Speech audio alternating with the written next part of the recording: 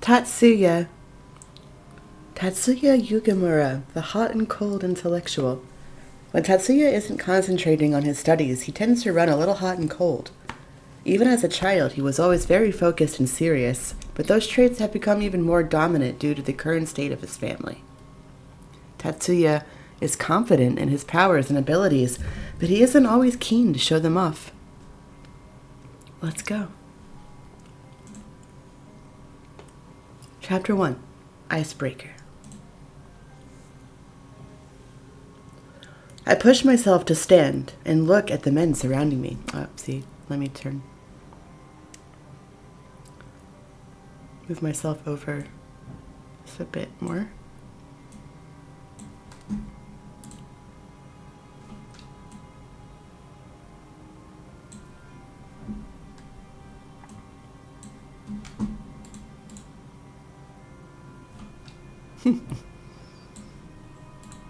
There we go. Alright, sorry, it takes a little bit of effort. Alright, let's start again. I push myself up to stand and look at the men surrounding me. The other guys seem a little, I don't know. I'm not sure I could rely on them. My eyes settle on the blue-haired guy. Other than Professor Kazama, I think he looks the most serious and reliable. I'll go with Tatsuya. Tatsuya audibly sighs. I see. I'm not sure if I'll have time to help you properly, but I guess that was the most reasonable choice you could have picked. You might just have a good head on your shoulders. Ugh, arrogant munch? Maybe I made the wrong decision. Don't be too harsh with Kate, Tatsuya.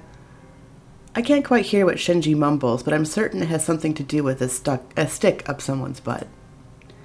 Tatsuya can be a little difficult, but he is reliable and skilled. You'll be safe with him. Difficult? I frown, feeling a twinge of regret. I know I might have sounded a little off-putting before, but it's just because I'm usually pressed for time. If you stick with me, you won't need to worry about anything, so it makes sense. I'm not entirely sure of your situation, but I'll be there to guide you the whole way. Okay, thank you. Maybe he's more sensitive than I thought. Tatsuya glances at his watch and starts striding over to the elevator. But because of this situation, I'm going to be late for work. If you want help getting home, hurry up and come on. I rush to catch up with him, just barely making it in before the elevator closes. What is with that guy? He has some serious mood swings.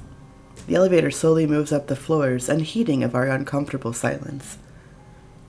I can barely keep up with him, and I'm already feeling tired and shaky to boot. Seriously, what an asshole. Tatsuya pushes open the door to outside. I squint at the brightness of the setting sun.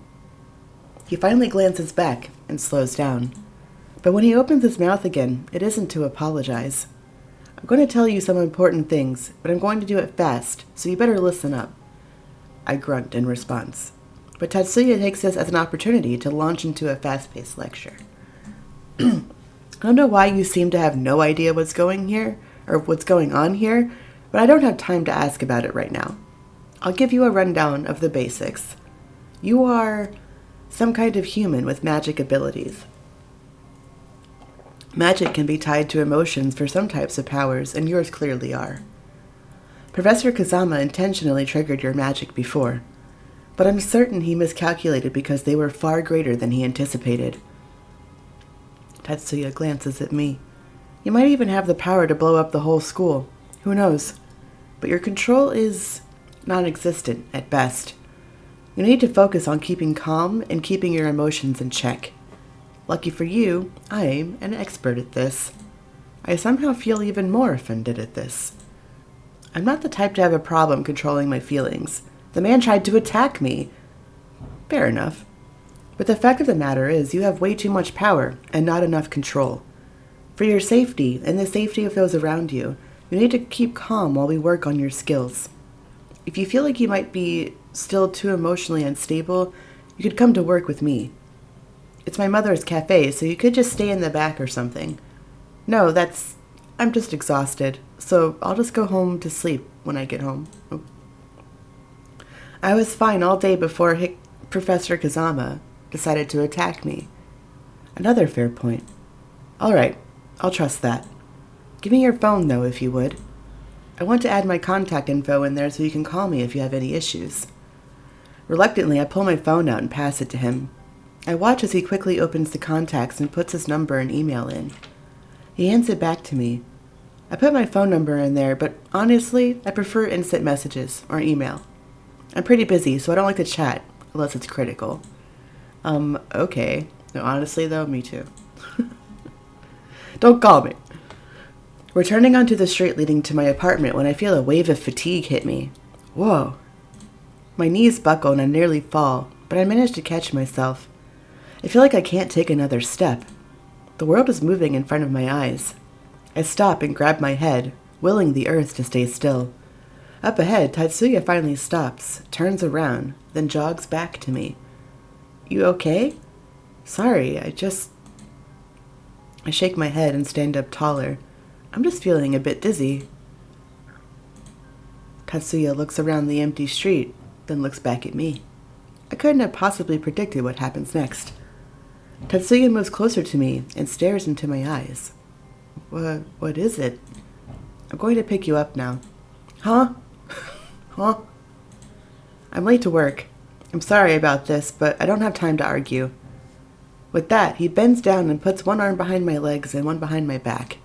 He effortlessly scoops me up before I have a chance to process what's going on. What are you doing? Put me down. Nope. He said nope. Tatsuya starts striding before breaking out into a ridiculously fast run. Holy crap. I'm terrified more than embarrassed, so I reluctantly throw my arms around his neck. He looked like a skinny little nerd to me. I can't believe he has this kind of speed. He's clearly not human. Still, I'm going to murder him when he puts me down. But Tatsuya never lets me down, only slows a little when we get to my apartment stairs. Despite my protest, he doesn't let me down until we're actually in front of my door. He gently lets me down as if I weighed nothing. I feel so unsteady on my feet that I have to lean onto the door. I glare at him, breathing heavily. I told you to put me down. Don't you ever. Tatsuya utterly shocks me silent by bowing. I apologize for doing that. I know it was rude to touch you without permission, but I have to help my mother now. You should get some rest. I hope you feel better. I can't even think of one word to say as Tatsuya quickly turns around and jogs down the stairs. I'm making my way to the business club fairly early. It's been 3 days since Tatsuya embarrassingly carried me home in his arms, but I haven't had any other outbursts or losses of control since. Aside from him emailing me to ask how I'm doing and trying to educate me, I haven't had any contact with Tatsuya. He did let me know that the actual club meeting doesn't start until a particular time. It's not unusual for some of the members to come early and hang out before it starts. However, when I get into the room, I see only Tatsuya sitting there. With his eyes glued to the computer monitor, his fingers type something furiously. Guess I'll just catch up on emails then. I quietly sit on the couch and take out my laptop. After a few minutes, I glance at Tatsuya. He doesn't seem to notice anything other than whatever is on the computer screen. Hi, Frank. I look back down to my laptop. My fingers hover over the keys as I stare at the screen. The read but unreplied to emails stare back at me, all of them with his name on them. Despite not seeing me in person even once until now, he dutifully emailed me several times a day. I read back over the emails now, filled with information and details about controlling my powers. And while I appreciate all of it, it has been more than a little overwhelming. I've been doing my best to try and keep up, but there's already so much I don't understand. I feel so frustrated with myself, but all I can do about it is keep trying my best. With 10 minutes still left before the meeting starts, I figure I have just enough time to review all of my emails. The sound of fingers tapping keys is the only thing that fills the room for a while. I just about finish when Tatsuya's voice breaks the silence. Oh, you're here, Sith. Can y'all hear? Hold on. I just noticed this is pretty low. Let me know. Sorry if that was low before. I nod. Did he not notice me come in? You said it was fine to come a little early if I wanted to get something done before the meeting. Although the way you wrote it made it seem like there's usually quite a few people here. As the president, I'm here early every time. Excluding me, at most there are 3 others. Huh? Are there no more people in the club? Unfortunately, no. The business club severely lacks in members. And of the 3 who do show up, only 2 of them are actual members. He sighs. Takumi just likes to hang out here, but he isn't a member. I don't even know how to reply to Tatsuya's admission. I guess I just assumed there would be more people here. Taking my momentary silence as a sign to continue, Tatsuya keeps talking. It doesn't matter. Everyone is here for their own reasons and motivations, ones that have little to do with the club. So you don't need to pretend like you're serious about it. Wow, what if I am? I don't bother hiding the frown forming on my face. Why would I need to pretend? And anyway, if you don't even bother to try and make something happen, nothing will. Waiting for other people to care can take forever. You have to make them care instead. Maybe we could do something that would get people serious. Something that would make them interested. Maybe like visiting some businesses. We could study the way they work. We could even visit ones that are relevant to the other members' interests. I'd expected Tatsuya to scowl and retort something rude to me after my impromptu speech, but instead, he just looks pensive. Well, if you feel that passionate about it, you should submit an official proposal next time. Oh, alright. I'll make sure to do that. Tatsuya checks his watch. Since it's 10 minutes past and no one's here yet, we can pretty much safely assume they're not coming. Shouldn't we wait for them? I know these guys. And besides, that is a waste of time. That'll have to be it for today's meeting. Since it's just the 2 of us today, it's pointless to extend it anymore. If you come up with more solid suggestions before the next meeting, write them all in your proposal. Tatsuya begins to put his things away, and I follow suit. Wasting no time, I already began making a list of suggestions in my head. Is it just me, or is every time I come in a new... no, I changed her for spring. It's my spring model. I like to change it up sometimes, for sure. Gotta keep things interesting. How you doing, Wyvern? Tatsuya stands up and looks at me. Ah, I forgot to ask you about your magical training. Alright. I'll walk you home so that I can answer any questions you have. Or we could stay here, and like that can be the meeting. You don't have to. We can talk about it later. No, as long as you're fine with it. This is more convenient for me. Shall we go? I nod. Tatsuya holds the classroom door open for me, and we set off through the empty halls. We walk through the campus without a word. I glance at Tatsuya walking by my side. I don't know if he's being more considerate of me this time or what, but his pace is far slower than before. Day off, so chasing errands and getting more voice work done, let's go. He looks back at me, and our eyes meet. Have you done any of the suggested exercises yet? How's your training going? It's not going anywhere. I haven't had any losses of control or even a single hint of magic. I'm starting to wonder if this whole thing is pointless. Maybe it's just a one-time event. Tatsuya snorts. Unlikely. An outburst like that indicates clear and present powers. Magic doesn't just go away, and the fact that one of your eyes is now green proves that something is up. That is, unless that one green eye is just some odd fashion statement on your part? Huh? What? My eye is green? A strange chill spreads through my body. What are you talking about? I have brown eyes. I stop walking. My feet are rooted to the spot. Tatsuya stops and looks back to me with a frown. What's wrong now? With shaking hands, I reach into my bag and pull out a compact mirror. I almost don't notice Tatsuya come closer as I open the mirror to have a look. My eyes! Almost automatically, I cover my mouth with my hand. How did I not notice?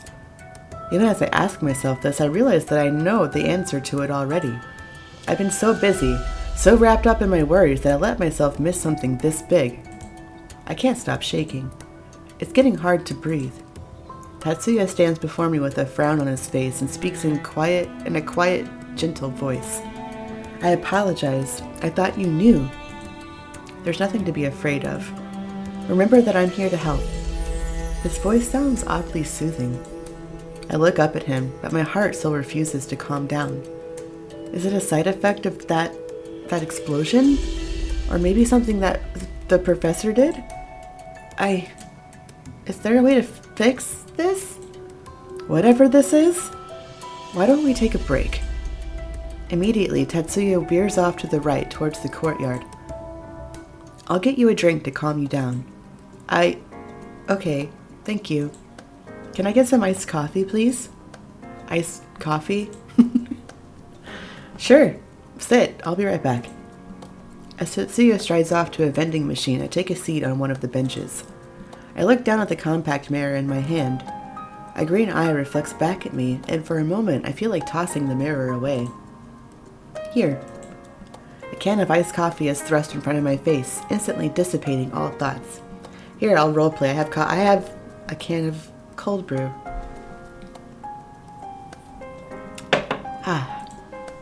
Thank you.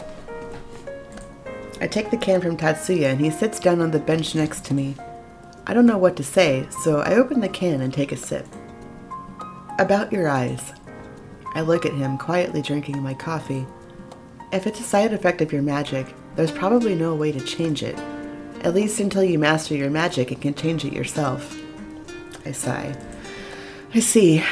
I suppose that makes sense. Have you at least been reading the materials I sent you? Yes, but it's all very confusing. There's so many terms I don't understand, and so many references to things that sound like they're out of fantasy movies. Haven't you been going over this stuff in any of your classes? Well, Professor Kazama has mentioned some of it, but most of what he talks about isn't part of what you sent me. Then you only have one magical class? I nod. Tatsuya looks deep in thought for a moment before glancing at me. I'll talk to someone about allowing you to sit in on a practical magic class tomorrow. I love that movie. I would love to go. I'll also see about adding some more courses to your list. You need to be able to understand the basics before I can help you. A smile tugs at my lips at the confidence in his voice. He's pretty capable. If I say there's a problem, he immediately takes action to fix it. I think I made the right choice after all. With him helping me, I think I can get through this.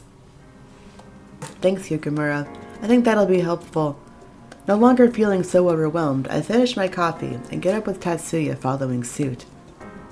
On the rest of our walk home, he talks a little bit about the basics of magical control, but his tone is a lot less abrasive than it was the first day.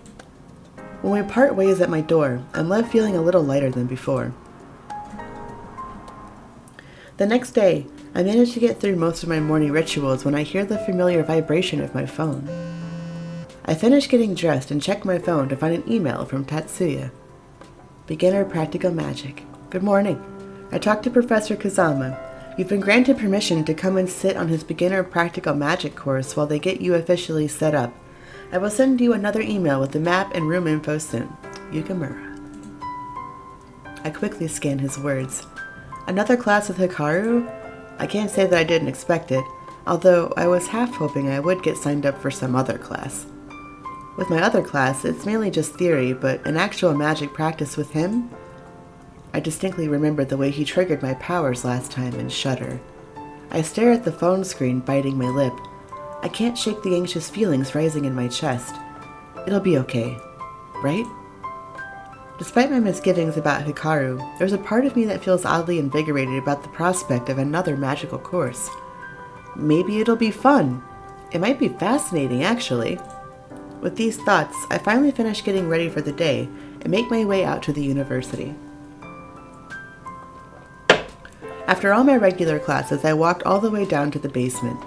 I'm actually kind of excited now. After talking about it with Tatsuya yesterday, it doesn't feel as scary as before. I quickly get into the elevator and get the hidden button to appear and press it a couple times. I wonder if I'll ever get used to things like this, but I sense someone's presence in this small space with me. I look back at the person I didn't notice before. A familiar figure is leaning against the back wall of the elevator. He's one of the guys from business club. Takumi, I think? Taku. My heart starts to hammer away. Was he in the elevator before? Did I just not see him when I came in? He grins. Finally noticed me then. The elevator doors slowly close with a quiet ding. Yes.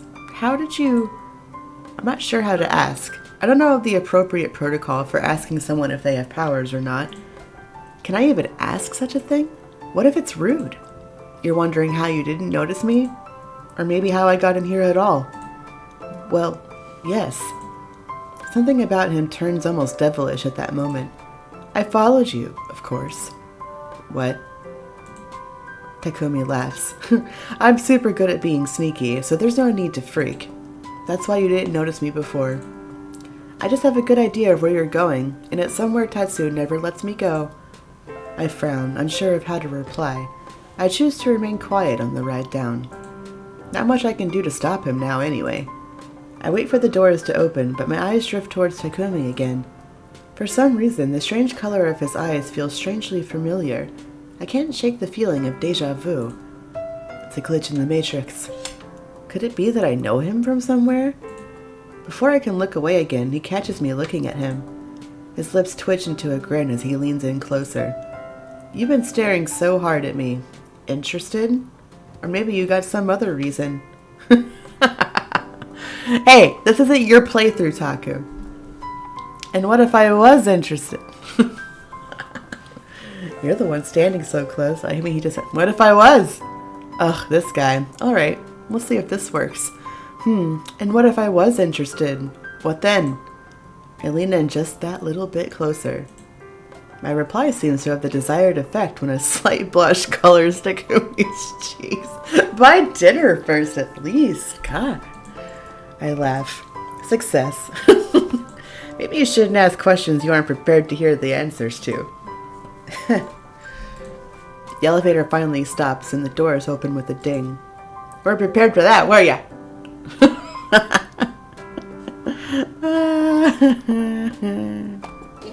Oh, he needs some milk! Takumi grins and backs up. You're as interesting as I remember. What? I step quickly out of the elevator without looking back at Takumi. We're just gonna leave that. Okay. Don't nod for the D if you ain't giving it. That's solid advice, Swipern. When I get off, I almost run into someone. I stop in my tracks, seeing Tatsuya, of all people, waiting just outside the doors. He looks rather fidgety and annoyed for some reason. Isn't that just how he looks? And his clothes look a little more relaxed than usual. He looks different, but I think it suits him. Yukimura? What are you doing here? I wasn't expecting to see him here at all. Tatsuya frowns at my question and looks away. Yukimura? Come on. Before we can even move, Takumi pops out from somewhere behind me with a grin. My heart jumps at his sudden appearance. Does he always just randomly appear? Tatsuya was supposed to be helping his grandfather today, but his mom made him call it off when she heard about you. Tatsuya clicks his tongue. Takumi, how the hell did you even get down here? I followed Kate, of course. Oddly enough, Tatsuya suddenly looks a little red in the face. And be quiet. Don't talk about my personal business. I watched the exchange between the two friends, feeling more than a little confused. Just what is going on exactly? Tatsuya looks at me and clears his throat. My mom wondered who I was texting so much all of a sudden, so I had to explain the situation to her. I apologize for having to tell her about your issues. I'll be sitting in on your class today, I'll be sitting in on your class today so that I can see what's covered. That way I can help you out more from here on out. And you! He gives Takumi a very stern look. You need to go back upstairs. No way! I finally managed to get here. I'm going to check it out. You're going to Professor K's class? You and him are cool, right? So he probably won't care if I sit in.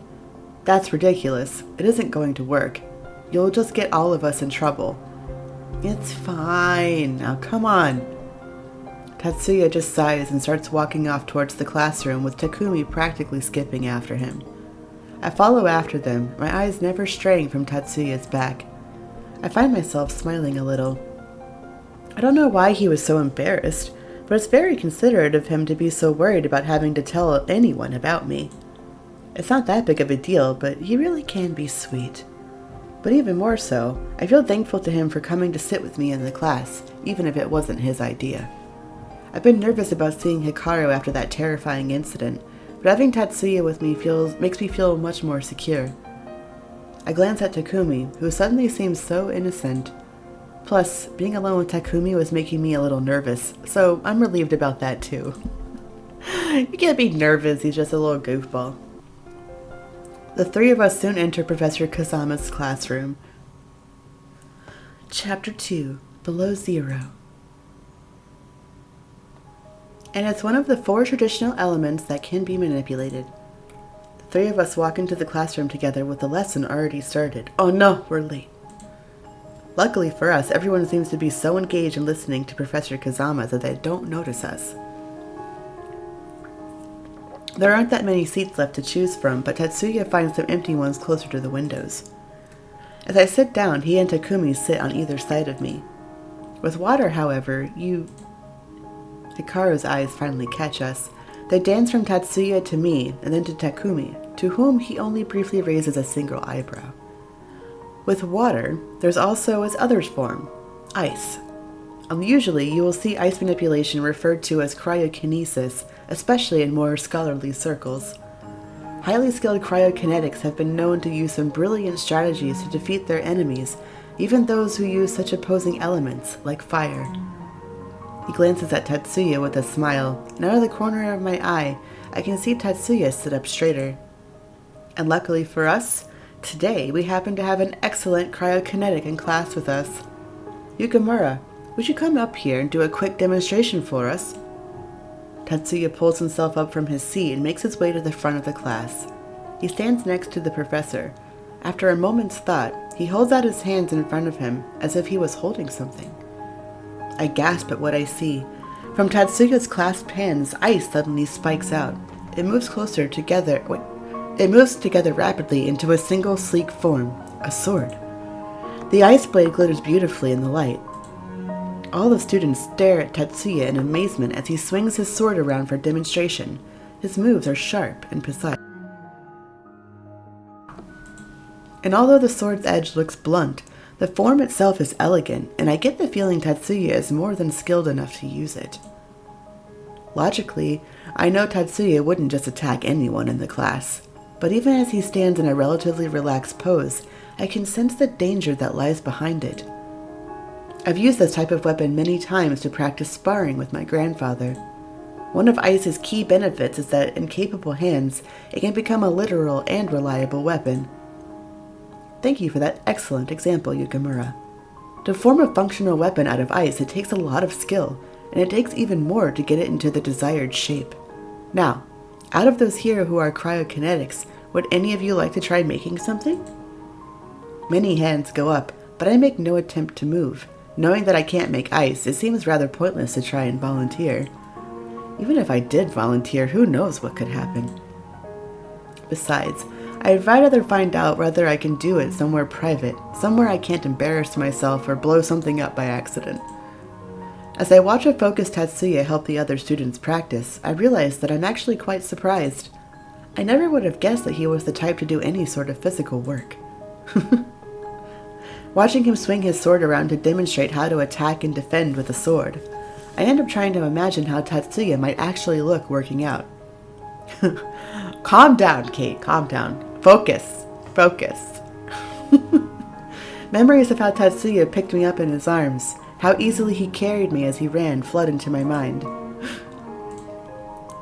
As soon as the thoughts come to the forefront of my mind, I can feel my cheeks heat up. No, stop. The last thing you need is to start imagining him without a shirt on or something. Oh, now you've done it. With my face burning up, I'm immensely thankful that no one has noticed it. Already impressed with Tatsuya, I see. Takumi grins wolfishly at me. He leans in just that little bit closer to me as he speaks. Ugh, I spoke too soon. I ignore my own blushing face. He is clearly very skilled. I don't see why anyone wouldn't be impressed. He chuckles at my response, not looking very convinced. Am I really that easy to read? I try to hide my annoyance at how easily he seemed to see through me. For all he could know, maybe I was admiring Hikaru instead. I let out a quiet sigh. Well, whatever. I try to focus on watching the rest of the students practice their ice magic as best I can. After the lesson ends, Tatsuya, Takumi, and I walk together out of class. I manage to wait until we're out of the elevator before my curiosity gets the better of me. I look at Tatsuya as we walk down the hallway. So, Yukimura, those ice weapons, I'm assuming that when you hold them you don't feel cold? You would be correct, although cold doesn't affect me in general. What about... Oh guys, look! It's gonna rain! We both looked at Takumi, who stopped by one of the windows. He looks at the sky with a pout. I better hurry home. I need to prepare for a job I have to do later. If the ground is going to be slick, I'll need some additional gear. Gear? I'm confused at what Takumi is talking about.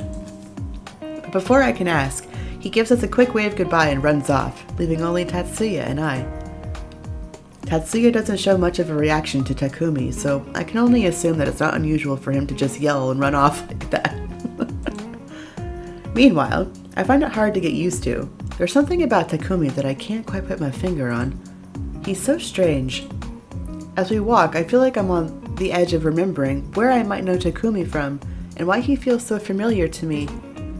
My phone goes off in my pocket, startling me out of my thoughts. I quickly pull it out to see Dad on the screen.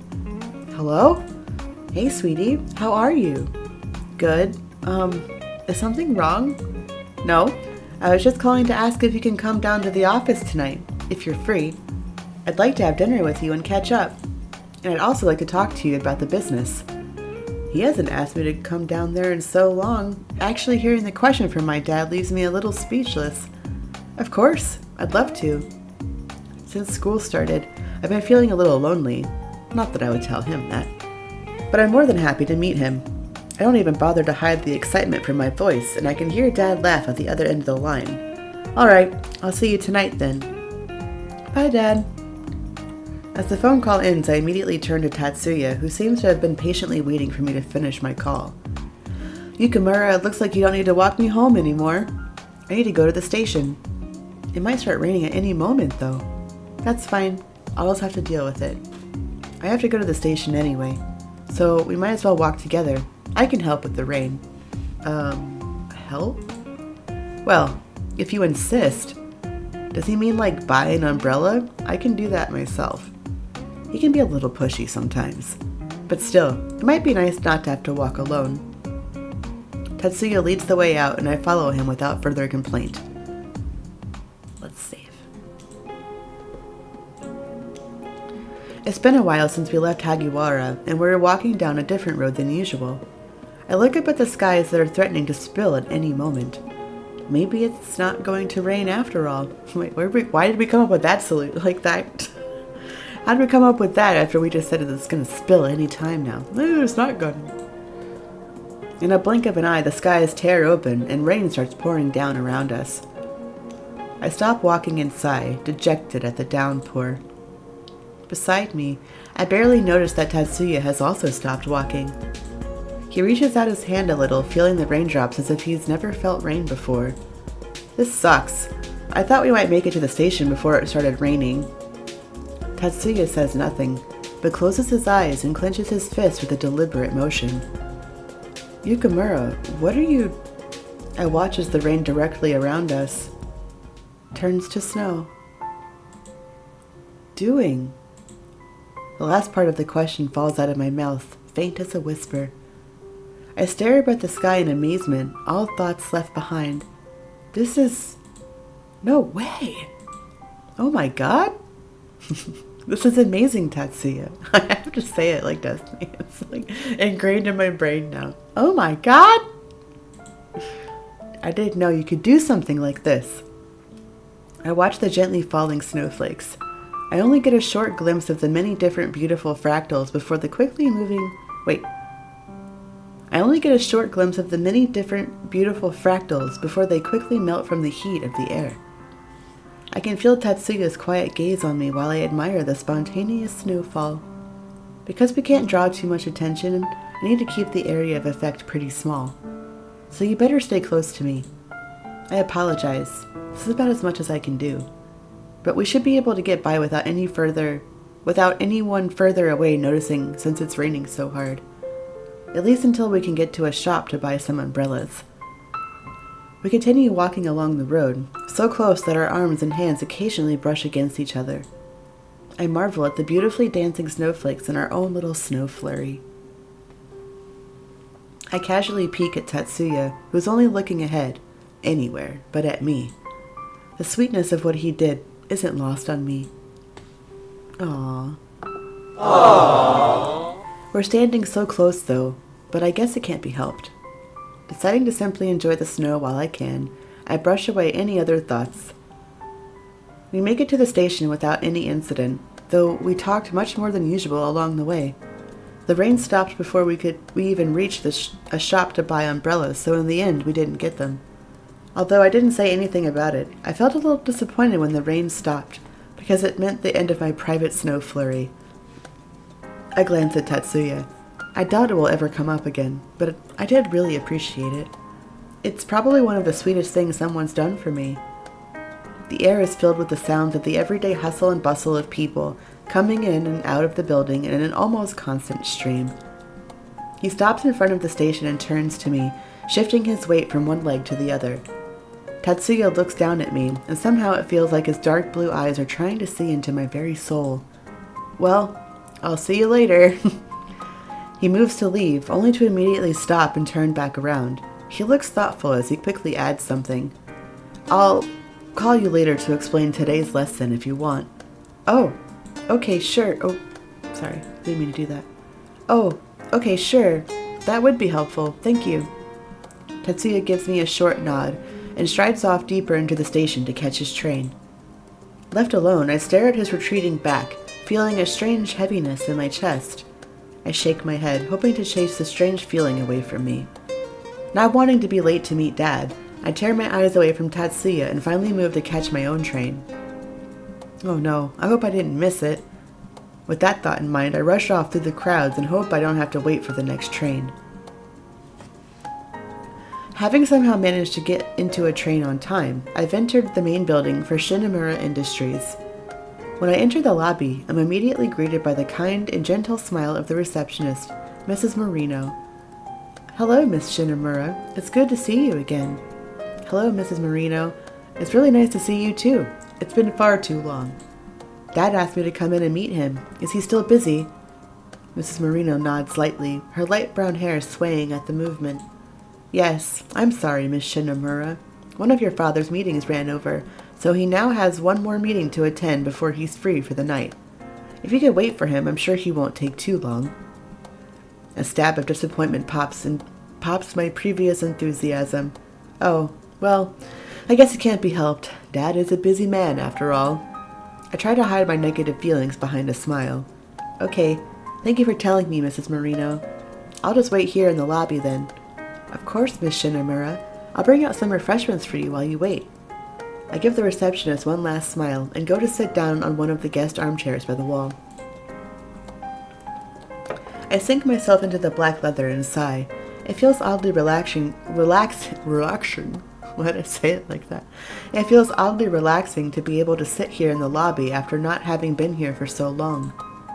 Mrs. Marino works as efficiently as ever. She quickly brings out a cup of some vanilla iced coffee and a couple of biscuits to go with it. And then she goes back to her desk just as quickly. My eyes wander around the silent lobby. There's barely any people here, although that's not too surprising considering the time. I sigh, pick up the coffee cup, and lean back into the armchair, ready to wait. As I slowly sip my drink, my mind starts to drift to what Tatsuya had told me while we were walking in the snow. We walk along the road quietly. Even though this isn't the first time we're alone in silence like this, somehow something feels different. Maybe it's just the mere fact that we're walking so close to each other, but it seems to affect the mood instantly and make it awkward. I'm hyper aware of Tatsuya's every movement and just how close he is to me as we walk side by side. I wonder if he's at all aware of us being so close. Each time our hands come close to touching, I feel like my heart jumps.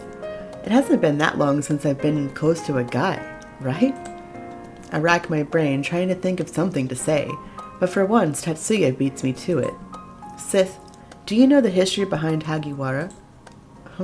Oh, no, I don't. I look at him, but he doesn't so much as glance at me even once as we walk down the road. It feels strange that he started talking all on his own like that. He usually doesn't say anything unless prompted. It's weird enough that I don't mind admitting not having looked into the history of our school. Tatsuya wastes no time in launching into a full-on lecture about Hagiwara. Hagiwara University is one of the top 100 universities in the world. I'm sure you knew that coming in, but it also has a history that's hundreds of years long. Hagiwara was originally founded as a neutral zone between supernaturals and humans. But when the supernatural world opted to hide away from humans, Hagiwara chose to continue as it always had. That's when the basement became strictly for supernatural use, and protections were put in place to keep people from wandering in. Tatsuya takes a breath and looks back at me. It was actually named for one of the most famous sorceresses in history, too. Oh, I'm sorry for keeping doing that. She was once a patron of the school. He gives me a slight smile. I guess in a way you've got a deeper connection with Hagiwara than anyone. Even thinking back on it, I still can't figure out what Tatsuya might have meant by that last part. Why would I have some deeper connection to the school than anyone else? Whatever the meaning behind his words, it's something I haven't been able to stop thinking about. Maybe I'm just overanalyzing it? Did he mean because of my powers? Hello? I finally register that someone has been calling out to me when an unfamiliar voice snaps me out of my thoughts. I almost jump back when I suddenly see a strange man bending down in front of me, staring into my face. Automatically, I lean back, away from the man. He smiles and stands up. You spaced out pretty hard, don't you? Who the heck is this? Do I know him? Excuse me. Excuse me? Who even are you? I examine the stranger before me. He's young and beautiful. That much is obvious from first glance. He's dressed extraordinarily casually for a business meeting with the CEO, so I doubt this guy is the man my dad is supposed to meet. And he's way too close to me right now. Bubble! Bubble! Respect the bubble. Ever heard of personal space, buddy? Seemingly undeterred by my complete silence, he continues talking. You've been spacing out for a while now. You didn't notice me right in front of you at all. The man chuckles. I'm guessing it's a special skill of yours. He stands up straight and looks me right in the eye. I'm Katsunosuke Kasima. Katsunosuke Kasima. Just Katsu is fine for you. Thank you. And you are the loveliest thing I've seen in a while. Thank you. Introduce yourself. I am the boss's daughter, dude. I'm Kate Sith. Is there something you need? Not really, no. Just wondering what a pretty little thing like you is doing here, staring at nothing. I blink, suddenly feeling my cheeks get a little hot. Being complimented by someone so attractive out of the blue gets me a little flustered. But there's something about him, about the way he says it, that irritates me. Surely you must have some business of your own to attend to. I look over his casual clothes again, but Katsunosuke just smiles brilliantly. For the moment, my only business is learning more about you. Oh, you silver-tongued devil, you. Is he seriously trying to pick me up? I see. So you choose to make irritating people your business often then? No, not usually. It's quite rare, in fact. You just seem interesting enough. Well, aren't I just the luckiest girl then? I shift in my seat. My eyes quickly scan the room, looking for anything that might help me out of this situation. At that moment, the elevator doors open with a ding and my dad walks out. Even from my seat, I can see his eyes land on Katsunosuke, and then on me. He smiles as he walks up to us. I stand up from my seat as our eyes meet. Mr. Kasima, hello. My father inclines his head ever so slightly. I see you already met my daughter, Kate. Dad laughs slightly, although his eyes remain sober. I try not to frown as I stare at them. So this guy is here on business. Oh, So she's your daughter. She's so cute. Tell me, is she single? Hello? I'm right here. What the? I can feel the blood drain from my face. He just says this sort of thing right in front of my father? Seriously? Dad only laughs it off. Alright, since we're running late, why don't we just get this meeting underway? He puts a hand on Katsunosuke's shoulder and tries to lead him towards the elevator. Katsunosuke shrugs him off easily, a smile playing on his lips once again. Why not let the lady come with us? This might run long, and I assume you two are close enough, or you wouldn't have called her here in the first place. Dad looks back and forth between Katsunosuke and me. His eyes stop on me for a moment. He looks pensive. It might not be a bad idea. What? Really? Somehow I manage to contain my excitement within me. Kate, are you okay with this? Yay! Yes, yes. Of course, I would be honored to join you. I'm happy that you would trust me with this. Maintaining my composure just by a thread, I practically scream in my head with happiness. An actual CEO meeting. I'll get to see how big deals work firsthand. Maybe Katsunosuke isn't all bad. Dad moves to take the lead, with Katsunosuke and I following right after him. We head into the elevator and all the way up into his office for my first business meeting. When we get into Dad's office, he gestures for us to sit. Automatically, I take a seat in one of the chairs in front of his desk, one that I've always felt was mine. Katsunosuke practically falls into the seat with a gentle thud, not even bothering to sit up straight. Dad turns to me. Before we start, Kate, he isn't just my dad talking now. This is Rokuro Shinomura, the CEO of Shinomura Industries. I straighten my back and look at him steadily. Mr. Kasima is here because Shinomura Industries is hoping to buy all of the properties that he and his family owns. At his short explanation, Katsunosuke nods with a smile. I'm hoping that this deal will go through, as much as Shinomura Industries is. Probably even more than you. He explains this all with a happy smile, but something about the way he says it leaves me unsettled. I try to fight off the frown threatening to form. I see. I give a small nod and my father begins the meeting. This man, Katsunosuke Kasima, acts so strange for a supposed businessman.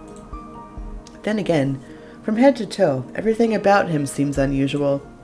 I watch him out of the corner of my eye while Dad talks. Just who is this guy? I almost want to ask him that. How important could he possibly be? Almost as if sensing my thoughts, Katsunosuke looks at me briefly and grins.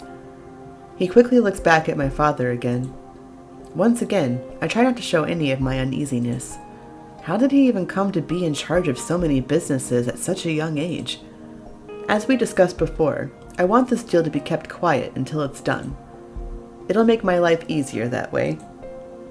Of course, I read over the outline of conditions you wanted met before the meeting. I assure you that I will make certain the process goes smoothly for everyone. Katsunosuke chuckles. As expected from Rokuro Shinomura, of course. Katsunosuke pulls out a folder from somewhere and tosses it on the desk. It slides toward my father, who only looks down at it. Where was he even keeping that? That's everything on some of the smaller businesses within my family. Some cafes and small shops and so on. Plus all the info on the spa chain. Betraying no emotions, Dad quietly flips through the various pages within the folder. A few silent minutes tick by. Then he finally looks up at Katsunosuke and nods. Everything seems to be here, just as you promised. I was quite surprised to see how thorough all the information was, even on the seafoam spas.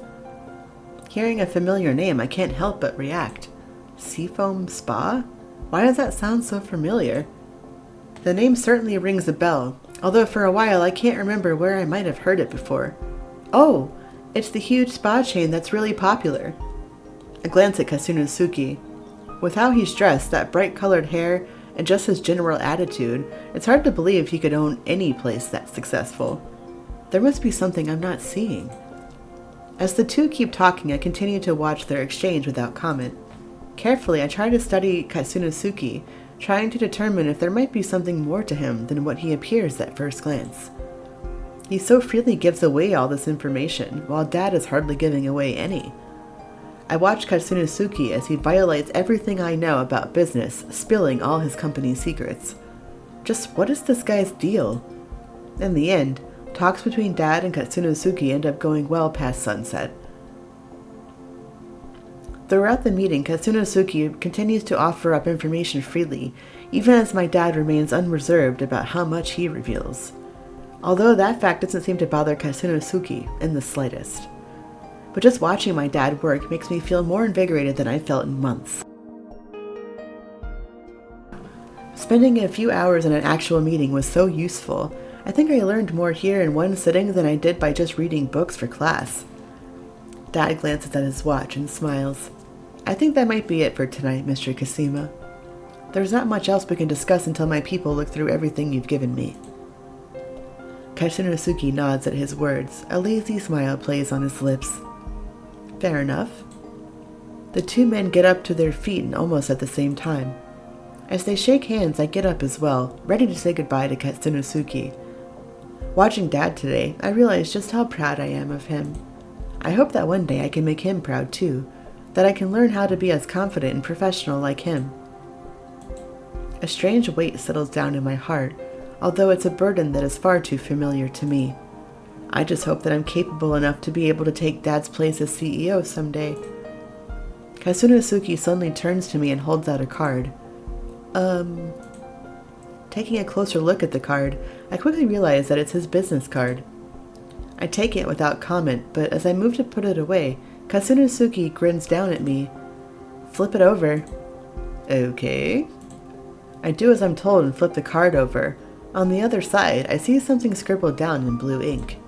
It's my personal cell number and email if you want to get in touch with me for a date sometime. Woo! In front of my dad. Calm down. Dad, he's like, dude. As I stand there completely dumbfounded, Katsunosuke laughs. He laughs at my equally dumbfounded father and casually strolls out of the office. That guy, does he have no shame? I stare at the business card in my hand. To say such a thing, and right in front of my father. Yeah, awkward as ox. Dad clears his throat, snapping me out of my trance. Shall we go to dinner then? Oh, yes, of course. I ignore my burning face, and thankfully so does Dad. My father offers me his arm, and we finally make our way out of the Shinamura building. Dad takes me to one of his favorite restaurants, Govea. I've been here once before, but the view and atmosphere of the restaurant are still stunning. We're shown right to our table practically the moment we come through the door. It's times like this that I actually feel like the daughter of a CEO. As we sit down next to the large glass windows, my attention is immediately drawn to the night view of the city outside. I can feel myself finally climbing down after the encounter with Katsunosuke. A waiter introduces herself, takes our orders, and swiftly leaves. Dad looks at me from across the table with a gentle smile. Finally, we have some time together. I'm sorry that I've been so busy, sweetie. It's okay, Dad. I know that with this Kasima deal, things must have been crazy. Especially considering how many properties he wants to sell you. And besides, things have been a little busy for me too with my studies. Yes, I can imagine it would be. And speaking of your studies, how are they coming along? Oh, well, there was I stopped myself when I realized what I'm about to say. I can't just mention magic to Dad, can I? He watches me with a curious expression. Well, there was a little incident. Yeah, I don't think I should just blurt something out like that. I mean, would he even believe me? I got a little lost on my first day is all. So that was a small adventure. I see. I mean, if I didn't know it was real, I would call whoever told me about magic insane, or just delusional. I decide not to tell him about the magic stuff. It's not exactly a lie, but it still feels like I'm lying to my dad. And it isn't lost on me that so far he hasn't mentioned anything about my eyes. Overall, it's going well.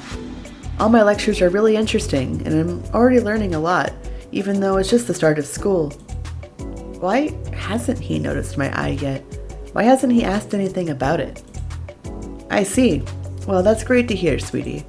You're a smart girl, and you've always enjoyed learning, so so I figured you have no problems transitioning. So tell me, what did you think of Cosima? The immediate question throws me off completely.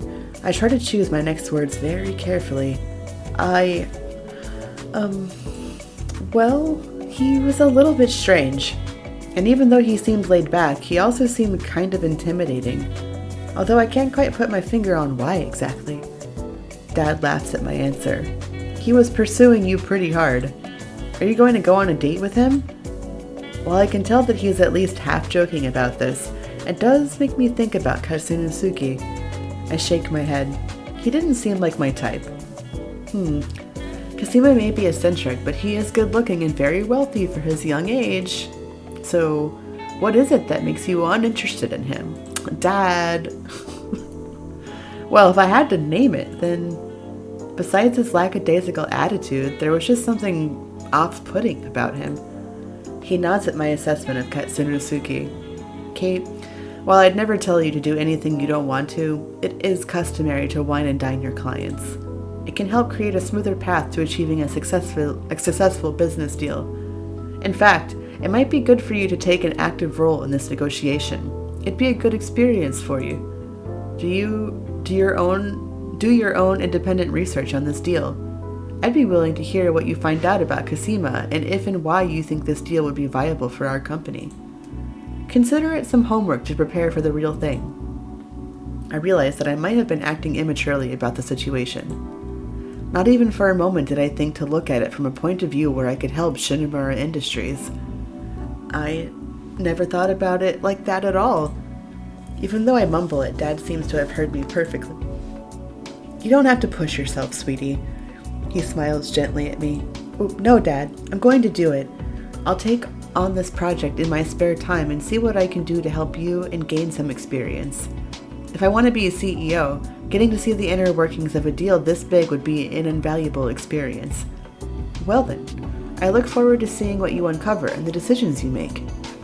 After that, the waiter brings out our orders and we fall into a comfortable silence. Even without words, it's nice to be able to enjoy a quiet family dinner with my dad. I missed this more than I realized. Oh, Dad. Dad, how's Keo doing? She's doing well, and suddenly trails off. His eyes shift away from me, staring instead out the window. Dad? He starts talking, although his eyes still refuse to turn back to me. There's something I need to tell you. It's about your mother. Whatever it was I was expecting, it wasn't this. Even the mention of her feels like a punch to the stomach. I start to feel like I might throw up. Desperately, I fight off the urge to make some excuse and just run off to the bathroom. Fortunately, Dad doesn't seem to notice my internal struggle as he goes on. Though there's pain on his face, his next words come out empty and almost robotic. Your mother left. She said she had her reasons for it. And I'm sorry. I can't tell you any more than that. I don't know what to say. I hide my hands that have begun to shake under the table. No. I can't think about her, about what happened here. Even with all this open space, I start to feel like the walls are beginning to close in around me. Mother. No. Shizuka. She. I grip onto the tablecloth, hoping it might stop the shaking. But it spreads uncontrollably. I find myself shivering all over. No, don't think about it. Don't think about her. Dad looks to me for an answer and frowns. Kate, are you all right? I think I'm coming down with a fever. I forgot my umbrella the other day when it rained, so I think I just got sick from that. His frown deepens. Dad stands up and holds out his hand for me. Come on, I'll take you home now. Dad takes my shaky hand in his and helps me steady myself as he leads me to the door. Chapter 3. Ice Flows. In my room now, I gratefully wrap myself in the bed covers. The whole ride back, I couldn't stop thinking about it. About her. I told Dad that I would be all right, that I'd drink some medicine and go to sleep. Thankfully, he believed my story, but I feel horrible for lying to him about it. No matter how deep I burrow under the covers, I still can't stop shaking. I keep seeing flashes of memories I have worked hard to ignore. glowing green eyes, the moon hanging up high in the sky, a strange tiny bottle of something. And the pain, the excruciating pain along with the darkness that followed it. I try to shake those thoughts away and focus on something, anything else. Eventually, the warmth of the bed and exhaustion of a long day gets to me, and my eyes start to feel heavy. And before I know it, I fall into a deep sleep. I walk down the dark, empty road. My footsteps are all too loud in the otherwise soundless night. I know that I need to hurry, or I'll be late. If I'm late, she'll... I notice the lone figure standing at the end of the road. I break out into a run. My legs start to feel heavier with each step, but I keep pushing onwards. I get closer to her, so close that I reach out and almost touch her. I call out to her, "Mom!" My fingers nearly brush against her shoulder, but my hand is slapped away by an unseen force. "Mom?" She turns around with a smile. I stand frozen at the sight of green eyes glowing in the darkness. I can feel a gentle breeze caress my skin. The pale moonlight dimly illuminates the night. In the eerie silence of the night, I sit on the frozen ground with my back resting against an ancient oak tree. Around me are nothing but endless fields of grass and purple hyacinths. The delicate flowers gently sway as if dancing in some invisible wind. I try to look around, to see if there's maybe something behind the tree. My body is unresponsive, no matter how much I struggle in my mind to get it to move. No, please. The sound of footsteps coming closer fills the night. She comes into view and stands before me. She looks down at me with unreadable eyes, and for a while, silence reigns. A cold chill seeps into my very bones. I have to move. I desperately try to will my body to move, to do something, anything. She kneels in front of me, finally facing me at eye level. It truly is a shame that it has to be like this. No! She slowly reaches out to me, carefully tucking my hair in behind my ear. She gently touches my cheek, so gently that it almost seems like she's afraid that I would break from a single touch. Her eyes finally meet mine. They shine with countless emotions, pain, grief, regret, and most of all, resolve. She smiles sadly and pulls her hand away from my cheek. As she does, her eyes turn cold again. She covers my eyes with her hand. Her hand feels so warm on my skin. I'm so sorry, Kate. I can't struggle or even move. No matter how much I try, nothing works. I desperately will myself to speak. Mom, please. My voice comes out strained, and just saying that much feels like a Herculean task. For the briefest of moments, I could swear that I feel her almost pull away. She doesn't say anything, but I can hear a gentle sigh. Her hand starts to feel hotter and hotter against my skin. I can't see. I can't move. A searing hot pain pierces through my eyes, and suddenly it feels as if they're on fire. Ah! I can't move. She moves her hand away. My eyes fly open, but even with the darkness gone, I can barely see anything. My vision is blurry, with the countless tears that stream down my face. The pain only grows in intensity, and I feel the overwhelming urge to claw them out just to stop it. I look up at the blurry figure of Shizuka. Please, just stop it. I can see her tilt her head to the side, but I can't see her expression. Another stab of pain shoots through me. Ah! My lungs are burning. I can't breathe. Good dream. I shoot up in my bed. My whole body feels like it's burning. Each breath makes me feel like my lungs are freezing over. It starts to get harder and harder to take even a single breath. My body shakes as I grip onto the bed sheets in some vain attempt to steady myself. No, it's fine. It's just a dream. It's not real. Not real. I keep repeating this to myself over and over again to try and stop myself from shaking. I'm not sure how much time passes before it starts to work. The feeling of both burning and freezing finally goes away, and I breathe a sigh of relief. A sudden wave of tiredness washes over me, and I yawn.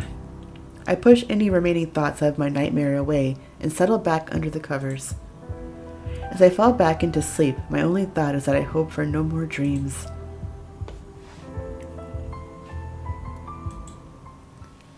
The sunrise hits my eyes and I jolt awake. I look around my bedroom with a wildly beating heart. It's okay. It's okay. I'm in my room. I'm alone. It's fine. Everything is fine. I tightly hug my pillow to my body. A cold chill runs through me. It's just a dream. Just a dream. It's fine. I bury my face into the pillow. Shizuka. I shiver. Even thinking about her name immediately brings back the fear I felt that night in the forefront of my mind. I try to think of something else, anything at all to distract me and help me forget.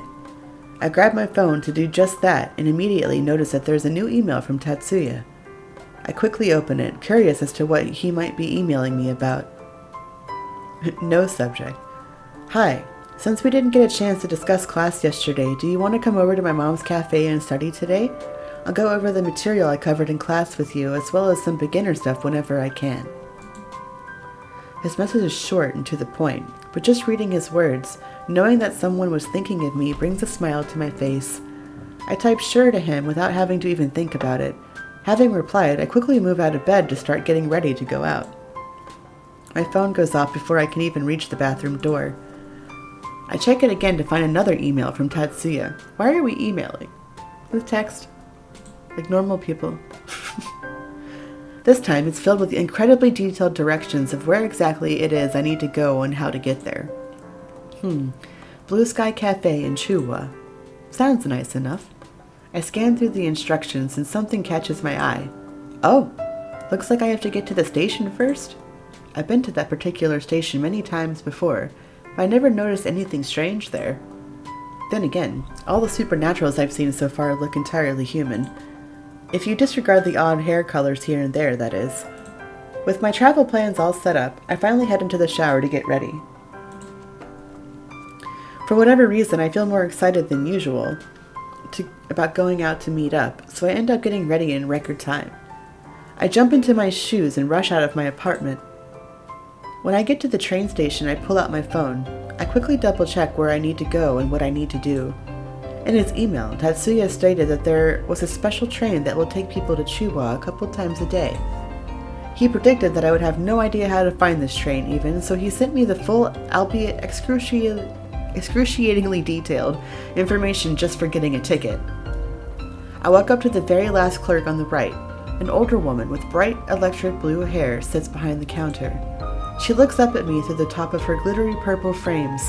I try to lean closer to the counter without appearing suspicious. "One ticket to Chuwa, please." I say it in a low voice. The clerk presses something under the table, and a small panel opens up in front of me, revealing a marble-like square plate underneath. I stare at it blankly. What am I supposed to do with this again? The clerk chuckles. "First time, then? Please place your hand on the marble for a few moments." I do as I'm told and place my hand over the cold marble plate.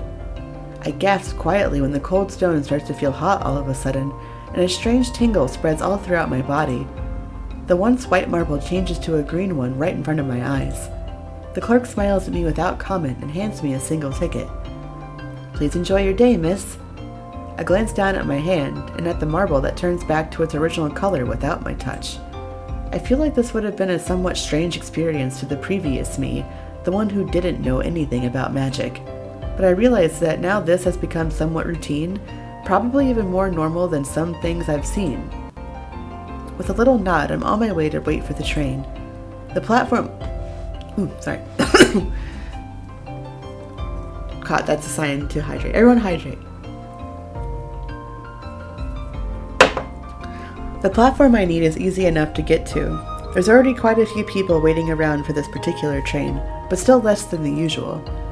Most people here are either glued to their smartphone screen or looking off into the distance from where the train would be coming from. At this moment, while everyone is preoccupied, I casually examine some of them. At first glance, everyone seems ordinary.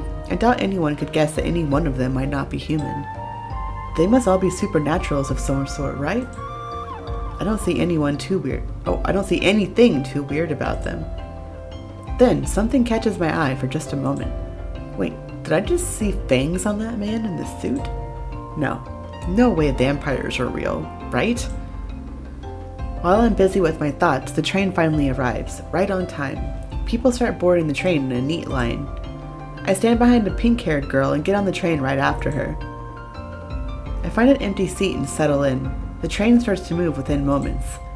Seeing that no one pays me any mind, I try to look around casually without drawing attention to myself. In the quickly moving scenery, I see nothing out of the ordinary. Did I get on the right train? I look at the ticket in my hand. I'm sure I got on the right one. Doubts start to creep into my mind, but almost immediately I start to realize how silly I'm being. Just because the train is supposed to take me somewhere supernatural doesn't mean the whole trip would suddenly take me through some magical land. With that thought in mind, I lean back in my seat and relax a little. A voice rings out throughout the train, announcing a track switch. As the train turns, out of nowhere, I feel a jolt of something, like a static shock, run through me. I hold back a gasp at the unexpected feeling. What the hell was that? I look around, trying to see if we had passed something, but I can't see anything out of the ordinary. Maybe it's just me then? Maybe no one else felt that. I begin to wonder if I just imagined it, when the pink-haired girl next to me looks at me with a smile. Is this your first time going to Chihuahua on the train? Yeah, how could you tell? It's because your face just suddenly looked so bewildered. The girl giggles as if she had just witnessed the most amusing thing in the world. Sorry, I shouldn't laugh. I'm Emmy Matsuda. I'm Kate Sith. What was it we just passed? Some sort of barrier? Something like that. There's a veil of illusion around Chua that confuses the human eyes into thinking that they don't see anything. And that's what we just passed through. Oh, I see. I think back to the strange shimmer that revealed the hidden button in the elevator. I wonder if it's the same thing in Hagiwara, too. I mumbled to myself, barely above a whisper. Emmy seems to catch on to what I've said despite my quiet tone. Do you go to Hagiwara then? Yes, I do actually. Me too. It's my first year there. My parents wanted me to attend since the first time I showed signs of magic. Hagiwara has some really good classes for mages, so they knew I'd be able to learn a lot. I see. So Emmy is a mage. Unsure about how to reveal about myself, I smile and hope it doesn't look too awkward. I'm a first year too, so I'm pretty new to everything. Some of the classes there are so wild. Like, have you heard about what happened during one of Professor Okura's classes last week? No, I don't think I did. Oh, it was so crazy. So, during potions, Professor Okura, who's totally strict, suddenly just decided to lounge on his desk. Like, just lying down all casually on one arm. He started asking questions about potions, but they were random ones. Some were things that haven't even been taught yet, and probably never will. And whenever someone got it right, he'd throw them some candy.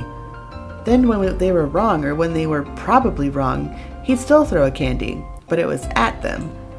I even heard he managed to hit a few people right between the eyes. And that's when the really crazy thing happened. Another Professor Okura walked in and yelled and was like, "What are you doing to my students?" So it turns out that it was Professor Okura's twin, was just messing around with the class. No one even knew that he had a twin, so people were totally shocked. And I hear they look exactly alike too. It's strange to think of something like that happening in class. But it's oddly comforting to know that even in this unfamiliar world, there are things that are ordinary enough to happen in normal life too. Yeah, that's pretty crazy.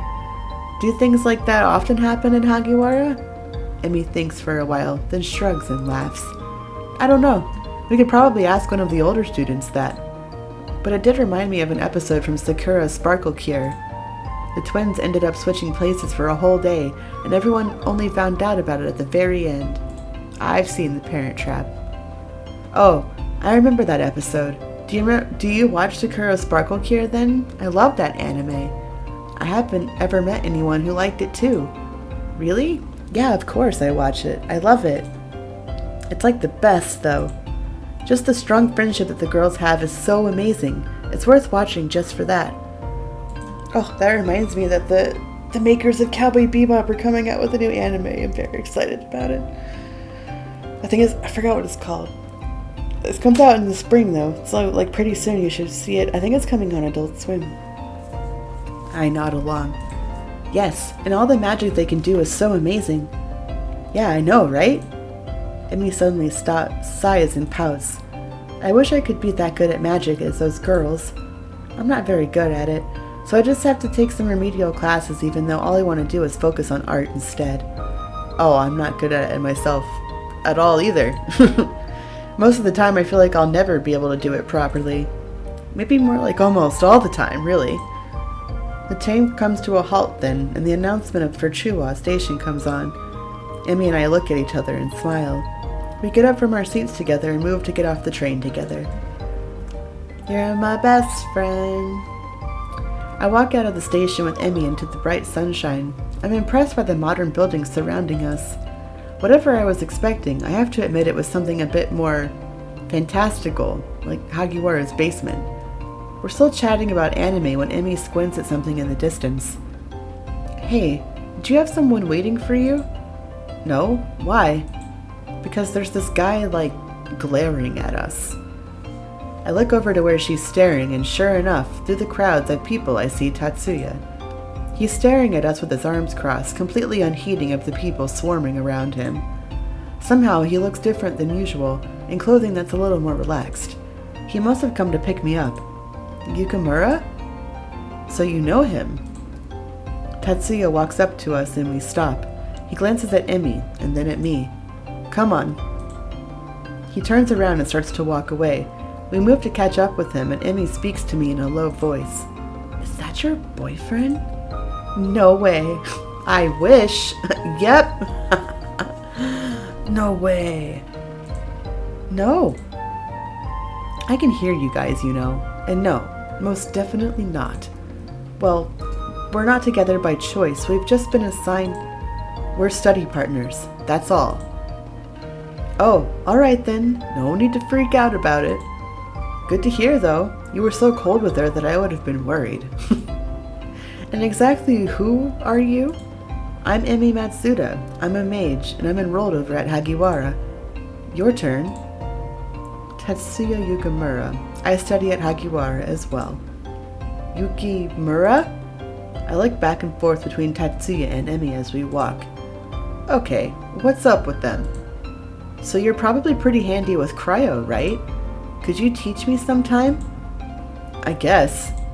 I'm confused, the tension I sense for a moment, but then it evaporates just as fast as it came. Actually, I was going to study with him now. If you have some time and Yukamura's okay with it, do you want to come with us? Yeah, alright. I was just going to go shopping for some special art supplies, but I can do that anytime. If that's okay with you, Yukamura. Tatsuya looks back at Emmy and I. He sighs, pushing his glasses up. Fine. When he turns back around, Emmy leans in close to my ear and whispers, You know, he'd be even cuter if he wasn't so grumpy. I try my best to stifle a laugh and just barely manage to prevent a snort. He seems like he has good ears, so I better be careful about what I laugh at, or he might decide not to teach me at all. As we walk, I remember that Tatsuya said he'd be taking me to his mother's cafe. I start to get a little nervous when I think I might meet his mother. I have to wonder what she's like, to have raised such a serious son. I guess I'm about to find out. When we walk in, I take in the bright open atmosphere and the pleasant smell of breakfast and coffee in the air. I feel immediately at peace in the cafe, and I'm thankful that Tatsuya took us here. I think I can get a lot of studying done in a place like this. Coffee in the air, my kind of air, I know, right? I could smell that when I read it, right? Tatsuya leads us to a table near the back that's piled high with textbooks. Wow, someone's prepared. We sit down at the table, but Tatsuya remains standing. Do you two want anything? Drinks or food? Don't worry about paying either. You're taking our order, Yukamura? Why wouldn't I? This is my mother's cafe. I look away, feeling a bit sheepish. I thought Tatsuya was kind of a jerk, but he takes small kindnesses as they're just matter of fact, like coming to pick us up or getting us food. Tatsuya's annoyed face snaps me out of whatever positive thoughts I was having about him, though. So, do you want something or not? Do you guys have omelets? I could go for one of those. Any kind is fine. Ooh, and maybe some hot tea. Tatsuya looks at me. And you? I shake my head. I ate before I left this morning, but I will take some vanilla iced coffee. Okay. Something about that bothers me. Before he leaves, I stop him. Wait, what was that for? What? Oh, nothing much. I just thought that you have pretty good taste. I enjoy iced coffee too. Oh. The flavor is wrong though. Mocha is far superior. No, wrong. I disagree. Well, not in my opinion. Mocha is disgusting. I don't know about disgusting, it's just not my favorite. I don't even know how you can drink it. Vanilla is way too sweet. It makes me gag. Personally, I just like black coffee. Like, just give it to me like rocket fuel. Just give it to me straight. Are you guys seriously arguing about iced coffee? Hard and black, baby. Ayo. Tatsuya, really? Are you arguing with customers now? I turned to look at the owner of the soft but irritated voice that spoke and see a beautiful haired woman. That's what she said. There it is. No, mother. Well, kind of, but not quite. Explain, now. She's not a customer, she's a friend, and we were just having a discussion about, coffee flavors. Coffee flavors? Seriously, Tatsuya? Yes, I'm sorry if we disturbed anyone. His mother's expression changes in an instant and she starts to giggle. Okay then. So are you going to introduce me to your friends? This is Kate Sith. She's the partner I was telling you about. And I'm her new friend, Emi Matsuda. Nice to meet you, ma'am. Ma'am, Do I look that old? No, not at all. You look super young, in fact. My name is Shizaki Yukamura. You can just call me Mrs. Yukamura. Though before Tatsuya even said it, I was certain you were the girl Tatsuya was helping Kate. Huh? How? You look exactly like Tatsuya's type. Mom! Mother! Tatsuya, go ahead and get the girls their order if you would. Yes, mother. Tatsuya moves to go to the back and Shizaki turns back to us. So, what brings you here today? Studying by the looks of it. Mom, you betch. That's right. It was supposed to be just me today, but Emi and I met today for the first time, on the train. I thought Yukamura might know a thing or two about ice magic. That he does. Tatsuya has been training his cryokinesis since he was very small. Probably since he was about 3 or 4. So if you need any help, you can depend on Tatsuya. Tatsuya walks back over to us holding a tray. He passes out the food and drinks with such a casual demeanor that I have to wonder how long he's been helping his mother. Tatsuya takes a seat and Shizaki looks down at him. Be nice to your friends, Tatsuya, and I hope you all have fun. With those parting words, Shizaki moves away so gracefully for a moment I think she's floating. Tatsuya looks at each of us. I'm going to start with the basics for Kate. But I'm warning both of you that I'm not an easy teacher. Are you ready to start? I think I hear Emi almost whimper beside me, but I nod seriously. Let's do this. Okay then, we'll start with breathing. Correct breathing is the first step of summoning your power. When you gain enough experience, it happens naturally. But breathing gets you in a focused mindset, which is necessary. We've all been studying for around 2 or 3 hours, and it's almost lunchtime. Tatsuya has been trying to teach me how to summon ice. Surprisingly, Tatsuya is a very patient teacher, and he seems used to explaining things in an easy-to-understand way most of the time. However, I still can't do a single thing. Don't worry, Kate. I know you'll get it. Ah! The cup Emi was holding in her hand suddenly freezes over and she drops it in surprise. We watch as the cup bounces off the table and shatters on the floor below. Oh, damn it! I don't know what happened there. I'm so sorry.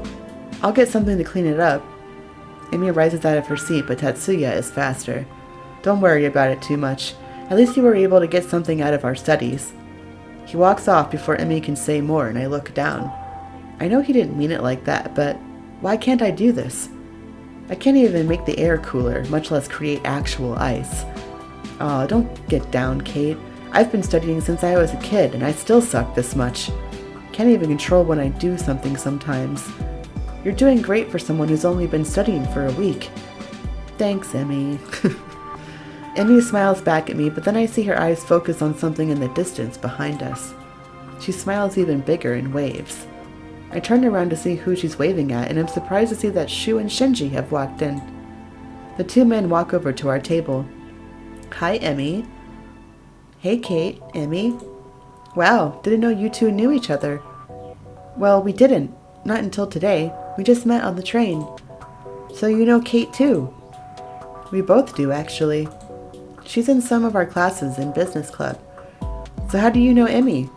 Her brothers, Shu and I, all hang out sometimes. Though Emmy usually just draws, so not sure if that can be counted as hanging out. Tatsuya comes back and gives Shu and Shinji a brief nod. Hey!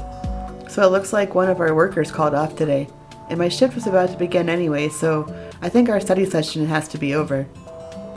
That sucks about the whole girl calling off, but I have to get going anyway. Gotta get some supplies, so I'll be seeing ya. Thanks for the lesson and food, Yukamura. Kate, be sure to call me, okay? It was nice meeting both of you. Emmy picks up her things and waves goodbye to us. After she walks out of the shop, Tatsuya turns to me. I need to get to work right away, so I'm sorry, but you'll have to make it home by yourself. Tatsuya turns to walk away, but I call out to him. Wait! Tatsuya looks back at me and I stand up, my hand to my chest. You helped me out a lot today. Can't I do anything to help repay you and your mother? No thanks necessary. I was just doing my assignment. For some reason I feel a little hurt by this and look down. I guess after spending so many hours with him, I thought maybe we were starting to become friends at least. Tatsuya completely turns to face me then and mumbles. I didn't mean it like that. Oh, you can definitely repay him hard and black, baby. Oh, shit. I didn't mean it like that. Oh, he needs some milk! But nonetheless, no thanks is necessary. Besides, do you even have any relevant work experience? It's when he says this that I realize I'm a burden to him more than anything. Realizing I have nothing to say, Tatsuya starts to leave, but something in me feels frustrated and I grab hold of his arm. While I don't have any experience, I'm not useless. And besides, it's not like you're in any position to turn down help. Wow. A little aggressive. Fine. But I'm not going to repeat myself, so you'd better be on top of your game. Don't worry about me. I will be. Tatsuya points to a table. Start by seating these two to that table. I nod and put on a bright smile. Right this way, guys. Chapter 4. Hailstorm. Hailstorm. Hailstorm. I mean, it kind of sounds like Hailstorm if you have an accent. Hailstorm.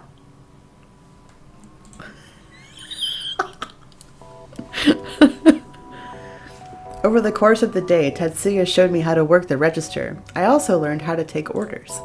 Tatsuya himself has largely been in the back, helping his mother and the staff make the orders.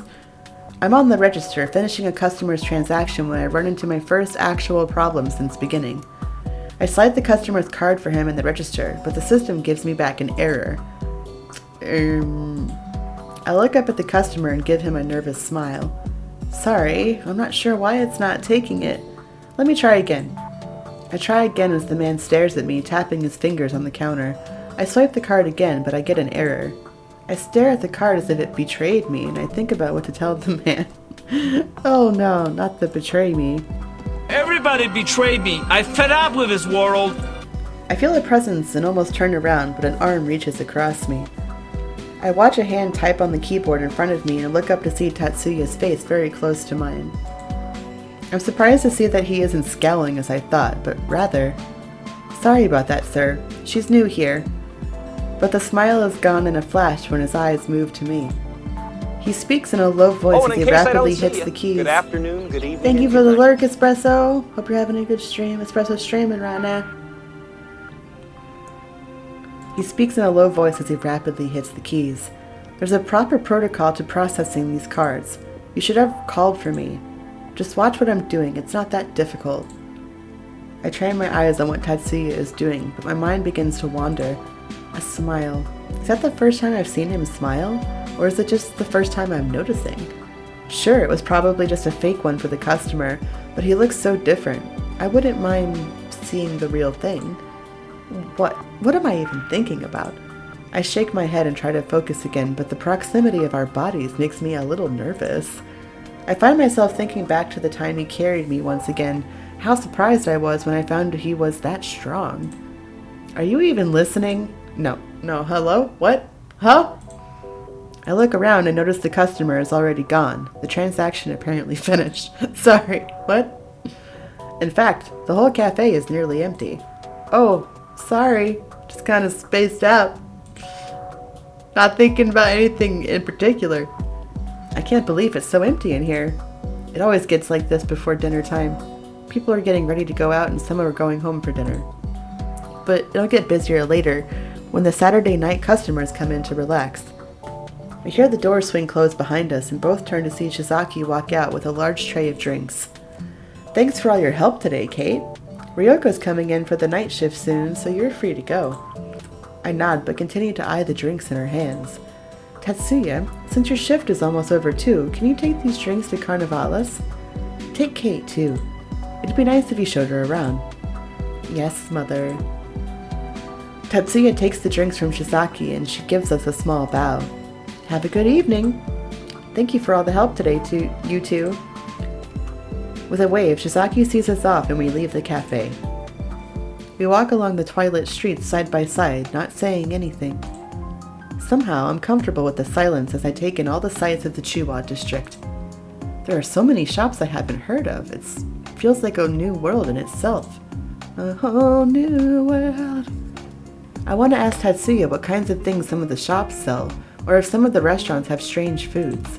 But I also don't want to be the one to break the quiet. Suddenly, I notice a familiar sign. Shinamura Electronics. What? How is it that we can even have advertising here? You've been pretty quiet. But judging from what I'm seeing so far, I'm guessing you're wondering about where we're going. Well, actually I wasn't, but I do, so... Yeah, a little bit. I can already tell that Tatsuya is about to discourse about something. But I find I don't mind since his voice is rather soothing. It's nowhere special. Carnivalis is an upscale piano bar. They're only recently opened, but the staff there are fans of my mother's specialty caffeinated drinks. So recently, on every Saturday, they order a lot of drinks to get ready for the late night ahead. This is my first time personally going to deliver there, though. Oh, I see. I'll have to try some of her specialty drinks next time, then, if they're that good. A piano bar. I guess even supernaturals like to relax, too. I find that I'm looking forward to seeing what Carnivalis is like, as I enjoy the stroll with Tatsuya. When we step inside the empty bar, I'm immediately greeted by cool air and a pleasant sweet scent I can't identify. I find myself relaxing thanks to the atmosphere and smooth music playing. Tatsuya goes to the bar counter, and I follow. No one's there though, so we settle in to wait. I turn and lean my back against the counter, staring in awe at the glossy marble tiles in view of the setting sun outside. I've been to some fancy places before, but this place just exudes elegance. Contrary to my relaxed posture, Tatsuya is leaning over the counter on his elbows, tapping his fingers rapidly on the surface. He perks his head up as he notices something next to us. Is that? Tatsuya stands up straight and walks to the other end of the bar. At first I think he's going to look out the window, but then he slowly walks up to the bar's piano. He walks around it and stares at it for a few moments, seeming to take in every detail from every angle. He lightly runs his hands over the glossy top, as if it were something fragile, or maybe magical. Maybe it really is magical. Tatsuya walks around to the other side of the piano, and his blue eyes fall to the keys. His gaze is somehow desperate, or maybe longing, but he doesn't touch them. I have no idea why he's acting so weird, but if he wants to play it so bad, he should just do it. Do you want to play it? Tatsuya's eyes dart to me as if just remembering that I even exist. What? The piano. You seemed like you wanted to play it. Tatsuya's eyes drop to the keys again, but he looks sad, and almost like he's in pain. Something suddenly stirs within me with seeing that expression, and I walk over to the piano myself. Tatsuya watches as I carefully sit down on the bench. I place my fingers on the keys as if I were going to play, but I don't press down. You know, I've always wanted to learn to play the piano. Back when I lived in the UK, we had one, but I was never allowed to touch it. My mother never... I stop, realizing what I've said. A sick feeling spreads through me, and I pull my hands back from the keys, curling them into fists.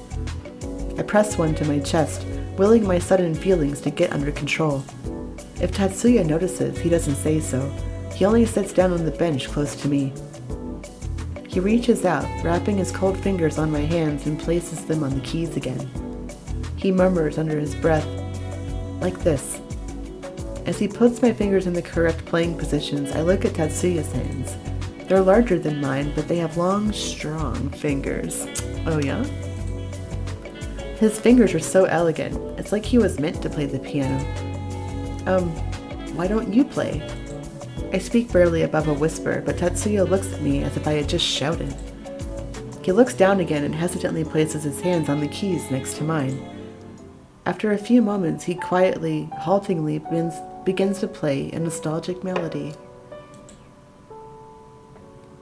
As he plays, I move my hands to my lap and shyly look up at his face. He seems focused, but somehow relaxed. Serene. Demure. I start to lose myself in his music, feeling at peace too. Even as he makes a few mistakes, his playing becomes increasingly confident. I almost want to close my eyes, but I find I can't stop watching him. Suddenly, Tatsuya stops. I start to ask what's wrong, but then I see he's looking at something across the piano. Or rather, someone. I turn to see what Tatsuya is looking at and see a young woman standing in front of the piano. I look from her to Tatsuya and back. They stare at each other silently. The surprise is visibly apparent in both of their faces. Tatsuya? Tatsuya? I feel as if someone is suddenly pressing down on my chest hard. Excuse me, ma'am. Who are you? I don't even get to call him that. Tatsuya looks at the girl, dazed, unsure. Haruna? His voice is not much above a whisper, and yet I can still hear it. That strange sweetness in his voice when he says the girl's name. I force myself to not turn away, even though my heart feels like it's being squeezed into an icy grip. Tatsuya stands up and moves closer to the girl. Just a step closer, but I'm already left behind him. I can't see what sort of expression he's making as he looks at her, and I don't think I want to know. The feeling of suddenly being very small and unwanted, like I was some sort of pest, creeps into my very being. The girl, Haruna, as he called her, smiles gently up at Tatsuya. Wow, it's been so many years. She briefly glances at me and tilts her head. You've grown up into such a good-looking guy. I'm kind of jealous of your girlfriend here. Who? He looks back at me as if just remembering that I'm here. Oh, her. Her? See Arrested Development. Her? Yeah, hey, me. I'm right here. Kind of feeling like egg. Oh, her. She's not my girlfriend. Tatsuya says it with so little emotion that he turns back to Haruna. I try not to wince at the sudden sharp sting in my heart. I don't know why it matters. It's not like what he was saying isn't true. I guess it just hurts to be so easily dismissed and forgotten. I stand up from the piano bench. Looks like the staff is back. I'll just go take care of the order while you catch up. Tatsuya barely spares me a glance as I walk away towards the bar area. I push through my own curiosity and walk towards the staff without looking back a single time. One of the staff, the bartender, looks at me with a smile as I stop right in front of the bar. Can I get a shot? Get a shot. Thanks for these. And could you tell Shizaki thanks from us? When I nod, the bartender smiles brighter. Thanks. Oh, and here's the payment. I take the money from her hands and put it away in my pocket. Thank you. I'll just wait here for him to be done. I think this to myself, but even then, or perhaps especially because I thought about it, my eyes drift over to Tatsuya. A wild Shiggy, yes. I can see that he's still talking to the girl, albeit too quietly for me to hear from all the way over here. Haruna's normally so quiet, I never really see her talk to anyone. Isn't that Shizaki's son? The waiter asks, and both he and the bartender look at me curiously. I nod at them. They both smile as they briefly glance at Tatsuya and Haruna. Then, when they look back at me, they look at each other, as if suddenly understanding something. The bartender leans in closer over the bar. So, is that your boyfriend then? Why does everyone keep asking me that? No! He hates me! She asked me in a quiet voice. I ignored the way my heart flips at the suggestion. No! Why does everyone say that? The waiter snorts and the bartender laughs openly. Neither bother to hide their amusement at all. Right? The soundtrack is so good. What? Why is that so funny? Well, I can't say why anyone else asks that.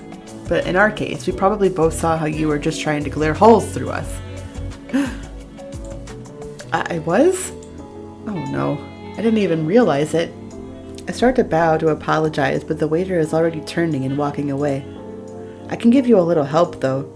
I hear him mutter as he walks towards Tatsuya and Haruna. Unsure of what to do, I can only watch the scene unfold in front of me. Hey, Haruna, come on, we have to finish getting ready for the night. Haruna looks startled at his sudden appearance. Then, as if finally realizing how completely absorbed with Tatsuya she had been, she quickly bows to the waiter. I'm so sorry, Michi. I completely forgot. Michi laughs and waves away the apology. Ooh, that makes me want Michi ramen. It's fine, Haruna, but I could use your help in the back. Of course. Well, I hope I see you again, Tatsuya. Also, Tatsuya, there's a ramen place here. Yeah, some hot Michi ramen and Tatsuya, ramen Tatsuya. There's 2 ramen places here, and they come up in they come up in this storyline. It makes me want ramen, so that might have to happen this weekend. Right. Have a good night. Haruna nods and quickly says goodbye. As she walks away with Michi, I finally move from the bar and walk over to Tatsuya. Haruna and I pass each other, and she gives me a little smile. I somehow manage to force out a smile back at her, but it feels so incredibly awkward. I can only hope it didn't look like a grimace. Tatsuya's eyes don't stray from Haruna's, retreating back as I walk up to him. I feel a stab of irritation. Ugh, well, whatever. I pull the money the staff had given me out of my pocket. Hey, Yukimura. He doesn't react. Ugh, is he that spaced out? Yell at him. Try to get his attention. Yo! Hey! Yukimura, hello? Huh? Oh yeah, what is it, Sith? Tatsuya finally looks at me. Although he tries to play it off, I can easily see that he's still distracted. Did that girl make him forget why he even came here in the first place? Here. I shove the money into his hands and walk past him. I'm going home. I don't give Tatsuya any time to respond as I walk out of the bar. This time, I'm not even tempted to look back for his reaction. I have no idea if Tatsuya would follow me or not, or maybe I don't want to think about the possibility that he might not. But I don't give him the chance to do so. After only a few steps out of the bar, I break into a run before he can catch up with me. Oh no, he's pretty fast. After leaving Tatsuya behind in the bar, I went straight home in a very bad mood. Just the very fact that I was in a bad mood over something so ridiculous like that asshole Yukimura made is so much worse. So much so that I ended up getting a headache. I decided to lay down in bed, but that somehow turned into me glaring at the ceiling, having a generally shitty Saturday night. I sigh and glance at the clock. The red numbers, 7:44, practically glare back at me from across the room. I sigh again as feelings of frustration start to overtake me. Normally I don't mind being alone, but tonight I'm all too aware of the loneliness that I can't seem to shake. What should I do? Should I go out somewhere? Or maybe just watch something instead? There should be a new episode of Sakura Sparkle Cure out by now. I move to grab my phone so I can check, but the screen lights up just before I can reach it. My hand stops and my heart jumps out of my chest. Could it be? My silly traitorous heart leaps at the very thought of it being Tatsuya. Could he actually be worried about me? With a shaky hand, I reach out again and grab my phone. When I unlock the screen, I see that the message is from an email address I don't recognize at all. This is Katsu. Are you free tonight? K. P.S. Don't worry too much about how I got your contact information. It's not hard to find when you're me. Oh, great start. Although it's short, I end up reading over the email several times. No matter how many times I read it, the creepy vibes I get from it do not go away. Katsu. I rack my brain trying to remember if I know anyone at all by that name. Ah, nice. Great stalker vibes right out of the gate. Yeah, he's a character, that one. It sounds vaguely familiar for some reason, but... Oh! An image of a somewhat familiar face and that almost constant arrogant smile flashes in my mind. That guy from yesterday. It was only yesterday? I really like your bedroom, especially when you're sleeping. Seriously. Katsunasuki, wasn't it? I stared down at his email again. He says not to worry about how he got my email, but my mind turns trying to come up with the different ways he might have gotten my email address. Right? Creepy. Creepy. I'm not going anywhere with this fucking guy. The only thing I can think of is that he somehow got it from Shinomura Industries, which is also concerning if they're just giving out my contact information. Probably charmed some poor unsuspecting secretary. Wouldn't be surprised somehow. Suddenly, just holding my phone makes me feel disgusted. I sigh, and while the feeling doesn't completely go away, I can't help but feeling just a little vindicated. At least someone is interested in me, though, even if it's pathetic to think that. After thinking about it a moment, I shrug. Dad did say I should get to know the guy if I want to help move the deal along, so for my project, I'll do it. Like, Dad, come on. For once, I throw caution and reason to the wind and start writing Katsu a reply. That's always good. Throw caution and reason to the wind with dangerous men. Yes, I'm free. My phone chimes again, almost immediately after I sent my answer. I'm a little surprised you actually responded. Do you want to go on a date tonight? I'll take you somewhere nice. Okay. I begin to type in my reply. To be clear, I'm only interested in going out for business reasons. Yeah, he's gonna care. Dude, men are so gentle though. I don't see a problem. No, especially this one. But as my finger hovers over the reply button, something Dad has said before comes to mind. He did mention something about not being too blunt, right? With that in mind, I hit backspace and instead type, I'll go out with you, but please remember this is on behalf on Shinomura Industries. That's fine, right? I don't have to question my choice of words for long. Katsu replies almost immediately again. I'm sending you the address as an attachment. Meet me there at 9. At night? No. Already no. We can have drinks there before going somewhere else. I sigh. Ugh. What the heck am I even doing? I look at my closet. It's too late to back out now, so I guess no choice. Still feeling unsure about what I'm even doing, I move to get ready. At night? Yeah, no. I don't know much about Katsu, or even where we'll be going, so what should I wear?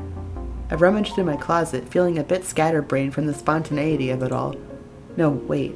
I should have a shower first, think about what to wear while getting clean. I head off to have a shower with that in mind. Nighttime meetings? Bring protection. Give sword. Thank you, she's gonna need it.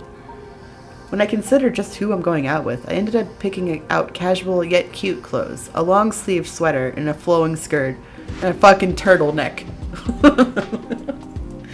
This guy went to a business meeting looking casual, so I think it's a safe guess that he doesn't do anything other than casual. Katsu did say that we should meet up at a cafe before going to dinner, but I didn't realize it would be this cafe. As soon as I walked through the door, a wave of anxiety hit me. An image of her comes to the forefront of my mind, and I feel like I can almost see her, sitting there right by the window, waiting for me. Oh no. My heart jumps and an unpleasant chill passes through me. I can smell the perfume she always wears, hanging around in the air like a vicious poison. It burns my throat. I take a step back, and another. My back hits the door. The solid feeling behind me helps me snap back to reality. I take a deep breath and look around.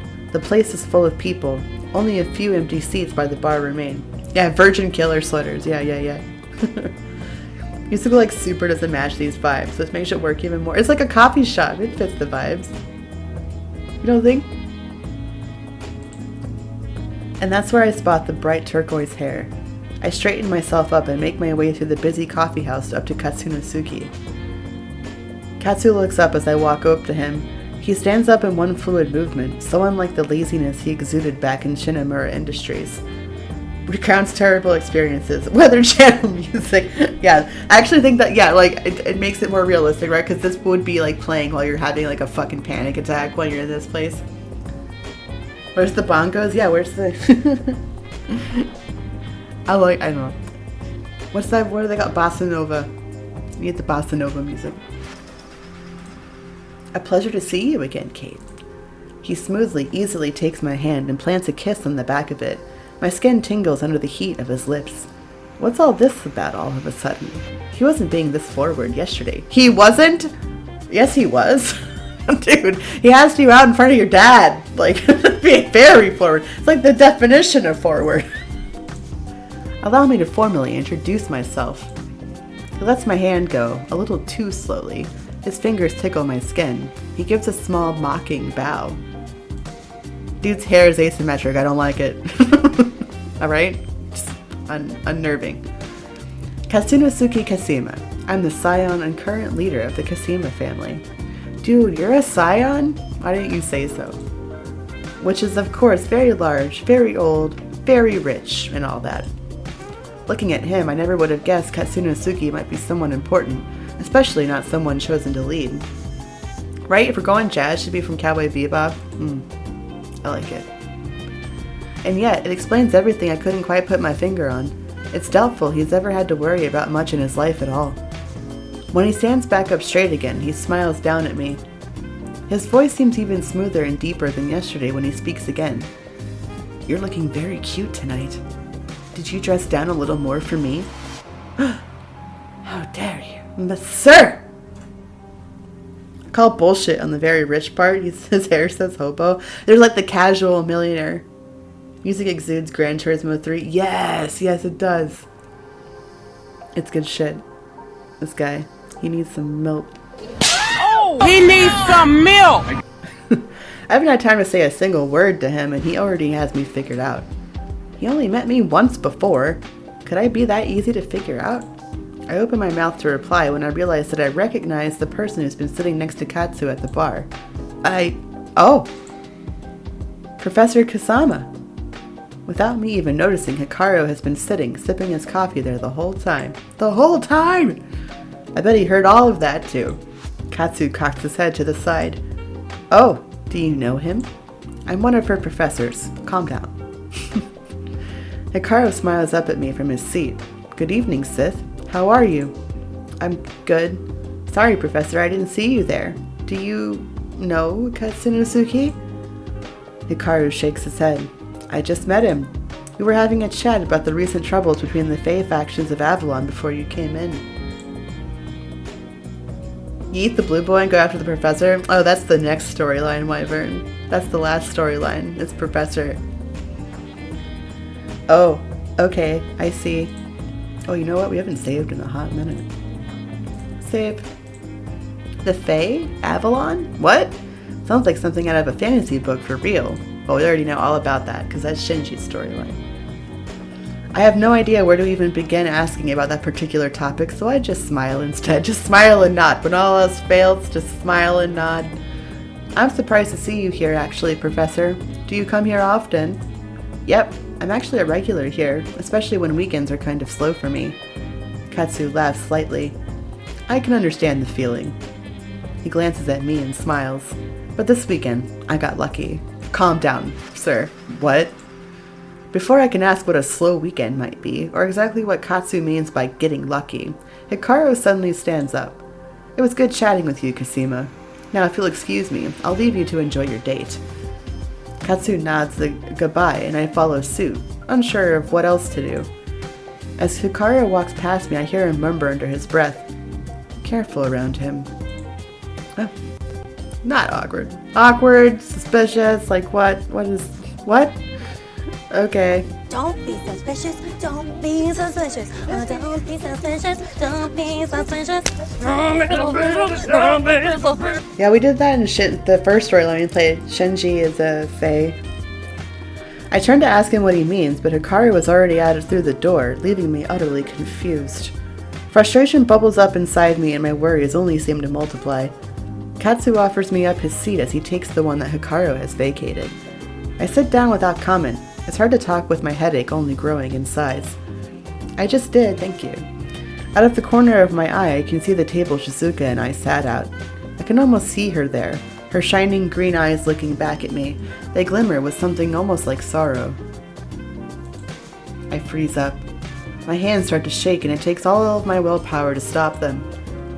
Kate? Is something wrong? Huh? Oh. Katsu's voice snaps me out of my strange state. I shake my head. No, everything's fine. I was just thinking. So, tell me, why are you looking to sell all of your properties? Oh. Hi, Timothy. Mythology conundrum. Vampire and a fae at a dinner party. Fae have control over those who eat their food. Vampires have control over their food. Whom would win? Oh. Probably the fae. If they can control, like, the food, they could influence the vampire. Maybe. That makes me want to be my fae character. My fairy character. Katsu chuckles at first, but quickly enough it turns into a full-on laugh. The vampires eat blood, so if they nom their fae, I mean, it depends if they can get to the fae before they mind control them, maybe? How you doing, Timothy? Happy Friday. I like your directness, even though it does stem from naivete. I frown, and he moves closer with a smirk. Sir! Space! I can't tell you just yet. It's a secret. He pulls away, but the smirk doesn't leave his lips. I hold back a frustrated sigh. I feel like a toy that's being battered around by a cat, and I get the sense that it's not something that will ever change with him. I sit back and prepare myself for an evening with Katsunosuke. With a drink in hand, I watch Katsu. It's been a half hour, and I have yet to learn much more about him, other than the fact that he's a huge flirt. But I had that figured out already, so I got nothing new. I want to sigh, but settle for taking a sip of my drink instead. I can't tell if he's actually serious or not, though, and that bothers me to no end. He's insanely hard to read.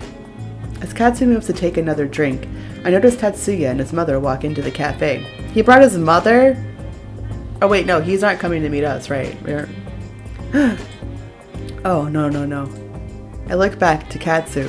Whatever my feelings for Tatsuya, I do not want to be seen on a date with someone like Katsu of all people right now. Can we go ahead to dinner? Like, right now? Katsu stops midway sip and glances at me. Amusement seems to dance in his turquoise eyes. For a while, he doesn't speak, and I begin to feel a nervous sweat start to form on my brow. Like, could we be, like, any more obvious? I can't even begin to guess what he's thinking when he looks at me that way. He puts his drink down and stands up. All right. I stand up and grab my bag, but from where we are, I can clearly hear Chisaki speak to the barista. I'm here to see Galen about a job for my son. Would you go and let him know I'm here? I freeze for a second and peek at Chisaki and Tatsuya from behind Katsu. Tatsuya looks as grumpy as ever, standing there behind Chisaki, but they haven't seemed to have noticed me in the busy bar area yet. They're so close. My heart feels like it's trying to escape my body through my throat. I tug on Katsunosuke's arm and he chuckles. That's so cute, you know? Come on then. Although he walks at a leisurely pace, his long strides are hard for me to match, and I end up having to rush after him. As I close the glass door of Veritas behind me, I could almost swear that I catch Tatsuya looking my way. Chapter 5. Cold Night. We left Shuwa's upscale area, heading into a lower part of the district. My head has been pounding like a drum all this time, and it only keeps getting worse as time goes on. Ugh, why do I feel so awful? I cast a sideways glance at Katsu, who's walking right next to me. I shouldn't have said yes. I should have just stayed home. That's like, who doesn't have that thought when they're going out? Like, at some point while you're out, you're just like, fuck, why did I do this? Alright, sorry, wait. Also depends on the etiquette of the vamp and the fae. Huge head game. Yeah. It'd be kind of fun. What about a vampire fae? Yeah. What if they were both?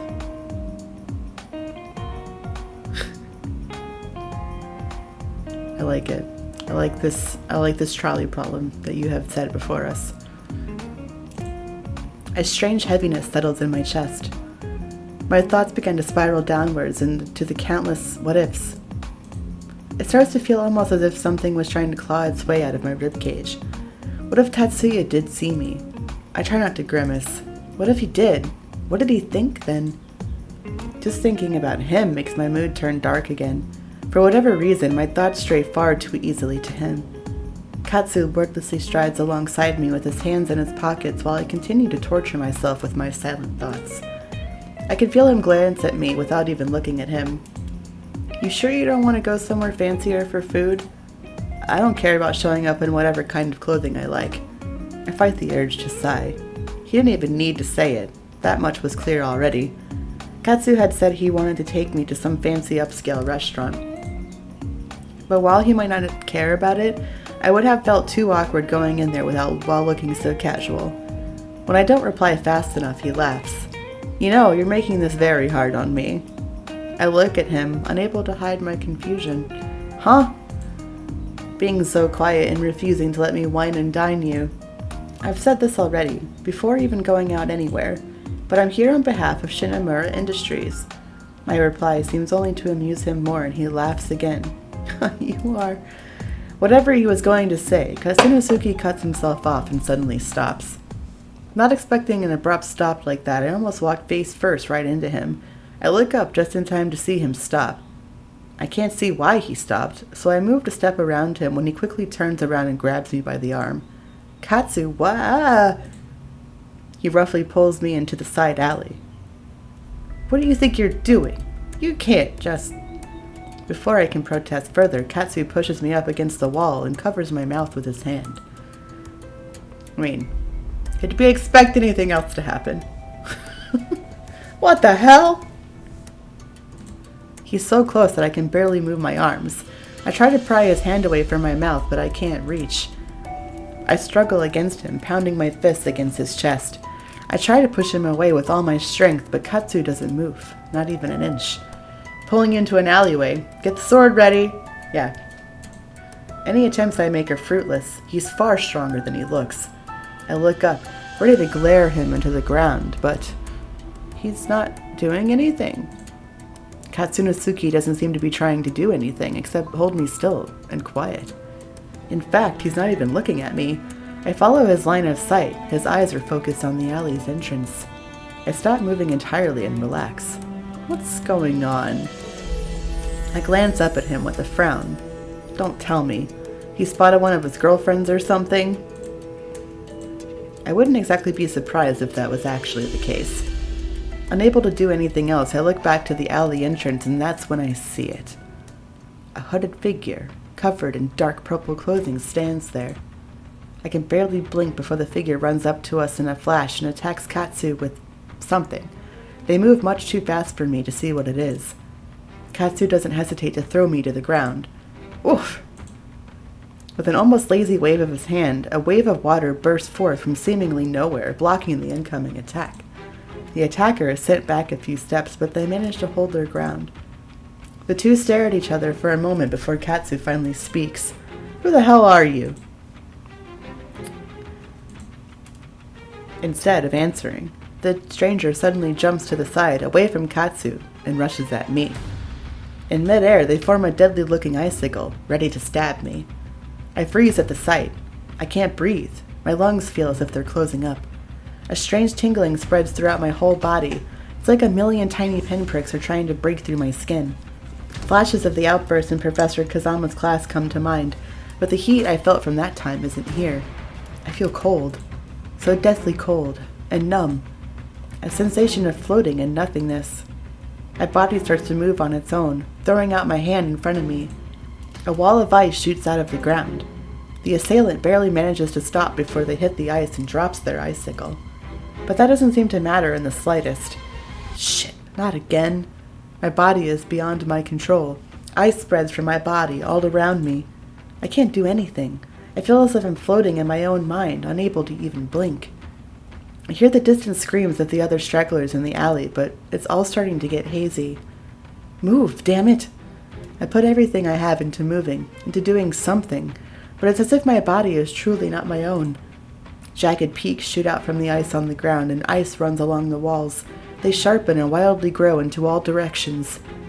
My vision is getting darker. The assailant is caught in my eruptions of ice as they try to flee. The last thing I see Katsu throw out is his hand, sending a giant wave of water at the deadly spikes coming toward him. Then I black out. Good date. See, a sword would have helped, right? Even before I fully awaken, I get the feeling that I'm not somewhere safe and familiar. Slowly, I open my eyes, already fearing what I might see. I'm greeted with the unexpected view of a chandelier in a dark room. In front of me, at the opposite end of the room, there is a large glass window where moonlight is pouring in. I can clearly see the millions of stars in the sky, which tells me at a glance that I'm probably nowhere near the city. But then I hear something terrifying. The soft sound of a person's breathing next to me. I force myself to turn my head and see what I feared I might. Kasunosuke's sleeping face not all that far from mine. I feel a scream rising within my chest, but I frantically clasp my hands over my mouth. My heart racing, I manage to gently roll away while I gather my thoughts together. That's Katsu, but what happened? The events come back to me in fragments. Getting attacked by that person, Katsu and I are about to go out to eat. The time I spent with Tatsuya earlier today seems like it happened weeks ago. I try to take in deep shivering breaths and calm down. Okay, I don't know what happened, or what Katsu might have done with me, but I know I need to get away from here. With that thought in my mind, though I'm terrified Katsu might wake up, I gingerly sit up on the side of the bed. I check to see if he woke up from the movement, but his face looks as relaxed as ever, even innocent.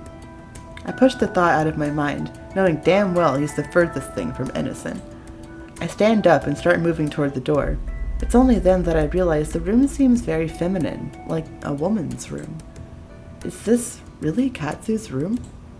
While it's true he's a little eccentric, I didn't imagine him having tastes like this. I guess you can't really tell what someone might like from seeing them. I start to move again, but stop when I see the view outside the window. It takes my breath away. There are empty fields that seem to go on forever, the wind gently stirring the grass under the pale light of the moon. I know I should be freaking out considering I just confirmed my fear that I am indeed far away from the city, but I'm too enthralled by the stunning view. I stare at it for a few moments, letting it calm my mind and body. I hear something behind me then, and my heart stops in my chest. I quickly turn around, but Katsu is still right where I left him, albeit in a different position. Right. Okay, I can admire the view later. I need to get out of here. I move to the door as quietly as I can and slip out of the room. I don't see anything at first, but soon my eyes adjust better to the dark. I realize that I'm actually in a traditionally styled Japanese house. But how? That room was nothing like the rest of the house. Pushing the mystery of that room out of my mind, I cautiously move down the stairs. They creak, and my own rapid breathing gets faster with every step. I feel like my heart is going to explode by the time I reach the bottom, but somehow I manage to keep it together until I find the door that I hope leads to the outside. I finally make it outside. I haven't heard a single sound aside from me. I stop for a moment in the shadows to calm my racing heart. I lean against the building and stare at the million stars above, wondering where the hell I am. Then I hear a sound. I stop breathing and look from side to side. What was that? It was so faint, but it seemed close. But I don't hear anything. After a few seconds, I decide to start moving again, reasoning that I should get out of here no matter where I am. I start walking to the gate, throwing nervous looks over my shoulder every so often. I'm almost there when suddenly I feel a presence behind me. Katsu? I try to spin around and scream simultaneously, but a hand is thrown over my mouth. I'm grabbed around the waist and pulled forcibly against a warm body that starkly contrasts the cold night air. I'm not comforted by it at all, though. Shh! It's just me. Takumi. My eyes go wider than I thought possible. Takumi? Well, that's what I try to say, but it comes out muffled. I struggle to turn around and verify his identity, but his strong arms won't budge. Let's get out of here first, then I'll explain. Even though his usually high, clear voice is pitched low right now, I still recognize it. Somehow, just hearing the strangely familiar sound makes me relax, and I feel Takumi's grip loosen. I nod in agreement with him, and while he completely lets my body go, his hand is still over my mouth. You promise not to scream? I nod again, and his hand drops. I inhale the cool air into my lungs and gasps. Man, he scared the crap out of me. Finally, I'm able to turn around and I have to cover my mouth to stop the escaping scream of surprise. In the pale moonlight, I take in Takumi's visage, which is very different from normal. He's dressed entirely in a fashion that reminds me of a ninja. From his half mask, the daggers hanging at his side, everything about him exudes a different kind of feeling from his usual carefree style. As I examine him with my mouth hanging open, he stares back at me with bright violet eyes that seem to hold danger within them. Is this really Takumi? After letting me get a good look at him, Takumi strides toward the gate. He signals with 2 fingers for me to follow him. Hesitantly, I obey and go through the gate after him. Although I'm so confused right now, I am glad he's here. Help is on the way, dear! We've finally gotten outside of the compound and we're greeted by a dark forest. Internally, I give thanks to whoever decided it would be full moon on this night. Still, though... Ah! I nearly twist my ankle on some unseen snarled root and almost fall, but Takumi reaches out a hand to steady me. Just hold on to me already. This is like the 3rd time you've done that. Takumi holds out his arm, since he's been using his hand to pull apart some of the tangled shrubbery for me. Sheepishly, I grab onto Takumi's sleeve, feeling like a child. How is it he can even see so well in the dark? This place is almost pitch black. After a few more minutes of watching Takumi silently and adeptly move through this place, I begin to think, what the hell kind of double life he must lead to show up here, dressed like that? I was so surprised and grateful to see him, I didn't even bother to ask yet. I'm about to open my mouth and ask what exactly is going on when the trees suddenly open up into a clearing. I can see something white within the bushes. Takumi walks over and pulls a white scooter out, brushing away the leaves. He pulls it out rather proudly and gestures to it. This is how we're going to get back to the city. Isn't she beautiful? Sure, yeah. It looks like you take good care of her. Takumi gets on first and gestures for me to get on behind him. Well, this won't be awkward at all. Not having a choice, I walk to the scooter and get on behind Takumi, leaving some distance between us. It's going to be a bumpy ride until we get on the street, so hang on tight. Takumi starts the scooter, and in moments we're rushing off into the night. I don't know how long passes while we move within the quiet night. The empty highway that seemed to stretch forever eventually gave way to a cityscape on the horizon. Takumi hasn't spoke the entire time, and for some reason I haven't been able to get up the courage to break the oppressive silence of the night. But now that we're close to the city, I raise my voice to yell above the road noise. Takumi, are you going to explain what you were doing there? And why you're dressed like this? Simple. I do night work like this all the time as a detective. As for why I was there specifically, I can't say. For some reason, I seem to detect a bit of coldness in his tone. I decide against asking about it. Oh, you're a detective? But you're so young. Been one for years. But now it's my turn to ask the questions. Huh?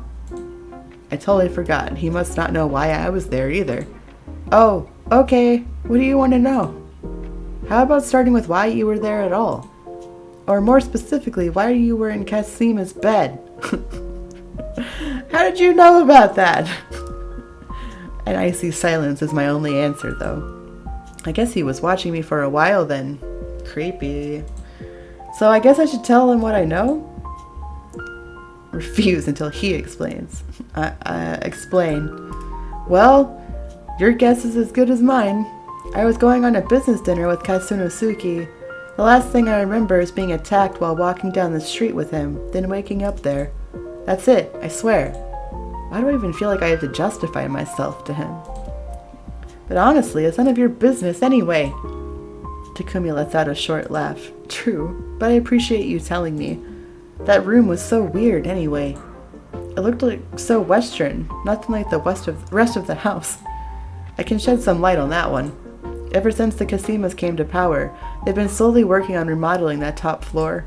The room you were in wasn't Katsu's either, so that might explain the weird decor. Someone else's room. So why were you...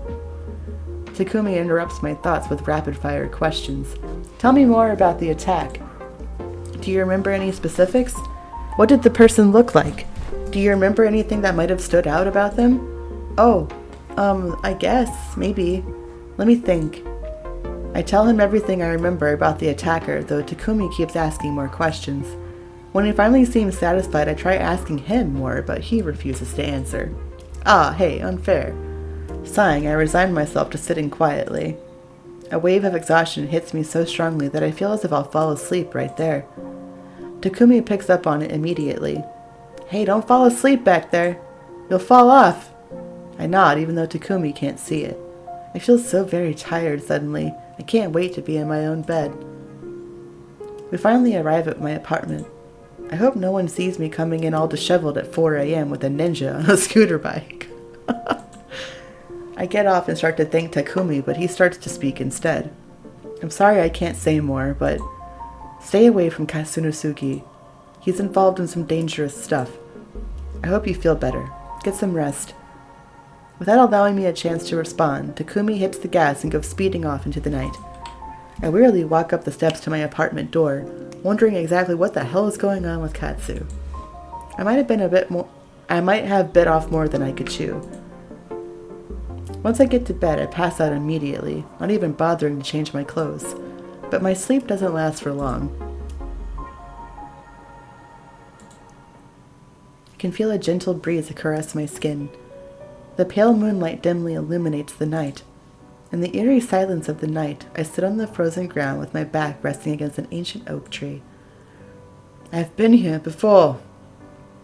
Around me is nothing but endless fields of grass and purple hyacinths. The delicate flowers gently sway as if dancing in some invisible wind. No. I try to look around to see if there's maybe something behind the tree. I'm not even in control of my own body. I feel my real body twist as I try to fight the dream's directions. The sound of footsteps coming closer fills the night. My stomach knots in fear as she comes into view and stands before me. Then she says the words that fill me with dread. It truly is a shame that it has to be like this. Suddenly, she's kneeling, carefully tucking my hair in behind my ear. I try to scream no, even as she touches me so gently. Where she touches my skin, it feels like it's on fire. Suddenly, I'm in the sky. Or maybe I am the sky? I feel no pain this time.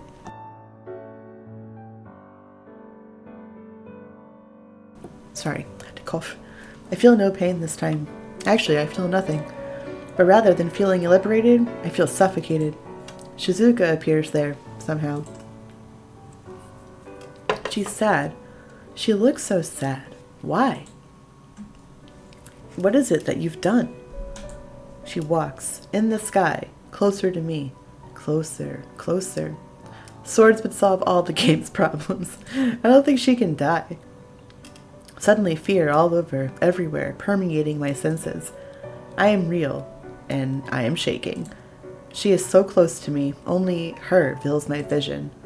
I open my mouth to scream. My mouth. Shizuka's mouth? No! No! I feel like I have that. No! God! No! God, please, no! No! Well, I thought I had the Darth Vader one. No! That works too, though. I struggle to wake up. Although, yeah. Exactly. Hi, K9. Magic swords. Yeah, maybe. Thank you for jumping in. Much love to you, friend. Happy Friday. You are amazing. I struggle to wake up, although I can hear my voice mumbling no. I feel something cold all over me, and the sensation shocks me awake. As soon as my eyes open, I hurry to sit up, wanting to get as far away as possible from the suffocating feeling of my dream. But when I do, I feel cold. Something falls off of me. I look down and see that I'm covered in sparkling ice bits. What?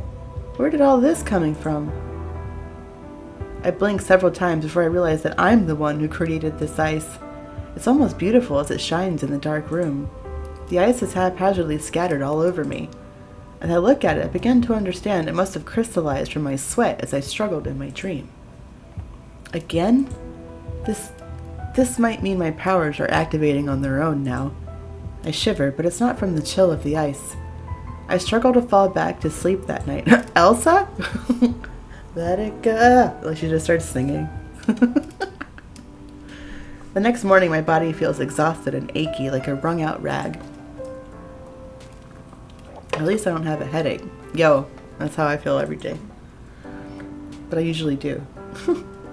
I force myself to get up to shower and change into my pajamas since I know there's no way I'm going out. I check my email, trying not to think about what I dreamt, and I see one from someone unexpected. Katsu. Hey, sorry about what happened last night. There's some people who are after me because of who I am, but they aren't usually bold enough to just attack me on the street like that. I'll make them regret ruining our plans.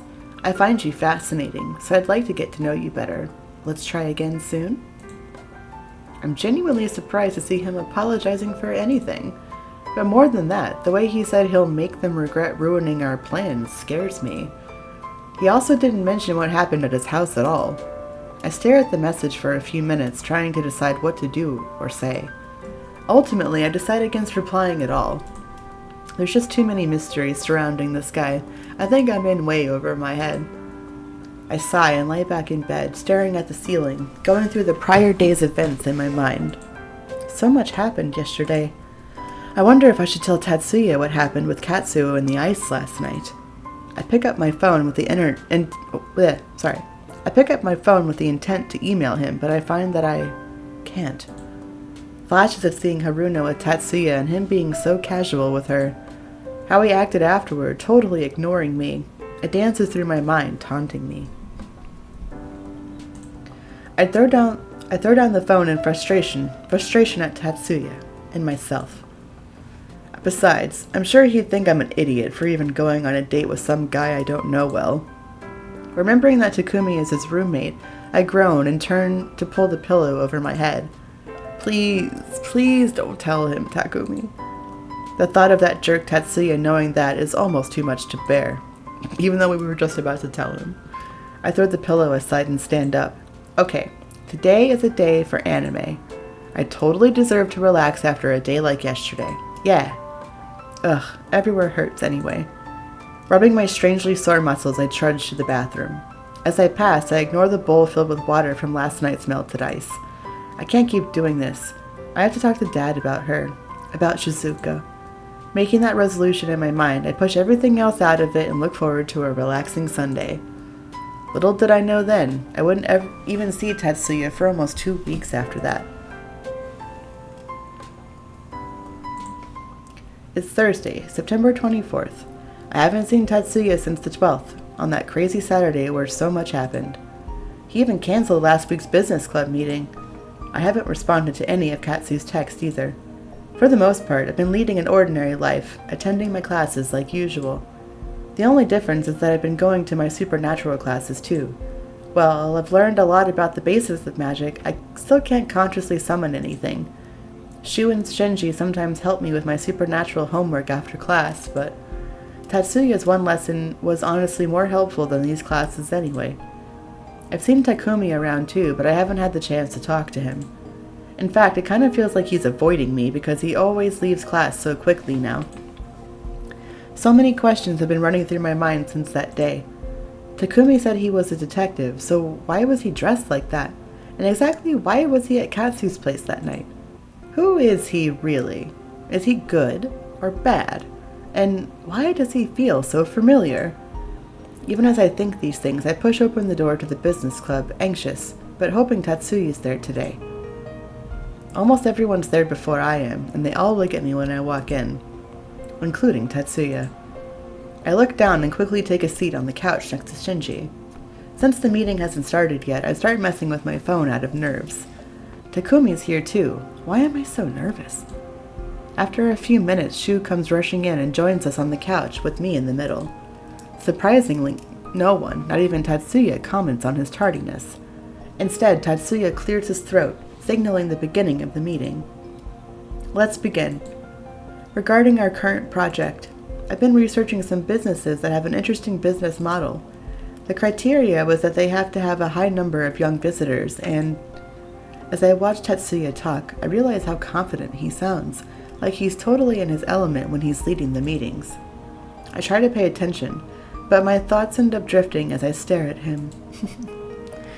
Focus. We only spent a few days together, but I felt like we were getting closer. And now, I sigh. It's like we're back to being strangers again. It's been so long since we spoke. Everything was fine until that Hagruna girl showed up. Maybe she really was some girl he likes then. Then, from next to me, I hear a whisper. Are you okay, Kate? You seem really distracted. I smile a little. He's always so sweet. I can't believe he noticed, though. I'm fine. Just have a lot on my mind. If you need to talk, you can always tell one of us. An irritated voice cuts through our whispers. Is there something you guys want to talk about? Like what? Our undying love for you? I shake my head, not wanting an argument to break out because of me. For just a moment our eyes meet, but Tatsuya looks away. So he is avoiding me. Why? I mean, he's supposed to be my partner, right? So why is it that I have to depend on everyone else for help when he was assigned to me? With new resolve, I determined to get an answer from him after class. Hey, buddy. The meeting is over and everyone's filed out of the classroom. Everyone except for me and Tatsuya. He's at his desk gathering up his papers when I approach him. He stops what he's doing and looks up, his blue eyes settling on me. Anxious, I quickly sort through my mind for a good starter topic. About the project. I think I have a few businesses in mind that would fit all of the criteria you were talking about. You don't need to worry about that. As I said, I've been researching some businesses for it, so you don't need to worry about it. Oh, I see. I turn around to leave, dejected, before a flare of irritation makes me turn right back around. What about you being a partner for me, then? I thought you were supposed to be reliable. That's why I chose you, yet you're never around lately. Honestly, Shu and Shinji have been more helpful than you. There's a tense silence between us as Tatsuya looks away from me. The only sound is that of the clock ticking, counting the passing seconds. I start to feel that I might have been too harsh. I'm sorry. You're right. I've been busy with a new job lately, but that's not an excuse. And Tatsuya looks as if he wants to say something else, but decides against it. I'm sorry, but I don't have the time to help you today. But I promise to figure out something better than what I've been doing. Okay?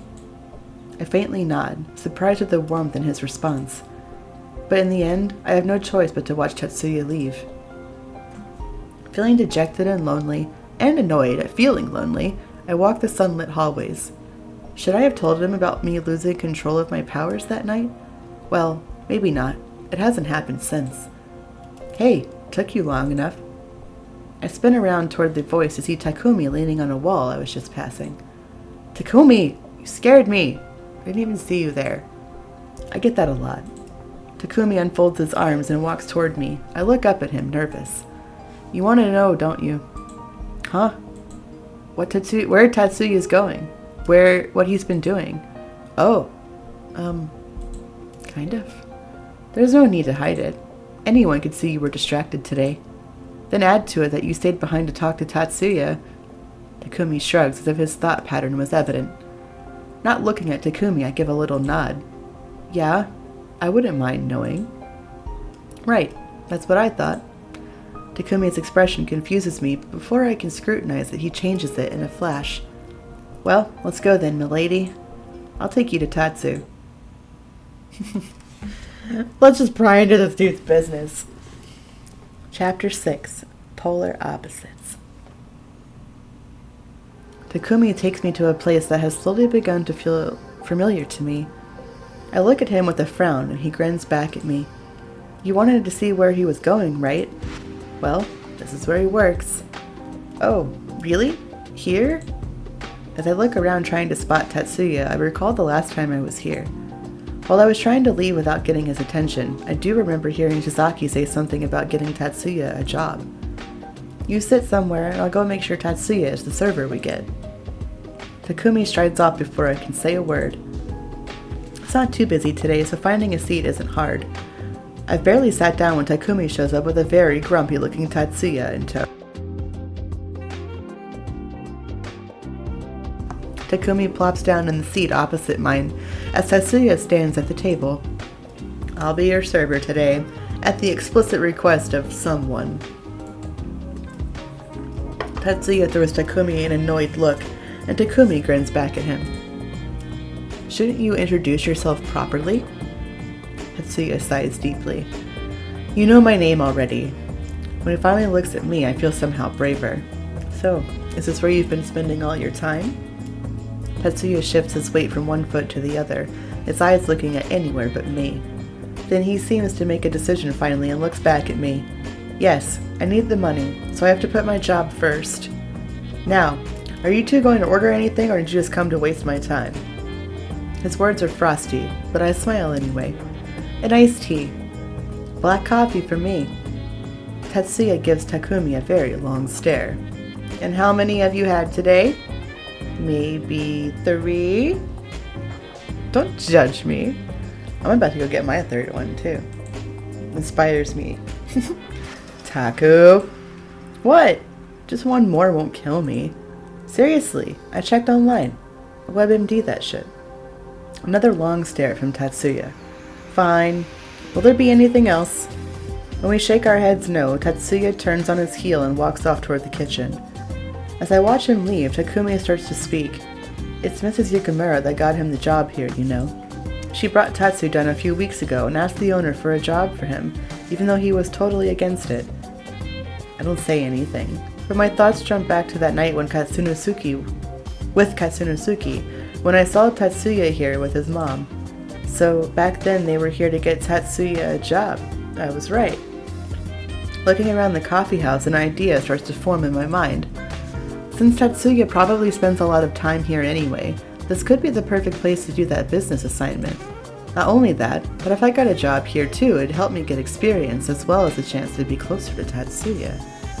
I look at Takumi. Takumi, do you know where I can find the owner? Takumi doesn't seem surprised by my random question in the slightest. He points to a very tall, red-haired man behind the bar. That's him. His name's Galen. Oh, and don't call him sir if you want to get on his good side. Somehow, he seems to have easily figured me out again. Without further comment, I get up and make my way to the bar area. As if sensing my approach, Galen turns to look at me with a slight smile. Anything I can do for you? Out of the corner of my eye, I can see Tatsuya glance at me. Yes, I hope so. Galen, right? I was wondering if you're currently hiring. The owner doesn't say anything at first. Something akin to amusement dances in his green eyes.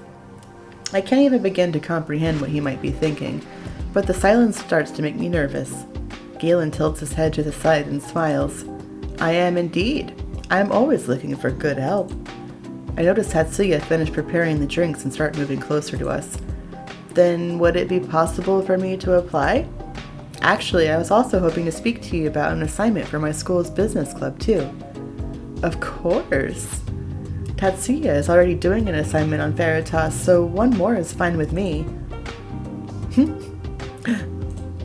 Without me realizing it, Tatsuya had come close enough to hear everything. Seeing him standing behind Galen, looking so shocked, almost makes me want to laugh. I move closer to Tatsuya and smile, trying not to look too smug. See? Now you can keep an eye on me, and you won't have to make any excuses. Plus, since you are already doing the assignment, we can work on it together. Do you have the time to fill out the paperwork right now? I turn back to Galen. Tatsuya doesn't show any reaction to what I said, though. Well, that's fine, for now. This is enough. I choose to ignore him entirely and focus on Galen. Yes, I do. For the first time in a while, I feel like I'm walking on clouds. He won't be able to avoid me now if we're working together.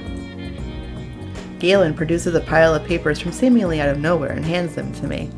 The cheerfulness overtakes me and I practically float back to my seat, feeling vindicated. I drop the pile of papers on the table and plop down in my chair.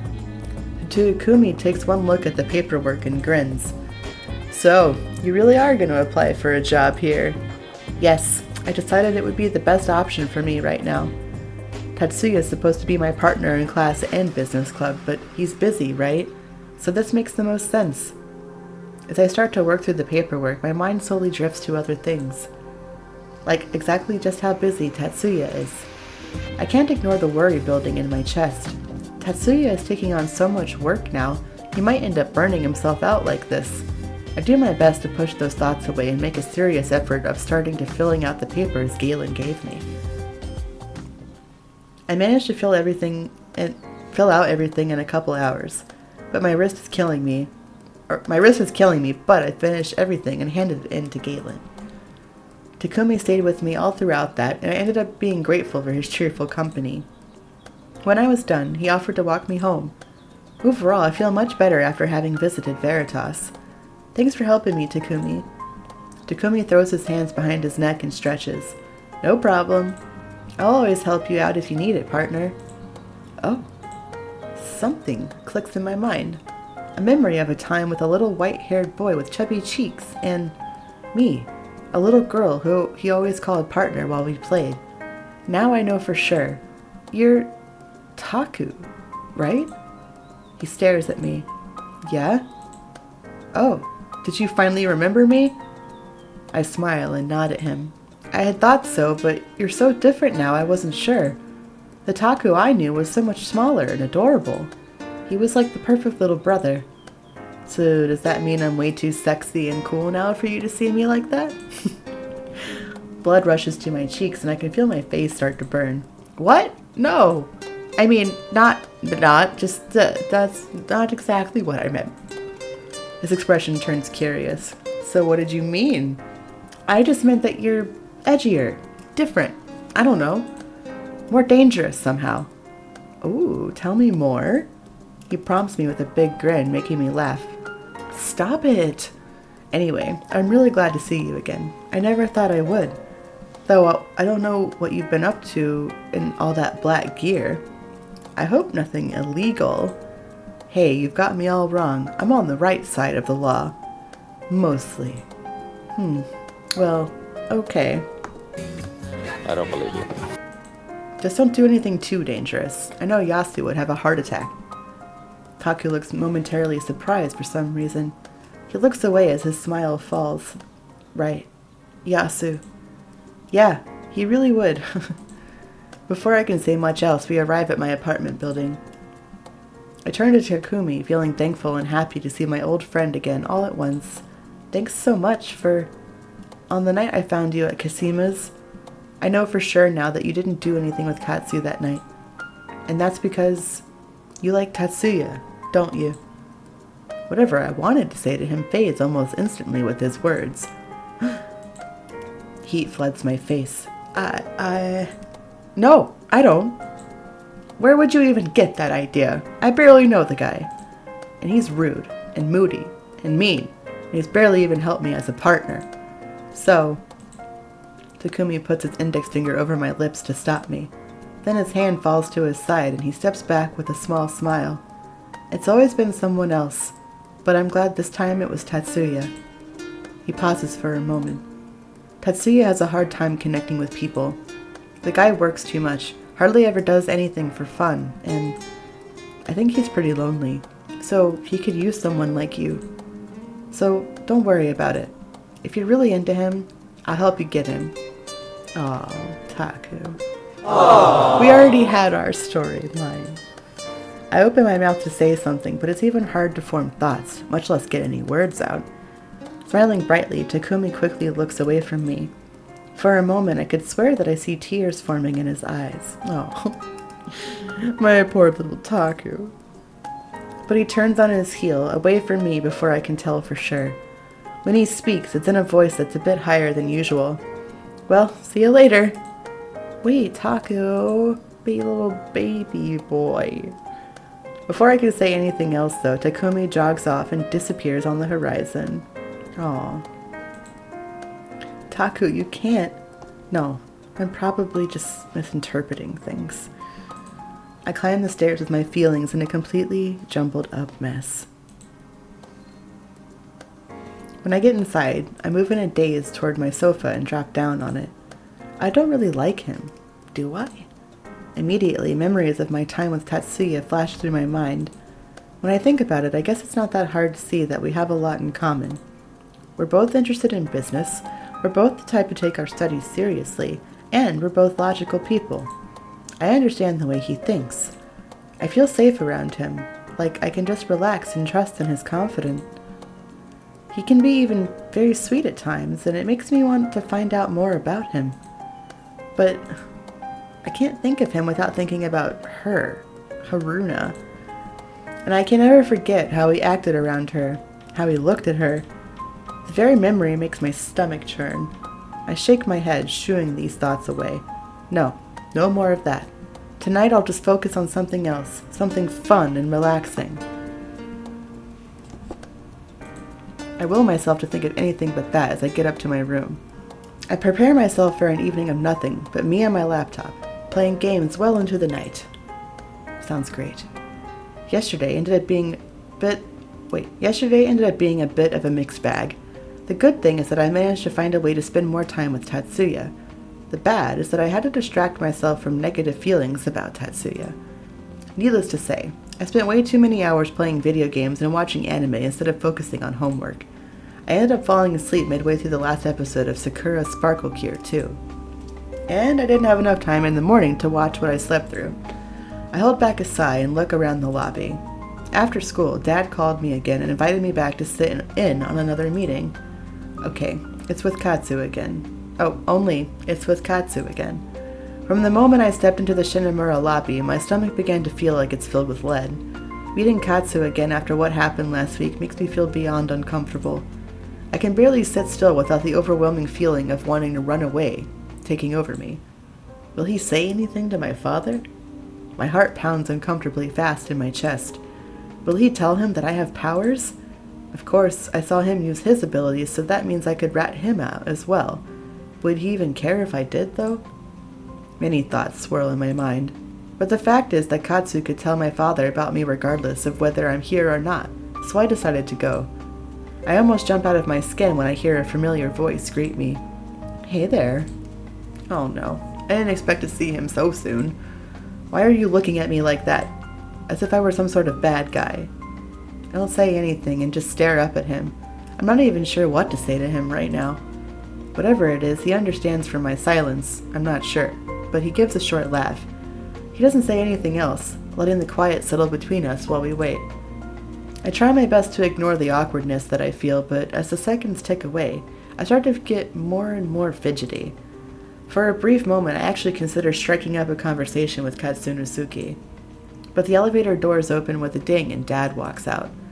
As he walks towards us, he smiles at me. Mr. Kasima, good to see you again. Dad and Katsu briefly nod at each other, then he turns to me.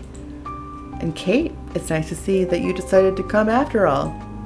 I'd like you to join us through the rest of this negotiation as much as Kasima does. He was the one to request your presence this time. I smile and nod along with what my father is telling me, but a sensation of dread rapidly spreads throughout my body. I follow after Dad and Katsu into the elevator with my eyes on Katsunosuke's back. So he asked for me. I have no way of predicting what Katsu might be plotting, but knowing that he asked for me to be here puts me on high alert. Neither of the two men seem to notice that there's something on my mind as we go up to Father's office. The meeting goes on without any issue, and despite whatever I was expecting Katsu to do, it really doesn't seem like he has any ulterior motives. As far as I can tell for now, anyway. Katsunosuke quietly reads over some contracts my father had given him, his turquoise eyes scanning over every word. He puts down the papers and finally looks up at my father with an easy smile. The conditions seem fine, and the amount you're offering is more than generous. Then do you... Father's words are muffled by the sudden commotion outside the office door. Please, sir, Mr. Shinamura is in the middle of a meeting. What's going on? Please stop, you can't just... Please wait! I turn to Dad and Katsu, but they seem to be just as confused as I am. Oh no. Wait! I can see that Dad is about to get up to go and see what's going on when the office doors burst open with a bang. Tatsuya? Tatsuya stands in the doorway. I'm so sorry, Mr. Shinamura. He just wouldn't stop. I almost miss it, but I could swear that I see his eye twitch slightly when he looks at Katsunosuke. He looks right at my father, and when he speaks, his voice doesn't waver in the slightest. My name is Tatsuya Yukimura, and as someone who will be directly affected by this plan, I have a right to listen in on these negotiations. I'll stand in on behalf of the entire Yukimura family whose assets are being sold. I hold my breath at the sudden tension that permeates the room. Just what the hell is going on here? Katsu is selling the Yukamura's businesses? But that means... Are they related? Father stands up slowly, looking less than happy. I'm not sure if this is appropriate, Mr. Yukamura. Father glances at Kunosuke, who lets out a chuckle. Why not if he wants to so badly? I'd like to hear what Snowflake has to say anyway. Snowflake? When I look at Tatsuya, he doesn't react to the odd nickname at all. It's as if he doesn't realize that he's being called that or was simply used to it. If that's your wish, then. Miss Yamaguchi, thank you. That'll be all. Miss Yamaguchi bows her head and retreats out of the room. I apologize for interrupting. I won't do it again. With that, he takes one of the remaining empty armchairs in front of the conference table. As he sits down, he glances at me, but other than a slight raise of the eyebrows, he shows no other signs of recognizing me. Now then, since everything is settled, why don't we continue the meeting? Mr. Shinomura, if you will. Oh, yes, of course. I hold back a giggle. It's so strange to see Dad looking so flustered for once. I suppose he's not used to having people burst in on meetings. I haven't seen him blush since that time with As soon as a thought starts to form, I shut it down. No, this is not the time to be remembering her. Dad sits back down in his chair and straightens himself up. I focus all my attention on him and the meeting. Yes, so, as I was saying, I have decided to go ahead with purchasing not just all of the property that the Kasima family owns, but that of the entire Ryu clan. Kasunosuke remains quiet. He doesn't seem at all bothered when Tatsuya suddenly speaks instead. And what will happen to all the employees? We'll keep employees where we can, but honestly, not all shops will be considered viable. Some affected businesses will be closed, and where possible, the employees in other stores will be laid off with a sizable severance check. Tatsuya's face twists in anger. He leans forward to the desk and my father. So, you'll just close down shops that mean everything to my family like it's nothing. You're not even bothering to ask the people themselves what they think or if they even want this. But Shinomura is offering more than enough money to buy out the businesses, and the employees could go on to live happy lives. Did you ask them that then? If it's something that will make them happy? You think that people will be glad to lose their life's work? To lose their dreams? All for some money? What? I didn't... When he puts it that way, it does sound bad. But it's only the businesses that are doing poorly in the first place that would get closed down. We would never just take away people's dreams. Kasunosuke's eyes are on me as I argue with Tatsuya. His eyes sparkle with what I can only call delight. It's as if he's highly entertained by all this. Kate, that's enough. It looks like we won't be able to reach a consensus comfortably today, Mr. Kasima. Hearing my father's words, I snap back to reality. I finally comprehend that I've been having an argument with what is essentially one of Father's clients. It seems so. I hate to admit it, but if the Yukamuras are involved now, I'll need a bit more time. We'll need to have the Ryu's final answer on the deal before the end of the fiscal quarter next month. I'm well aware. I'll think about how to handle the matter and be in touch. Katsu rises to his feet. Father follows suit, and they exchange a quick handshake. He then looks down at me. I can't read what he's thinking. Kate, I'd like to have a word with you outside, if you would. Reluctant feels like an understatement to describe what I'm feeling now. I look to my father. I had wanted to talk to him about my mother as well as some other things today, but I see him urging me to go along with Katsu with his eyes. Guess I'll just ask him another time then. Thank you for inviting me, Father. I'll talk to you later then. As I get up from my seat, Tatsuya refuses to look at me. I realize that he wants to stay behind to talk to my father. With a heavy heart, I follow after Kasunosuke, and we walk out of the room together. We're out on the sidewalk, maybe only a few steps away from the Shinomura entrance when Kasunosuke suddenly spins around. He gets in my face to the point I back into a wall. Scott. Whoa, no touchy. No touchy. No touch. Cornered between him and the wall, I have no choice but to look up at him.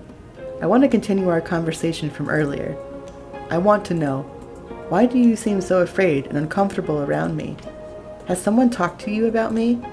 What? Like who? Talk to me about what? Katsu doesn't answer, just keeps scrutinizing with those surprisingly hard eyes. I just have some questions about what happened that night. Is that all then? I'll be happy enough to answer them when you come on that date I asked for. We didn't get to finish it after all. I look away, not feeling up to dealing with him after everything that happened at the meeting. I just need to get away from Katsunosuke somehow. As if hearing my thoughts, he follows my line of vision. Thinking about getting away from me? Exactly why is that, anyway? After that amusing little argument, I've been wondering, could it be that you're interested in Snowflake? Why are you so nosy? I've seen him around. He's just someone I know from school. I was surprised to see him here. I can imagine. Are you guys really related? In a way. Katsu doesn't say anything more, simply staring deeply enough into my eyes to make me uncomfortable. Regarding that date, like, dude, can you take a hint, bruh? Since I don't have time today, I'll take you out tomorrow. Wow, okay. Yeah, maybe. I prefer a yes. Wow. Katsu doesn't seem willing to back off at all. I rack my brain trying to come up with some good excuse that I could give him, but I'm drawing a blank. After what happened last time, there's no way I'm going on a date with this creep. But I can't be too rude to him as long as he's a client of Father's. Kate? Hearing someone call my name out, Katsu and I both turned to look at the newcomer. She was the last person I expected to see here. He looked seriously from Katsunosuke to me, his usual smile not present. He takes a step closer to us. His eyes are focused on Katsu. Wow, I suddenly have something to do with Shu. I gotta go. Shu? Hey, I'm Shu Hattori, a friend of Kate's. Do you know Kate? Huh? What? Luckily, Katsu doesn't seem to notice my confusion. His eyes are entirely focused on Shu. I almost sigh in relief when Katsu backs away and fully turns to face him. Thanks, Shu. Katsunosuke Kasima. A pleasure, I'm sure. As for if we know each other, you could say that. He looks down at me again and leans to whisper in my ear. I'll see you later. Okay. Seemingly satisfied for the moment, Katsunosuke saunters away without bothering to acknowledge Shu any further. Shu comes to stand next to me, although his eyes follow Katsu for a while until his form is lost in the crowds. Are you alright, Kate? Yes, much better now. Who was that guy anyway? Was he your boyfriend? No, he's just some guy who seems to like me. I'm honestly thankful that you showed up when you did. This is the way I take to go to Shuwa, and anyone could see that guy was being creepy with some girl. I was just surprised to see that it was you. Can I manage to avoid him next time? I get the feeling Katsu won't back off again. I look at Shu and smile. Well, anyway, thank you for helping me out. Sure, happy to help. I'll see you later, Shu. I give him a little wave as I walk away, but my thoughts weigh heavily on my heart. I've somehow ended up caught in the middle of this negotiation in the worst way possible. I start feeling nauseous the more I think about it. What if I really mess up this deal horribly for Dad?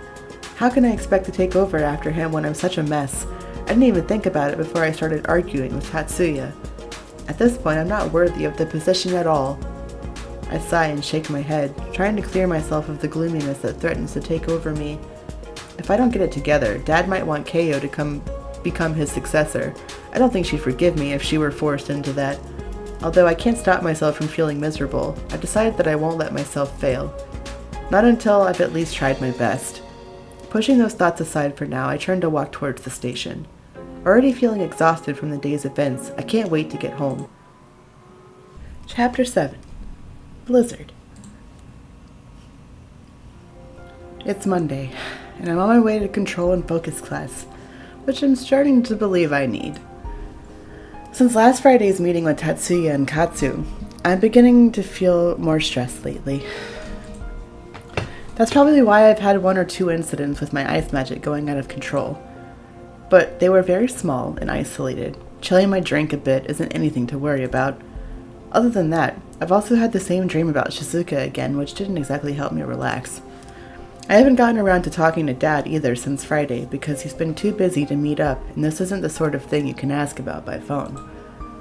Feeling stressed, frustrated, and generally bummed out, I finally called Emmy just to complain about Tatsuya as a partner. But there was still so much I couldn't tell her. I can't exactly go around talking about high-profile business deals with a student. I felt a little better about it after talking with her, but the lack of quality sleep and stress is starting to get to me. Feeling miserable, I turn a corner and almost immediately bump into an unlikely duo. Tatsuya and Shu. Whoa, are you okay? Yeah, sorry, just not paying attention to where I was going. No problem, as long as you're alright. I look from Shu to Tatsuya, confused on why they're talking together.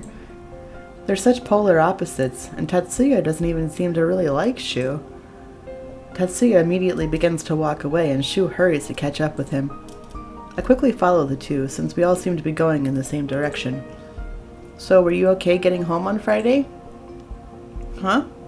Oh, yeah. That's good to hear, because, well, I don't usually judge people, but that guy seems like a total creep. Did you have to bring that up now? You should be careful with guys like him if you keep seeing him. I could even watch out for you on dates sometimes if you want. I'm not... Before I can explain the situation, Tatsuya increases his walking speed by an inhuman amount and goes ahead of us toward Hikaru's class. Shu and I can only watch him as he goes, and I let out a little sigh.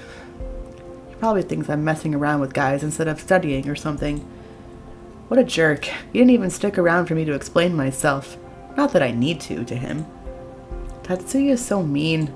He didn't even want me to walk with him even though we were going in the same direction. But this is the first time he's totally snubbed me like this. Maybe he's getting even meaner. Or maybe he was just totally really annoyed by what you said. Oh, but that must be hard on you, if so. How are you guys getting along? As well as you'd think, with a guy like that. One minute I think I understand him, and that we're getting along, and then the next we're arguing with each other. I just don't get him. Yeah, me neither, really. But Tatsuya's always been like that. It's not you at all. I didn't think it was. Shinji's always talking about how he's got something up his butt. Shu pats me on the back as if to console me and then adds, I don't really think Tatsuya gets along with mostly anyone, except Taku. And to be honest, I don't understand that one at all. I think he's pretty lonely, so he could use someone like you. Takumi's words combine with Shu's in my mind, and I feel a pang of guilt. A small one, but it's there. Maybe I should be trying to get along with him better. Ugh, I don't know. Feeling out of sorts and even more frustrated, Shu and I part ways, and I head into the control and focus classroom. Despite all the problems swirling around in my mind, I find that listening to Professor Arden's lecture is actually quite easy. As I've said many a time, breathing is absolutely essential to control. It doesn't matter if you can summon the power, if you can't control it. I glance over at Emmy. She's sitting further away from me since she got here earlier. She seems completely focused on the lesson, but I can tell she's not hearing anything new either. It's all thanks to the Tatsuya taking the time out to teach us that one weekend. I can't help but feel grateful to Tatsuya despite his attitude, since I hate feeling clueless in class. As Professor Arden lectures, I realize that I've started to feel like magic is something I might actually be able to understand. Before I know it, I'm daydreaming, imagining all the exciting kinds of things I might be able to do with my powers if I gain control. For some reason, I find myself remembering that time in the rain. He had so easily turned pouring rain to gently falling snow, with just a hand and his own unseen power. He did it so effortlessly, as easy as breathing. He created a chemical change that became a beautiful memory for me. I think I'll ask him exactly how he did that the next time I see him. He has so much knowledge, but I haven't been utilizing him nearly enough. Professor Arden announces that class is over, but I only half hear him. Maybe he'll give me some more study sessions. He could even help my random power bursts that have happened ever since that day with... No, I can't tell him that, but I can at least try asking for more study sessions again. That should help the losses of control all on its own, right? With this new plan in mind, I finally stand up, gathering my things and head for the door. On the way out, Emmy catches up to me. Hey, are you feeling any better, Kate? You look really tired. Hey. Thanks. No need to worry, I'm fine. I'll go home after this anyway. After this? After what? Oh, I need to ask someone a favor. So I'm headed to Professor Kazama's class. Someone, eh? I bet I know who it is. Hey. You shut up, bitch! Alright then, I'll see you later. Get some rest, Kay? I wave goodbye to Emmy and come to a stop in front of Hikaru's door. A wave of tiredness hits me, but I fight through it. I'll go home right after this. I can make it that long at least.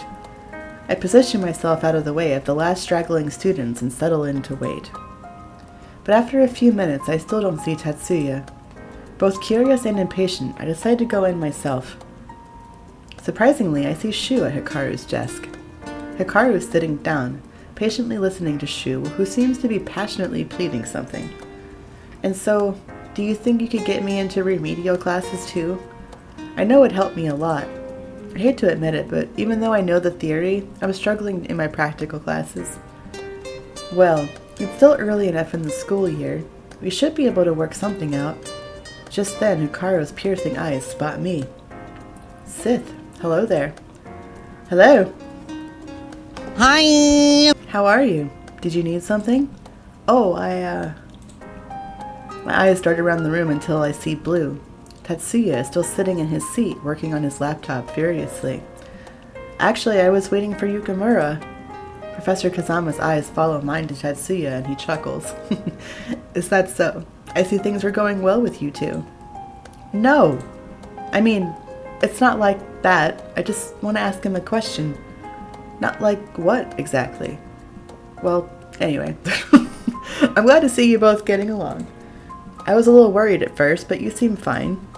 Yeah, it's totally not like that, Professor K. Actually, I saw Kate last weekend on a date with some other guy. Ugh, but it wasn't like that then, either. Frustrated and embarrassed, I turn around and prepare to head out. I'll just catch up with you later, Yukimura. I say my last piece without even turning around, then walk out of the door. I get to the elevator and quickly press the button for the first floor. Ugh, I'm so tired that I'm starting to get a headache. Shu can be such a pain sometimes. The doors begin to close, but suddenly a hand appears on one. It easily pushes the doors back, and Tatsuya steps in. As shocked as I am to see him, I feel happy too. The doors close behind him, and he comes to stand behind me. Yukimura, you didn't have to come after me. Even as I speak those words, I actually feel grateful. It always seems like I'm the one chasing after him, so this is nice. I would have caught up with you later. Sorry if I disturbed your work. I feel like I'm starting to ramble, but Tatsuya quietly shakes his head. No, don't worry about it. If you need something, it's my responsibility as your partner to get it done. Well, thanks. I feel a twinge of disappointment from his curt tone, and I shove it away. So, what's your question? Oh, that. Right. I wanted to know if you're free for some more study sessions. As soon as possible, preferably. Technically, I'm free this evening. Really? But I'm going to my mother's house tonight, so we'd have to study there. Oh, okay, sure, I guess. If that's okay with you. That definitely feels a little awkward, but since I know his mom, I guess it'll be okay. Yeah, it's a little far, but I've got the car today, so we can probably make it back before it gets too late. Yeah, sounds good. So he drives. That's pretty unexpected, and kind of cool. Is there anything this guy can't do? The elevator dings and we step out. We don't really say much along the way to his car, but despite my headache, I'm in a better mood than I've been in since Friday. The car ride is just as quiet as our walk to it. Smooth, jazzy music plays at a low level from the stereo. Beside me, Tatsuya seems as serious about driving as he is about everything else. After about 10 minutes of silence, I start babbling. So, about how far is it? Oops, shit. Well, we actually haven't saved in a minute. I didn't mean to do that. I keep hitting the right click instead. So, about how far is it? It's pretty deep within the Chuba district. It'll probably be another 20 minutes or so. I see. So, do you have any siblings? 2. A younger sister and brother. Oh, nice. Are you close with them? I guess so. Tatsuya's short answers discourage me, and I soon fall silent. I really don't get this guy. Sometimes he's really sincere, and sometimes he feels so cold. What did I ever do to him? Maybe I'm just being oversensitive since I don't feel good. Instead of attempting any further conversation, I decide to stare out the window at the evening glow. After some time, the car starts decelerating. I had been leaning against the window, but now I sit up straight and look ahead. I immediately see the reason for the slowdown. The road simply ends at some trees, that then seems to drop off steeply. I look at Tatsuya, who's still moving the car forward, but his face is as unemotional as ever. "Aren't you going to stop?" "It's fine, just sit back." "What do you mean it's fine?" After a few moments of glaring at him, I realize he's not going to say anything more. I grunt and throw myself back into the seat, crossing my arms. "You better not kill us, Yukimura." At almost the exact same time as I speak, a shimmer shudders through the air in front of us, revealing the rest of the road. Ahead in the distance, I can see a huge gate that cars can travel through. Alongside it, there's a sidewalk that a few people are riding bikes on. Just when I start thinking things aren't so different. He could have told me, though, instead of scaring me like that. Jerk. We head through the gate without any issues. Apparently, the attendant recognized Tatsuya and waved us through. Other than those few words, we lapse back into silence. We've been driving for over a half hour now, and I'm starting to realize why Tatsuya doesn't live with his parents. It's so far from campus. I wonder if he makes this drive often. Despite the quiet atmosphere in the car, my headache and general feeling of unwellness has been getting worse. With so much time to think, my thoughts have been drifting to my dreams, to my mother. It's not lost on me that there's a connection between my stress and my current state, but this isn't the place to work through my issues. The car splashes through after rain puddles, water splattering against the window. I watch the droplets roll down the glass. Feeling restless, I decide to start talking again, this time about what I really wanted to ask him. "So, Yukimura." Tatsuya briefly glances at me before turning back to the road. Determined, I continue on. "So you know that study session you gave me a few weeks ago? Well, it turns out that it was seriously helpful. Like, really. I think I almost learned more in that one day than I have in my classes so far. Do you think maybe we could do sessions like this one more often from now on?" I'm sorry if I'm being selfish. I didn't want to ask because I didn't want to put even more pressure on you. I know you're busy. I look at Tatsuya's face, hoping that pouring out my heart worked for once. But I'm surprised to see his expression as anything but softened up. As we come to a stop at a red light, he whips his head around to face me. "Do you really have time for more sessions?" "What? Or for that matter, do you even have time to be worrying about me when you're busy going off on dates with random guys?" "What? How did you... Do you think I honestly wouldn't know? Did you think that I'm that stupid or just that uninformed? Why would you even care what I'm doing or who I'm seeing all of a sudden? Only because you're trying to hurt my family?" Smiling at me one moment and seeing that bastard Katsunosuke behind my back next.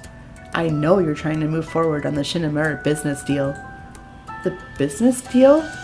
My mind is spinning at Tatsuya's words. New pieces of information have been thrown at me, but I can't even grasp them to begin to put them together. My headache is pounding freely now with all the yelling. I grab the side of my head with one hand and try to breathe through the pain.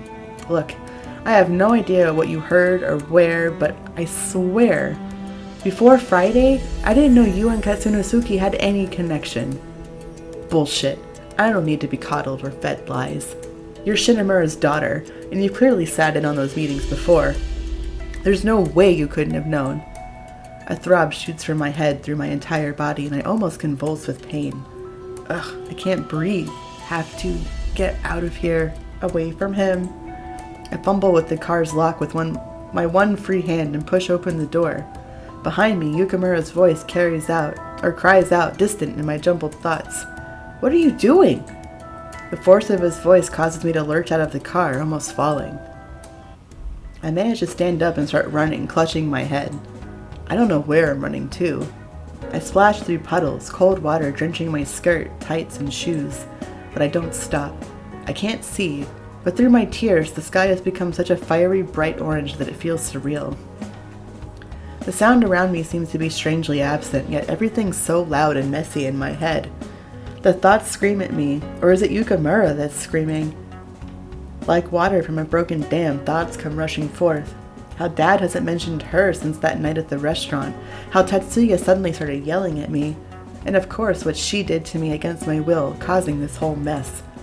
The tears blur everything into a bright orange sky that gives me a surreal feeling. My body feels strange, lighter than normal, yet heavy, numb and still covered in a prickling sensation. Fear from these feelings and release that brings me comfort. Nothing makes sense right now. Am I dreaming? I must be dreaming. This is the last thought I have before hearing the sound of a car horn blare at me, the sound coming toward me. I blink and the tears fall. For just a moment I can clearly see a car I hadn't noticed, headlights looming large in my vision. For just a moment I can feel something touch my arm.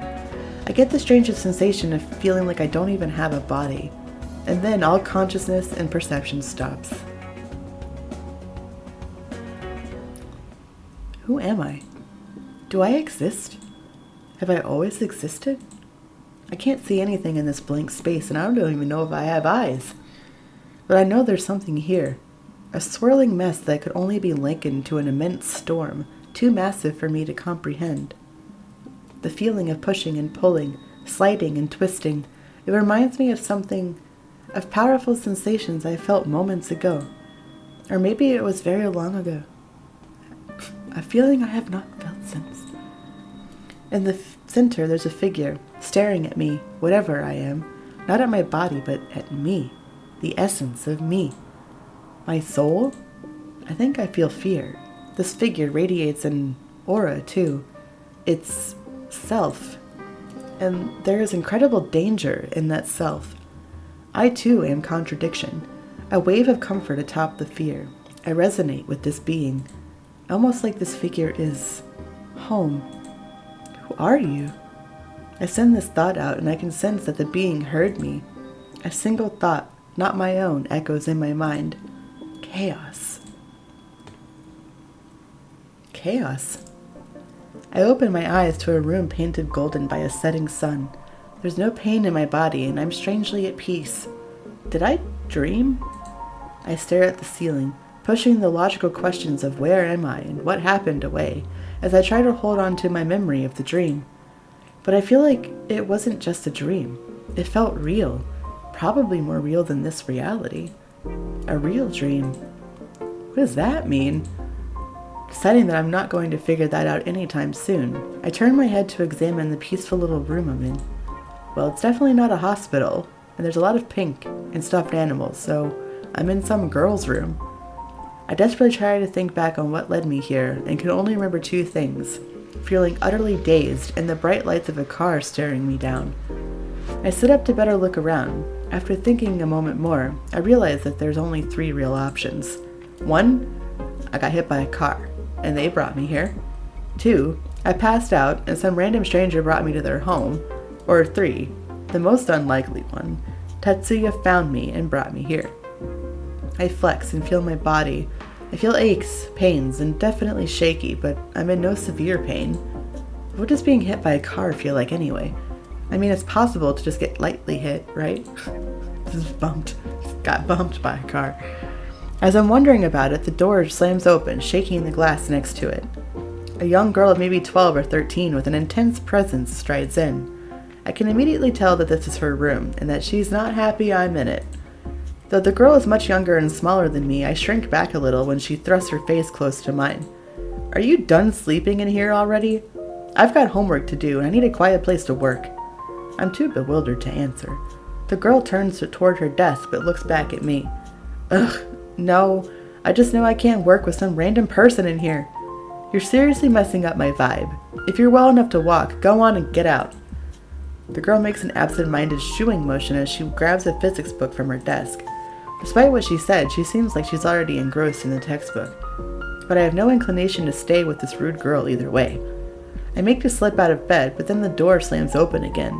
The glass shakes so hard this time that I think it'll break. Both me and Miss Little Obnoxious turn at the newcomer, and it becomes all too clear whose house I was taken to. Sakuko, I told you not to come in here right now.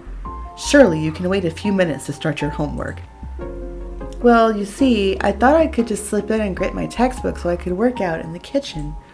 And now you're lying too? I heard your voice while I was out in the hallway. That's why I came in the first place. Not only did you disobey me, but you were being rude to our guest. I'd like you to apologize and take your textbook to work in the kitchen.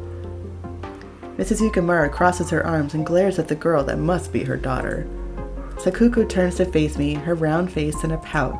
Fine. She makes a short, stiff bow, lacking all the natural grace of her mother. Sorry. After her terse apology, Sakuko practically flees the room.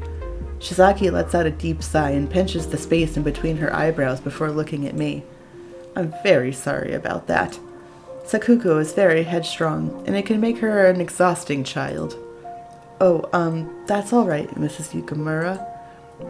But can you tell me... Oh, what are you doing half out of bed? Lie down. Please, lie down. Shizaki gently but firmly pushes me back, and I reluctantly lie on the bed. She presses a very cold hand to my head, pulls back in surprise, and then hesitantly touches my forehead again. So I was saying... Of course, you want to know what happened after you passed out. Is that right? I nod, and Shizaki removes her hand. It's been so long since Haruki had a fever. I forget what a normal human temperature feels like. But even still, I think you're a bit too warm, so you should rest. Returning to the topic at hand, Tatsuya is the one who brought you here. Shizaki clasped her hands together suddenly, her smile dazzling. Oh, it was so wonderful, like something straight out of a movie. My handsome son with such a fierce, serious face, and his beautiful lover, pale and shivering, cradled in his strong arms. Bam! Calm down. Shizaki lets out a delighted laugh. I think she reads way too many cheesy romance novels. I'll never forget it. I must be the luckiest mother in the world. Oh, but I was worried about you too, Kate. I told Tatsuya to take you to the closest room, and we got you warmed up as fast as we could. It is kind of funny, though. If you got an ice dragon warmed up, she'd actually feel worse. But not to worry, I've been married to a human for almost 20 years now. I've gotten used to the way you guys work. I'm surprised by how giggly Shizaki is, compared to the composed ice queen she is at the cafe. Did all that other stuff really happen? It's so embarrassing. It did indeed. Tatsuya ever so carefully laid you down on the bed. He's a very precise man, but it's the first time I've seen him be so gentle in a long time. The door opens slowly then, and in walks Tatsuya. Your ears burning? Or were you listening? Here's the man of the hour. Your princess is up, Tatsu. Tatsuya takes in a deep shuddering breath that can only be indicative of a son who's been through this many times. Mother, please, don't right now. And I hope you haven't been telling her anything weird or bothering her. What kind of things could I tell her? Well, it seems like you two have a lot to talk about, so I'll just get out of your way then. Make sure she rests, Tatsuya. Feel better, Kate. Good luck. Ugh, Mother. Shizaki swiftly leaves the room almost as dramatically as she came. Somehow, after dealing with Sakuko and Shizaki, I feel exhausted again. Having Tatsuya's soothing presence here is something I'm thankful for, except... Yeah, we ended on an awkward note. Now that I see Tatsuya's face again, memories come rushing back out of order, running through the wet street, the long car ride, Tatsuya yelling at me. I don't even know how to feel, much less how to say. Tatsuya sits down at his sister's desk and turns toward me. He leans on a single elbow, crossing one leg. He seems to be thinking about what to say.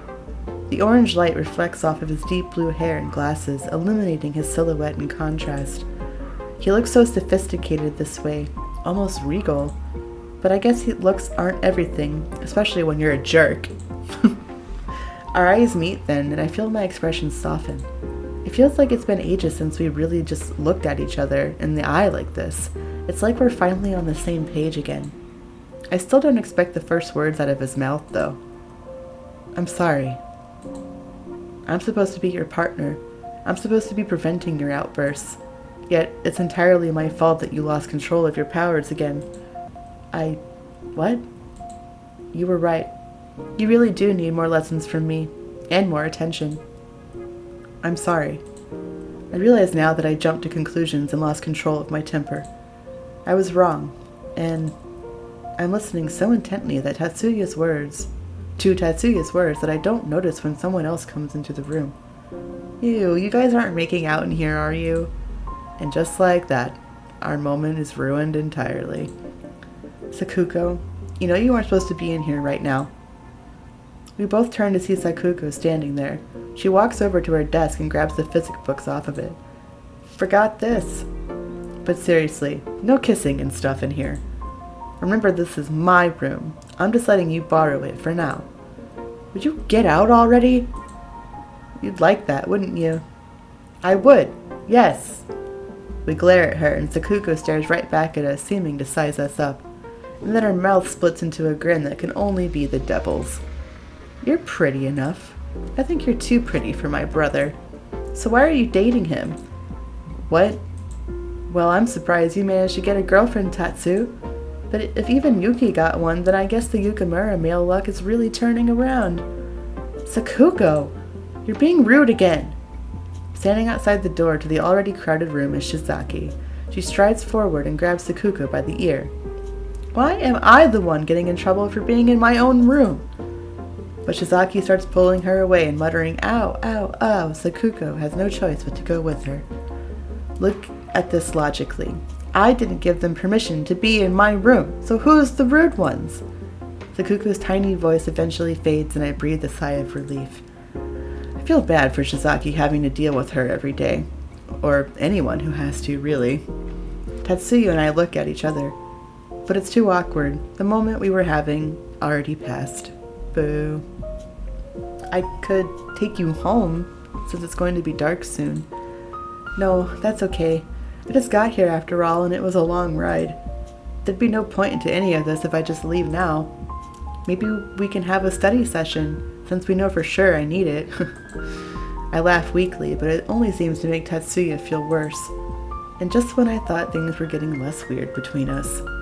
Alright then, if you're feeling up to it, then let's go. I start to get out of bed, but Tatsuya walks up to me and extends a hand. Grateful, I take it and stand up. Well, I try to. I'm a bit unsteady, so Tatsuya grabs onto my shoulder. I'm fine, thanks. I say this in a tiny voice, unable to look at him directly when he's so close and he finally backs away. If you need to hold on, you can, since it's my fault in the first place. I shake my head and manage to walk past Tatsuya just fine despite how shaky I feel. He seems to accept it with a little nod, and I open the door to the hallway. Chapter 8. Snowfall. We walk out into the hallway, only to immediately run into Shizaki again. Well, she is everywhere. What are you two up to? I'm going to take Sith to study. You are not. I'm disappointed in you, Tatsuya. Kate is our guest. You should consider her needs first. Not only is she still running a fever, but I'm sure she'll want to take a bath. She was soaking wet when you brought her in after all. Oh, right. I'll let you take care of that. Tatsuya walks off without another word. Shizaki clicks her tongue after watching her son leave, then turns back to me with a bright smile. Come on, I'll show you to the bathroom. Actually, it was my idea to study, but okay. Shizaki shows me into the bathroom and pulls out some fresh, fluffy-looking towels. On top of towels were clothes, a white tank top and matching cropped pants to be exact. I was actually just coming to get you to tell you that you can take a nice hot bath in here. You're not supposed to take a hot bath when you have a fever. I'd have run it myself, but I'm not sure what temperature you'd like it at.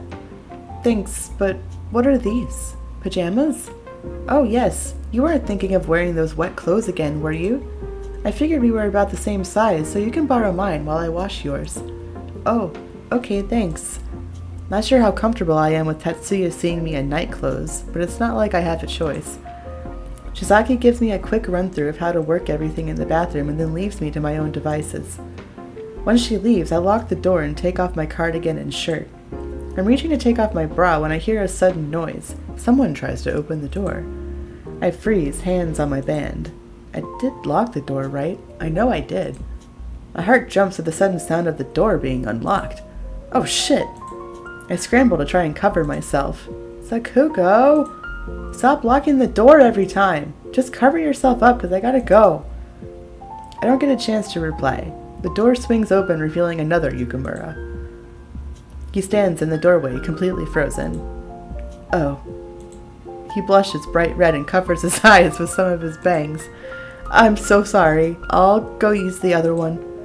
His words come out as a mumble, but I still hear it over the sound of my own wildly hammering heart. Looking at anywhere but me, he quickly retreats, slamming the bathroom door behind him. I immediately rush to the door and lock it.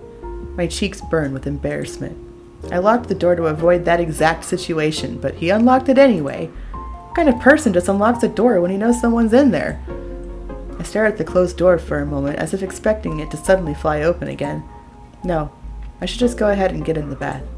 I finish undressing quickly and hop in the shower to rinse off, although not without many nervous glances toward the bathroom door. Yeah, there's another one. Why is he going in that one? By the time I get into the bathtub, I feel much less paranoid about someone barging into the bathroom again. The hot water soothes my tense muscles and I start to relax.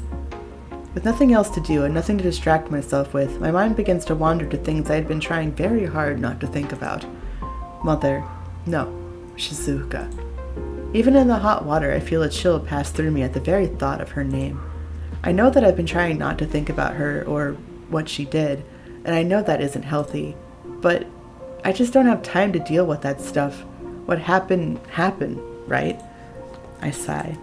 It's not even just that, is it? I'm afraid that everything would start to feel like too much if I thought about it. A heavy feeling settles on my chest. I wonder, would it help if I could talk about it with someone? Could I ever even tell anyone about all of this? An image of a certain grumpy face flashes in my mind. Could I possibly tell someone like Tatsuya? He seems so calm and logical about everything sometimes, and he knows about my situation a little, so would he be able to understand? As soon as I think this, I feel strange, almost like it's a relief just to allow these thoughts.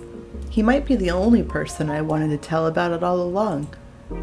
But I'm scared. What if he doesn't care? What if he doesn't want to hear? I sigh again. Thinking about all this only made me realize how unsure I am about everything. Well, I won't get any answers for anything while I'm in here. I pull myself out of the water and dry myself off before getting dressed.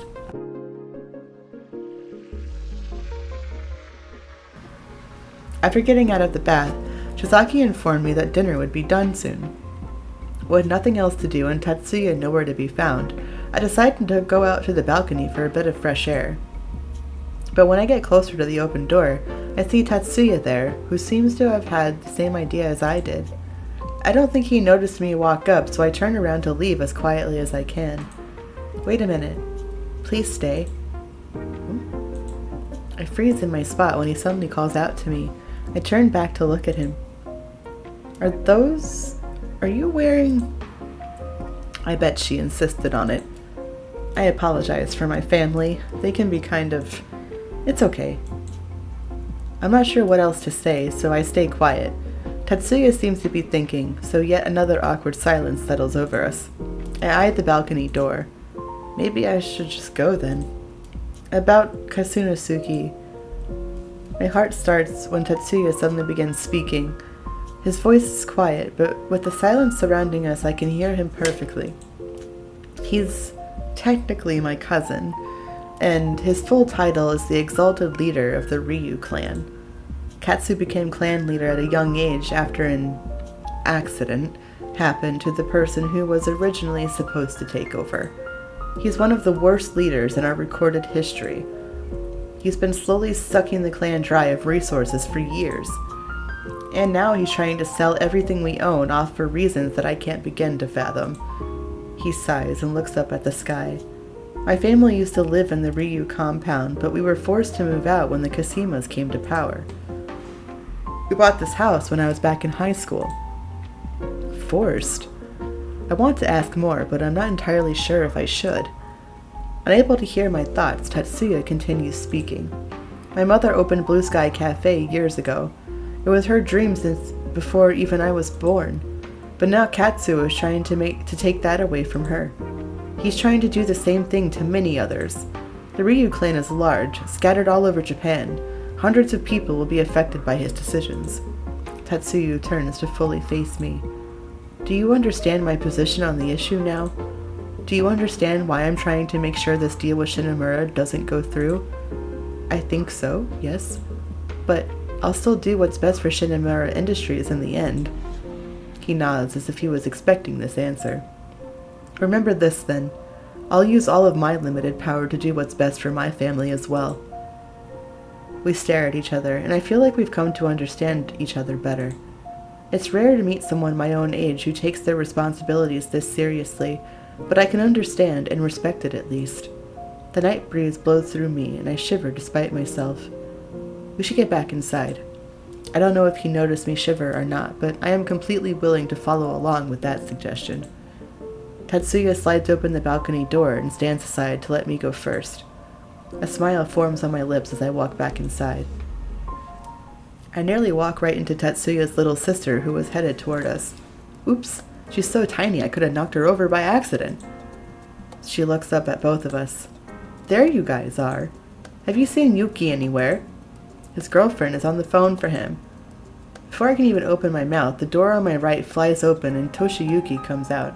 Hi, Seals. Yeah, the VOD should be up. The first episode is going to be up on the YouTube on Wednesday if you want to watch them episodically. But yeah, the VOD should be up from Wednesday. Your sim did survive. Only Fairy Tale died. The first death ever in the real world. So far, y'all are a wild bunch. I hope you had fun with the movie. I'm gonna maybe try to see it this weekend. 2025 is a dark time. Yeah, you guys are a wild bunch. It's gonna be that pilot's gonna be hard to beat. You did have fun? Is it good? I bet it's good. I love everything that director does. Alright. You enjoyed it? Yeah, I'm gonna try to see it this weekend maybe. Before I can even open my mouth, the door on my right flies open and Toshiyuki comes out. He takes the phone from Sakuko's hand and briefly looks at me. Awkward. Hey, charge your cell phone next time. Without saying a single word to any of us, he retreats back into his room. As soon as the door closes, I can hear him talking on the phone. Sakuko stares at the closed door for a bit before snorting. He's in so deep. Ayo? That's what she said. It's become more chaotic, yeah. There's a lot. Every time I do gameplay, I feel like they've added so many new things. She then turns to me with a smile. Dinner is ready, so Mom told you guys to come eat. She turns on her heel and starts to walk away. Then, as if remembering something, she stops and looks back at me. Oh, I guess if you're going to be around from now on, I should formally introduce myself. Sakuko Yukamura. Sakuko Yukamura. I'm the youngest, but definitely the best out of all three Yukamura siblings. Sakuko. With that, she finally walks off toward the kitchen, leaving me standing there in the middle of the hallway. I stare after her, then blink. Your little sister. She's quite something. Yeah, I know. Just imagine having to live with her. I try to imagine Big Brother Tatsuya dealing with a little sister like Sakuko, and I can't help but smile. Not wanting to be late, we follow after Sakuko to the kitchen. I enter the dining room to find Sakuko already sitting at the table, Toshiyuki nowhere to be found. Shisaki sets down the last dish and looks up at me with a smile. There you are, Kate. Come sit. My husband is still at work, so it'll just be us for now. I nod and quietly sit down next to Tatsuya.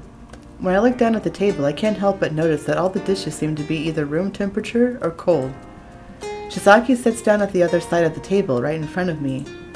Since you're here, I made some things that are normally served cold. We normally eat even hot foods cold. My Haruki has gotten used to it, but I figured this would be a better compromise for you. Oh, thank you. As everyone begins to eat, I join in. I space out for a little while, lost in my thoughts, but Shisaki starts what feels like an interrogation. So tell me, Kate, how old are you? I'm 20. I see. So a little younger than Tatsuya. And what about your family? Do you have any siblings? I have a younger stepsister. Do you two get along? Yes, really well in fact. We've always been close. So, what are you studying? Well, I'd like to go into business. Crap. Nearly mentioned I'm the Shinamura CEO's daughter. Shizaki gives me a curious look, and behind her eyes I notice a strange twinkle. And by that I take it you mean that one day you hope to become the next CEO of Shinamura Industries? Yeah, of course she knows. How does she... I fidget in my seat, unsure of what to say. I wonder if Tatsuya told her, or if it'd be rude to ask how she knew. The discomfort I feel threatens to drag me down into its depths. When I think about her possibly knowing that Shinamura is trying to buy out her business, instead of saying anything I'm thinking, I smooth my expression and answer her question.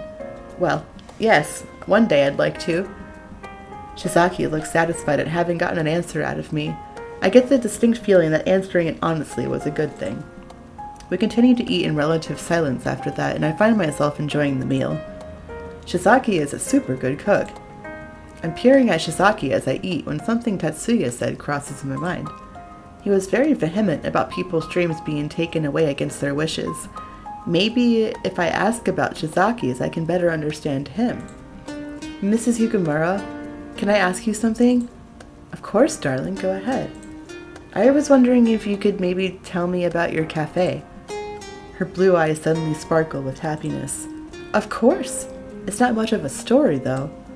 I'd always wanted to have my own career, and cooking and baking was something I'd like to do as a hobby. But my father would never let me work or do anything for myself until the clan started losing money. It's ironic, but it's thanks to that I was able to convince him to let me work and borrow the money to start Blue Sky. I named it Blue Sky because it represents the freedom I felt when I was finally able to open it, as well as the kind of atmosphere I wanted. Days when the skies were bright blue are the kind of days I always want to see. I wish the clan hadn't started doing poorly, but at least something good came out of Katsunosuke's ambitions. Sakuko scoffs and rolls her eyes. Katsu is an idiot who doesn't give a damn about the clan. He only cares about his women and money. Sakuko, you're too young to use language like that.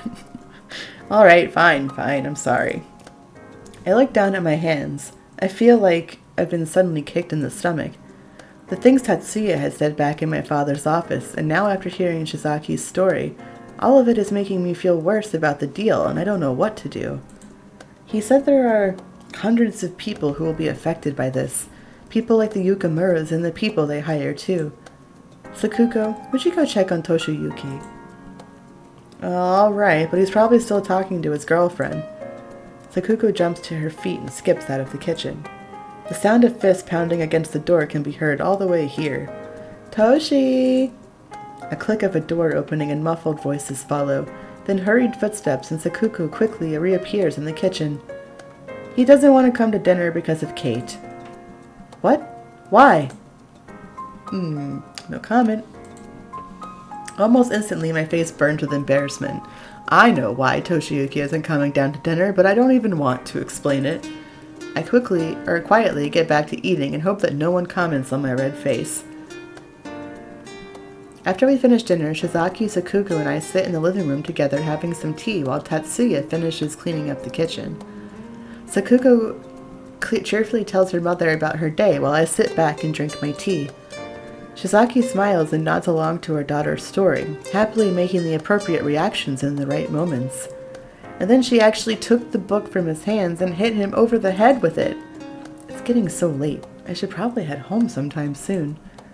I put down my teacup and the gentle clink of porcelain brings Shizaki's attention to me. As if reading my mind, she smiles. It's getting quite late, isn't it? Oh, yes, I think I should head home now. Nonsense. You'll stay the night with us. Our house is deep in the Chuba district, so we're quite far away from everything else. I'm not sure if I should. I wouldn't want to trouble you. It's no trouble, dear. And how could we possibly let you go after you passed out today? You haven't said anything, but I'm sure you're still tired and feverish from earlier. I stare silently at Shizaki, trying to come up with some reason that I couldn't, or shouldn't, stay. But I can't think of any way to refuse her without sounding absurd. I hold back a sigh, smile, and give her a little bow. Thank you. Then I'll take you up on your generous offer. As Shizaki's smile takes on a more Cheshire-like quality, I realize that this is likely not something I could have gotten away with refusing. Excellent. She claps her hands, looking positively delighted. Where would you like to sleep? What?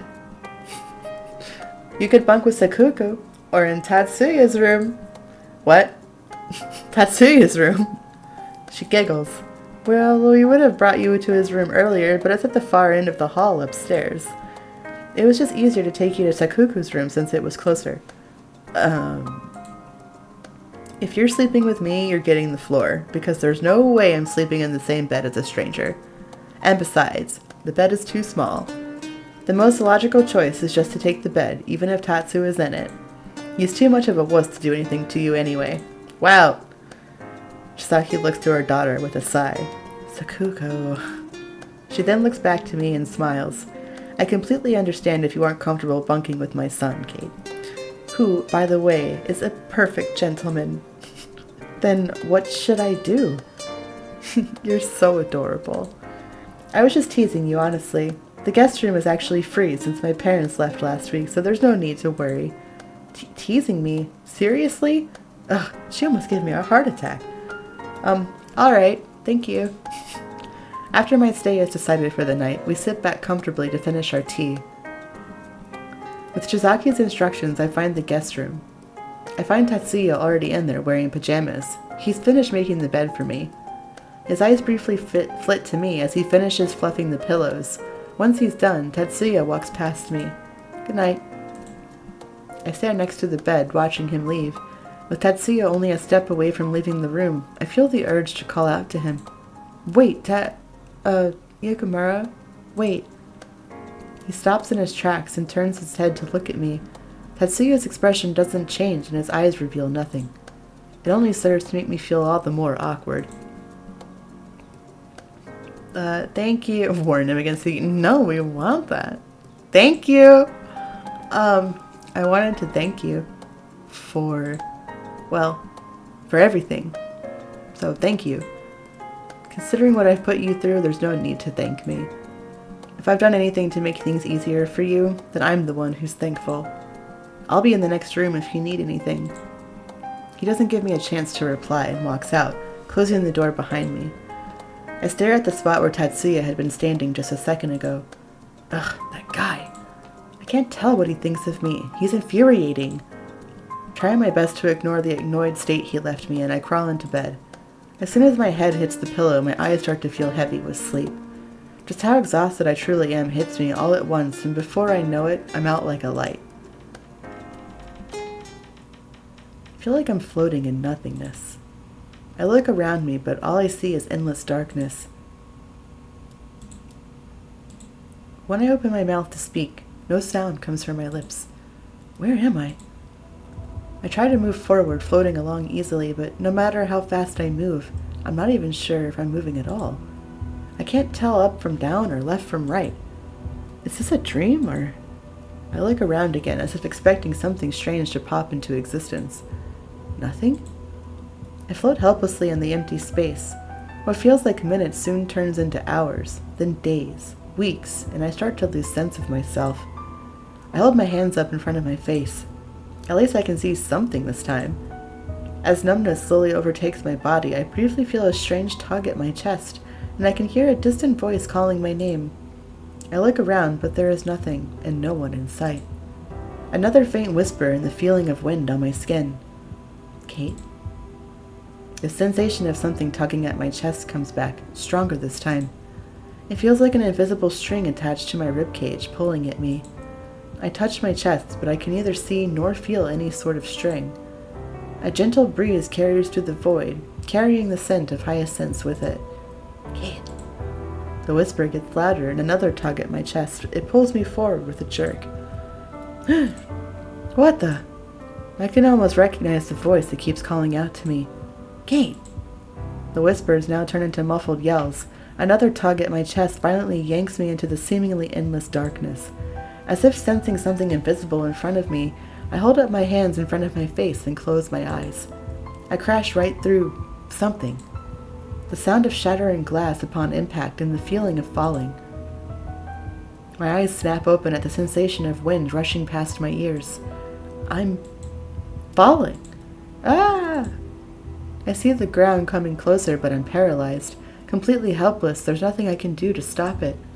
No, no, no, no, no. I can see the field of countless purple hyacinths dancing in the wind. That's all I can see as I fall. My screams are frozen in my throat. I force my eyes shut and brace myself for impact. 1, 2, 3. Nothing. It clicks in my mind that I no longer feel like I'm falling and my eyes snap open.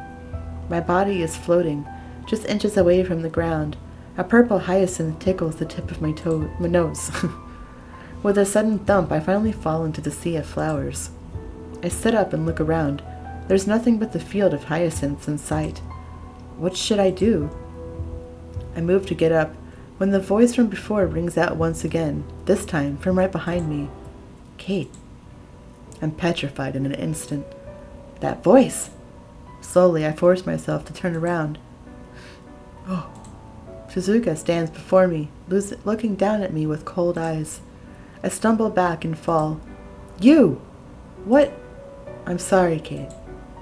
Shizuka doesn't give me time to even comprehend her words. In a split second, her face is just inches away from mine. I can't move. Her eyes start to glow, and a tingling numbness spreads out from my chest to every part of my body. It's as if a billion of tiny needles start to poke and prod me. No, wait, please, no. In emotion I can't quite place flickers in her eyes for the briefest of moments. As if completely deaf to my pleas, Shizuka reaches out to me. She touches my forehead, right between the eyes, with her index finger. At first nothing happens, and I dare hope that nothing will, but that hope is dashed soon enough. I yelp at the feeling of the intense cold against my skin. Shizuka moves away from me, but it doesn't go away. The cold spreads out rapidly from where she touched me. So cold it burns. It's hard to breathe. My lungs are closing up. I look up at Shizuka. She watches me in silence as my body starts to freeze. Please, stop. My voice cuts out. I can't breathe. Everything starts to fade around me. All I see before the darkness takes me is her glowing eyes. I startle awake with a gasp for breath. It feels as if I had actually been suffocating. I can feel the hot tears running down my face, but there's nothing I can do to stop them.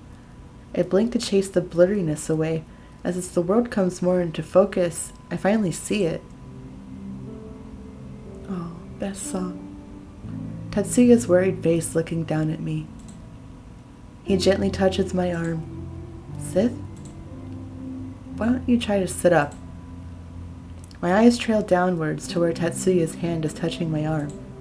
He seems to realize where my gaze is and immediately removes his hand away from me. Don't scream, please. I just thought I should wake you up. You were screaming and crying a lot. I could hear it through the wall. I run my hand over my face, wiping the tears away. My heart is beating fast and hard. It drums wildly against my ribcage. Everything seems so real in my dream. Was it even a dream? I can still feel the chill on my skin, and the smell of hyacinth still hang in the air. Tatsuya stands up, looking no less worried than before. I'll go back to bed then. He turns away, but before he can make a single step, I grab his arm. I shouldn't. Too afraid to look up at him, I look away. Wait, please. Please just stay here a minute longer. Tatsuya doesn't say anything, but he doesn't move either, so I continue.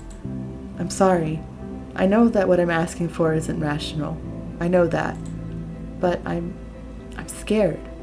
I feel so scared and helpless, and I don't... It would help me if you could just stay here. He doesn't say anything for a while. Eventually he frowns and sighs. When he begins to talk, I look up at him. Can I sit on the bed, then? I let go of his arm and nod. Tatsuya sits down on the very edge of the bed, maintaining as much distance between us as possible in this situation. I find myself scooting closer to him, like a child desperate for comfort from a parent. After a few moments of silence, Tatsuya, slowly, hesitantly, reaches out and takes my trembling hands. His hands feel so warm. He's not usually this warm, is he? With a sigh, I relax a little and lean against his shoulder. I can feel his body stiffen, but he doesn't move. With his soothing presence next to me, it's like the floodgates open. Tears begin to roll down my cheeks, one after the other, and soon enough I'm sobbing on him. Tatsuya doesn't comment. Instead, he puts his arm around me, and I lie my head on his chest. I don't know how much time passes, but before long I manage to stop crying. I try to dry my tears away with the back of my hand. Can I tell you something I haven't told anyone else? I look up at Tatsuya. He fidgets under my gaze. I don't have to be a mind reader to tell what's going through his head. Nervousness and confusion as to why I would share something with him of all people. I don't have to wait long for him to decide. He nods and whispers, "I'll listen." I breathe in deeply. I'm going to do this. It's okay. I need this. I should have told someone weeks ago. Before I came to Hagiwara, I had no idea any of this existed. As far as I was concerned, magic and dragons and anything of the sort was all fictional. But then during one weekend, my mother asked to meet her, and it was then that she revealed it to me. She told me that I'm not human, that she's some ancient sorceress and that she used alchemy to create me. Tatsuya frowns at the word create, but doesn't comment. She said that I'm not human, that I'm something called a homunculus. I shudder. She forced me into some ritual I still can't comprehend. It gave me her powers and what she called the curse of immortality. And that's why I don't have a handle on my powers and why I know so little about this world. I let myself fall silent for a little. Having said this much already, would it hurt to tell him everything? Is that not everything? That's my past, but there's something else too. Something else that I've been thinking about lately. My father chose me to be his successor to Shinamura Industries. That's why I'm studying business. He's always been so good to me. I want to make him proud. But honestly, right now I'm not sure if I'm cut out for the role of CEO at all. Because time after time, I keep messing everything up. And if I'm not, then everything will fall to my little sister, who has dreams of her own. In a small voice, almost too low to hear, I add, and I'll have failed her. Tatsuya says nothing. I wonder if he might be too shocked about everything I've spilled to say anything at all. But that's when his quiet voice cuts through the complete silence in the room. I've often wondered if I can do what it takes to lead the Yukimura family. I'm the eldest, so I've always taken on all the responsibilities so my siblings don't have to worry about anything. His voice somehow feels soothing. My dreams, my hobbies, I've long since given them up. I feel like I had to become an adult while I was still a child. Even with all I'm doing, my clan still suffers. My family still suffers. So I don't know if I'm the right person. Don't know that I can tell if you're qualified. I'm not good enough yet. I make a lot of mistakes. I'm trying very hard to hear what Tatsuya has to say, but my eyes feel so heavy that I find myself fading in and out of consciousness. We're sleeping in the middle of his, confession. It's kind of fucked up. Though always end up hurting since you so tired. My whole body feels heavy, and I lean into him, feeling comfortable. Maybe if I just close my eyes for a little, just for a minute. Chapter 9. Blades of Ice. The sound of a doorbell rings through the house. For a moment, I'm entirely confused as to where I am. Then I sit up, my hair flying forward. Oh, what time is it? I have classes today. I blink a few times at the unfamiliar room as I begin to remember where I am. Oh, that's right. Tatsuya brought me here yesterday. And I fell asleep on him. I want to pull the covers up over my head at the memory, but then I look around to make sure I'm alone. I wonder how I got back into bed anyway. Oh man, what if he tucked me in? So embarrassing. I cover my face with my sheet and twist in shame at the thought. Voices float to me through the door, and I realize I should get up and start the day. No use worrying about it now. I'll have to face him sometime. although I could probably climb out the window. Shaking my head at my ridiculous thoughts, I get out of bed and go to the door. I carefully creep into the hallway, hoping to avoid whoever it is that's talking out there. As I get closer to the voice, I realize that it's actually two people, Tatsuya's and a female's that I'm unsure of. I don't think that's Tsukuko or Shizaki, though. Realizing it's coming from the balcony, I slide along the wall, hoping for a peek. Tatsuya comes into view, his back turned, and a girl that looks somewhat familiar is with him. I squint, trying to remember who she might be when she turns her head to the side. Haruna! She must have just come from a late night at work because she looks tired, but she smiles so sweetly at Tatsuya that it makes me sick. Now that I'm this close, I can clearly hear their conversation. So that girl from before, she really wasn't your girlfriend then? I have to cover my mouth as I gasp from this direct question. No. Tatsuya's voice sounds especially strained and stiff when he says this, and the hope I didn't know I held sinks into my stomach. What am I even thinking? Of course he said no. I know he's not my boyfriend. Ah, I see. I suppose it's none of my business, though. No, it isn't. Get out of here. I just thought, if she was, it might not be appropriate for me to be here. But ever since I saw you again, I can't stop thinking about you. Well, maybe that isn't right either. It's more that... Hello? I spin back around at the sound of a man's voice behind me. In front of me stands a thin man in a slightly wrinkled suit and glasses. Awkward. I blink for a moment, thinking somehow that Tatsuya has aged up and gotten in front of me. But then my brain kicks in and I realize he must be Tatsuya's father. Uh-oh. Busted. I bet he totally knows I was eavesdropping. Oh no. I quickly get it together and bow deeply. Good morning. He must be Tatsuya's father. I wasn't doing anything. Hi. Hello. Thank you for letting me stay here. Haruki scratches the side of his head and smiles gently. Yes, I'm Tatsuya's father. I'm Haruki Yukimura. But as for letting you stay here, it's probably more accurate to say that it was my wife's decision. Not that I mind. Please, there's no need to bow. I stand up straight and examine Mr. Yukimura. I'm surprised that he shares his wife's family name, but I figure it must have something to do with dragon culture. He's not what I expected. Although he looks like Tatsuya, he has a much more relaxed air about him. Haruki also seems a bit nervous and even slightly embarrassed as he continues. I got home late last night, but Shizaki said you were a friend of Tatsuya's. Haruki looks past me out onto the balcony. Do you know Haruna too? I glance back and shake my head, ashamed of my actions. No, sir, I just, Tatsuya is my assigned partner from class. I, passed out. Yes, don't worry, Shizaki told me everything this morning. Haruki doesn't say anything else, but looks from me to Tatsuya and Haruna on the balcony. I begin to feel awkward as hell standing here. He has to be wondering about the connection between the three of us.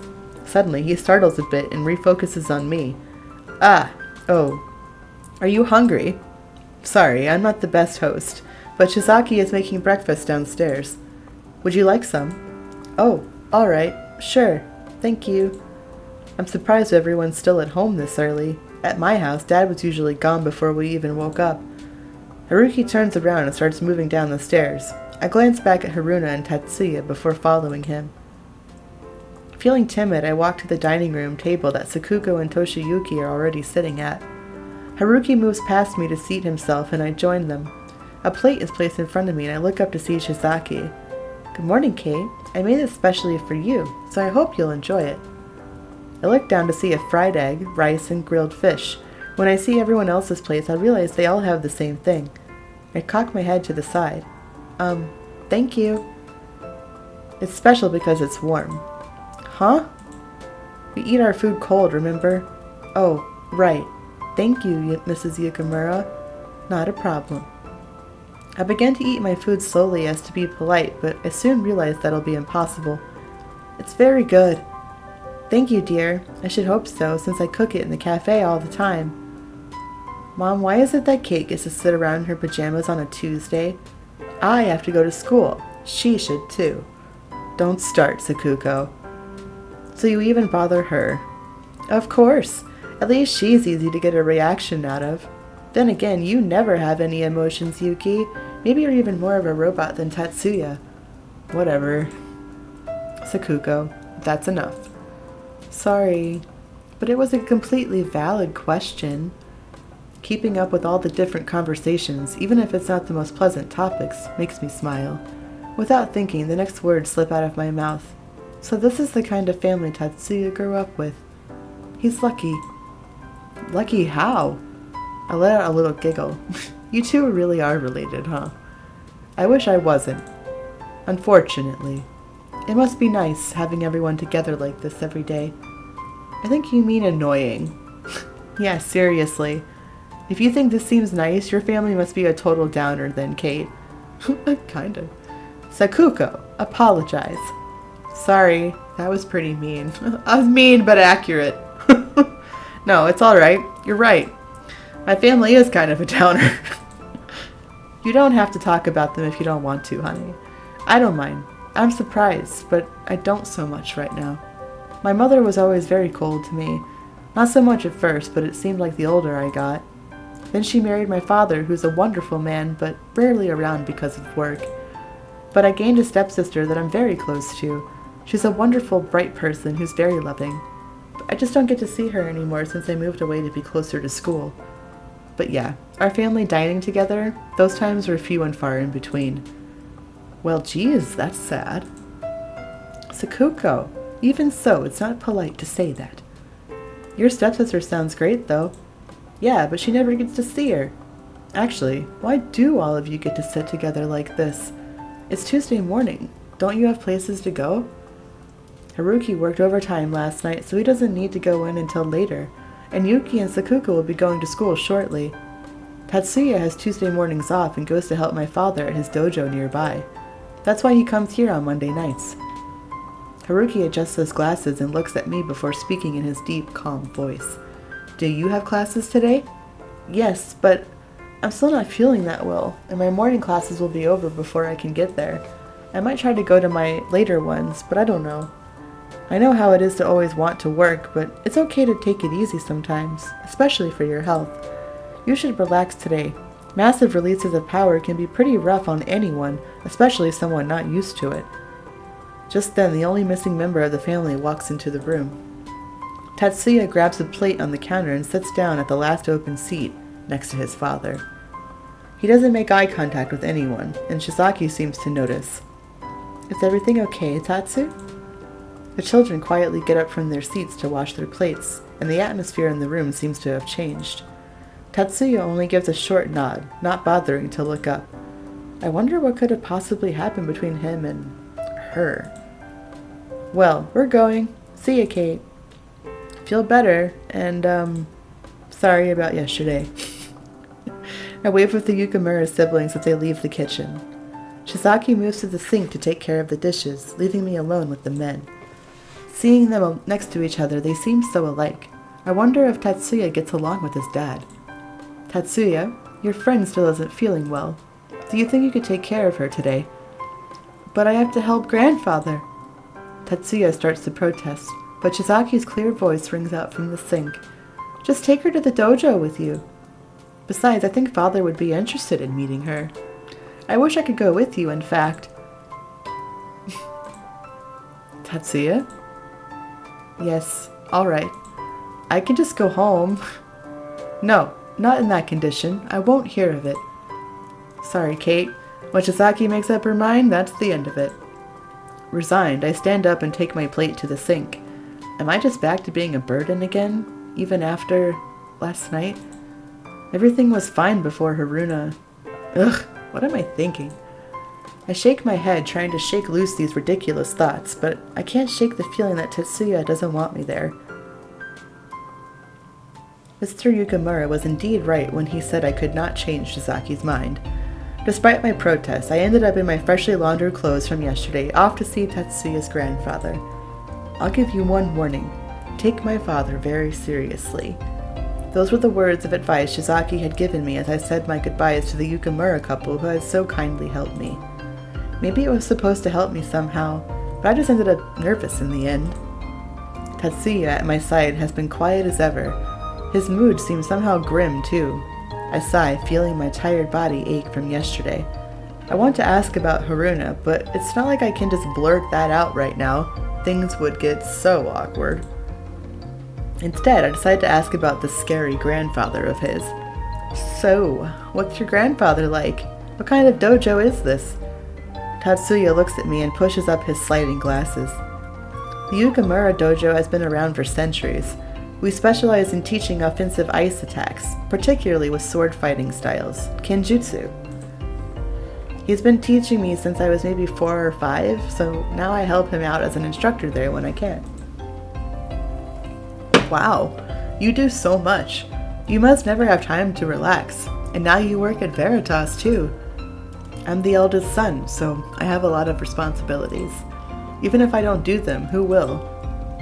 For just a moment, I remember last night, how I understood exactly how Tatsuya feels, the sense of responsibility he feels. Tatsuya takes a deep breath in and exhales. As for what my grandfather's like, his name is Dachi Yukamura. He's an intense man. Everything he does to the extreme. He doesn't tolerate deviation unless you're strong enough to overcome him. And he's a generally traditionalist. He believes in the family, the clan, being respectful to women. But at the same time, he married my grandmother, a phoenix, against the clan's wishes. Tatsuya shakes his head. He's hard for me to understand, even though I've known him all my life. So you two must be very close then. Tatsuya nods. Grandfather is he's the one person I admire most. I may not understand him all the time, but I completely respect him. Tatsuya says it so firmly that I can feel that he does. Still, now I feel even more nervous about meeting him. Without any way out of the situation, I resign to calming my nerves for the rest of the walk. We walk into the dojo and see that it's full of people in blue gis and hakamas getting ready for practice. A man with long blue hair is staring at us as soon as we get in. I look around nervously, expecting Grandpa Yukamura to pop out of nowhere. The man with heavy eyebrows keeps glaring at us, and I do a double take as I realize Tatsuya is leading us to him. You're late today. Class begins in 3 minutes. Sorry, Grandfather. I wasn't expecting to have to take her. Grandfather? This guy is old enough to be Tatsuya's grandfather? Your grandfather's a snack, Tatsu. And seriously, 3 minutes early is late? What a hard ass. Tatsuya makes a faint motion towards me, and Grandpa Yukamura's eyes fall on me. I gulp, feeling the strength of those piercing blue eyes boring into me. As he examines me, I notice that I can feel an intensity in the air. This must be his aura. Maybe it's even his magic. I've never felt anything like this before. This is Kate Shinomura. Oh my god. That scared me. Hi, Junji. He used my real last name? I swallow again when I realize that this man probably thinks of me as an enemy, too. I don't want to be his enemy. Why are you trying to make me look bad, Tatsuya? She's my partner, the one Mother told you about. Father and Mother both told me to take care of her today since she's not feeling well after a power outburst. You hear me finally? Yeah, I know. Hiya, Georgie. Oh god, that's scary. Yeah, I guess I have to get a different headset for when I stream on the PlayStation. You know, at the end of the day, though, Journey is a good game to play without any commentary, so I still hope you enjoyed it. Yeah. Fishman. Sorry, I can't click out of the game or I would have done that. Batman. A fishman. But yeah, now I know. Now I know that doesn't work. But it's still good. At least the game audio worked.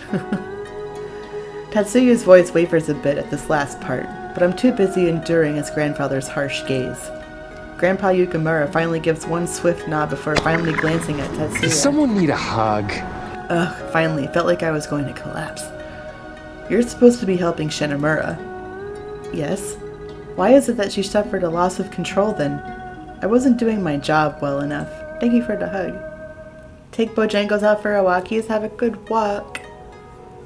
In a very small voice, Tatsuya adds, in fact, I caused it.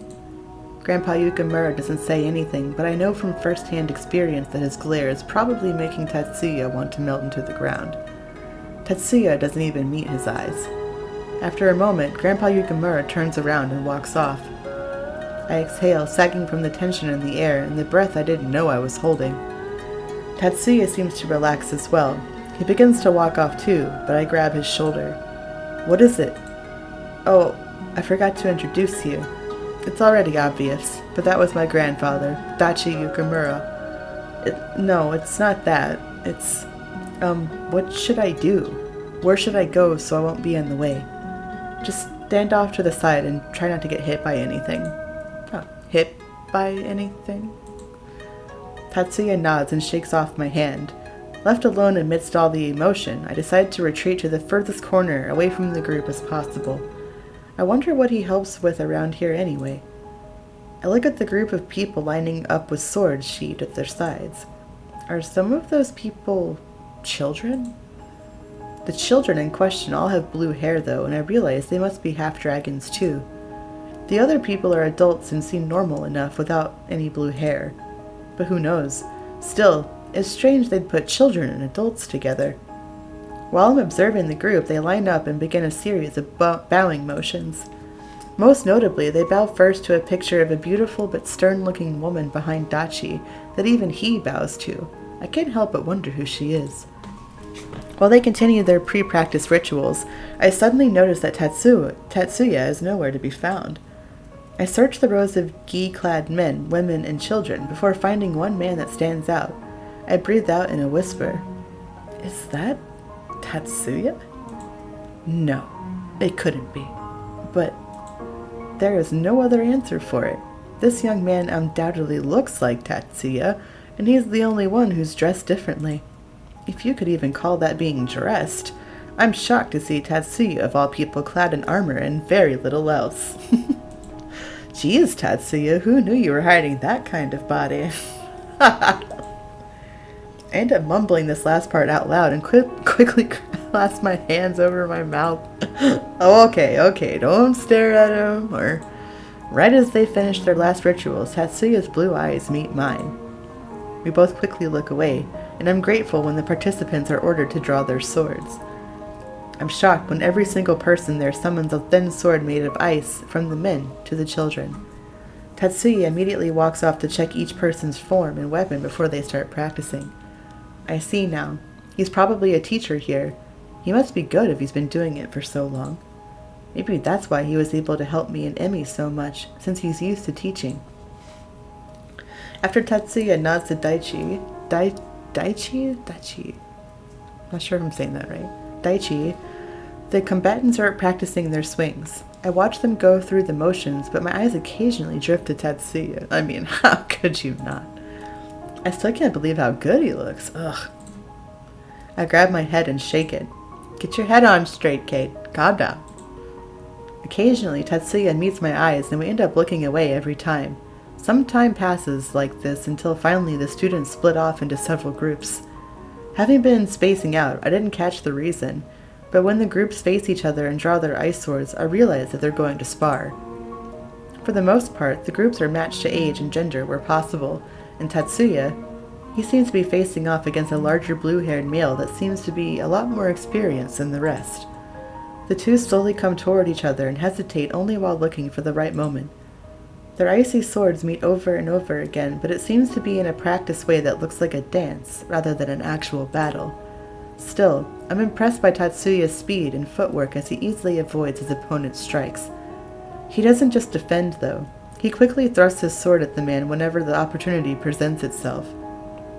However, his opponent seems to meet most of his attacks head-on without budging, and I can't tell if they're evenly matched or if it's intentional. While the man isn't as fast as Tatsuya, they eventually begin to pick up the pace enough that I have trouble following who's winning or losing. The strikes seem to be more and more powerful too, and I begin to get concerned. Does seeing the power of dragons in action make you afraid? I hadn't noticed it, but Daichi snuck up beside me at some point. Or maybe snuck isn't the right way to describe it. Speaking doesn't seem possible for someone like Daichi. I swallow, and I start pulling my hand through my ponytail while trying to think of how to answer. Well, they certainly are intimidating. I get the feeling that either could crush me in an instant if they wanted, but I don't feel fear around Tatsuya.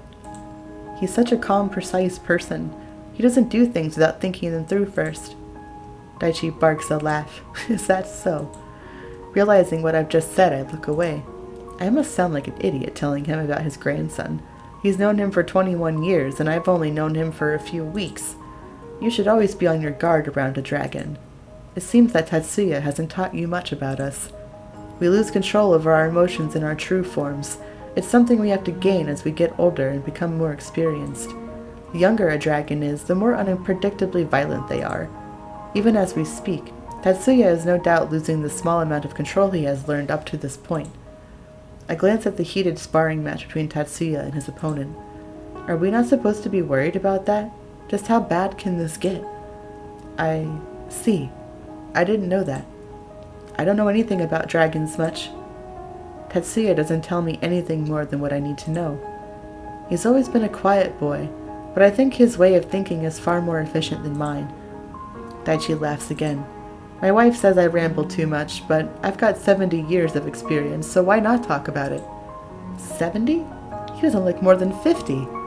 So I take it you've never heard of the story of the Dragon Mage War, then? I shake my head, bewildered at the idea that there were some war ordinary humans had no idea about. If you're going to be in contact with dragons, you should know. 93 years ago, a fierce and ruthless leader rose to the top of the Ryu clan. She struck fear into the hearts and minds of her enemies to fear her one by one. She was a powerful ice dragon warrior, one of the most respected there ever was. She sought to reopen the supernatural world to humans and to stop the hate and attacks against dragons and supernaturals that still happened back then. She reasoned that dragons should be ruling over those who are weaker than us, and that we should not cower in fear before humans. She was violent and aggressive, subjugating entire villages and putting them under Ryu control, and killing any who opposed her. Eventually, she caught the attention of the Mage Society, who saw themselves as protectors of the powerless, but equally human brethren. Daichi pauses to sigh. I glance at Tatsuya and see that he safely finished his match against his sparring partner. Both are breathing heavily and sweating, but only the man is on the floor. It's a long, bitterly sad story of death and struggling. Maybe Tatsuya can tell you the rest sometime. But that woman, the one who caused so much pain and suffering, and caused dragons that were still feared by mages today, she was my grandmother, Nakano Yukimura, and she was a tough lady, but she loved me with everything she had. Even a person like that did such terrible things, and I'm still proud to be her grandson. Proud? Daichi laughs and slaps me on the back. It seemed light, but it seriously stings. I'm proud of the woman she was, but I don't harbor any kind of grand desires to start a crusade. I just want to drink beer and get old with my beautiful wife, Anda. Well, that's a nice dream. Daichi laughs again, and I get ready to brace myself for another slap, but his expression suddenly turns serious. You seem like a decent enough girl, so I'll tell you this much. If you're messing about with Katsu, it's not going to lead to anything good. He's known for throwing girls away like yesterday's trash. He's also the one responsible for single-handedly wrecking the clan my grandmother gave everything to save. I won't have any mercy on him or anyone else who threatens the Ryu clan. How does everybody know this? Tatsuya walks up to us, still covered in sparkling beads of sweat. Grandfather, everyone's done with their water break. Good. How was Karuta today? He gave me some trouble, but it wasn't a problem. Daichi laughs and slaps Tatsuya on the back much harder than me, but Tatsuya barely winces. Good, then. I'll send the students for some solo practice time. You can give your girl here some training in the meantime. What? But she's not ready for that. Daichi gives both me and Tatsuya a single shove that sends us stumbling over the practice floor. I nearly fall, but Tatsuya steadies my arm. We look back at Daichi in confusion. Isn't it your job to make her ready? I stand up straight and realize that all the students' eyes are on the two of us. I look desperately at Tatsuya. He's not really going to attack me, right? I won't do it, grandfather. Is that right? Then can you protect her from me? Daichi takes what I assume is a battle stance and I back away slowly. This is just like what happened with Professor Kazama all over again. I scan the room for a quick exit, but Tatsuya steps in front of me. Don't hurt her. Tatsuya. I breathe a sigh of relief and try to calm myself down. But then Tatsuya dissolves his ice blade. What are you? He spins around to face me in his own battle stance, icy claws up. Fine. I'll spar with her myself.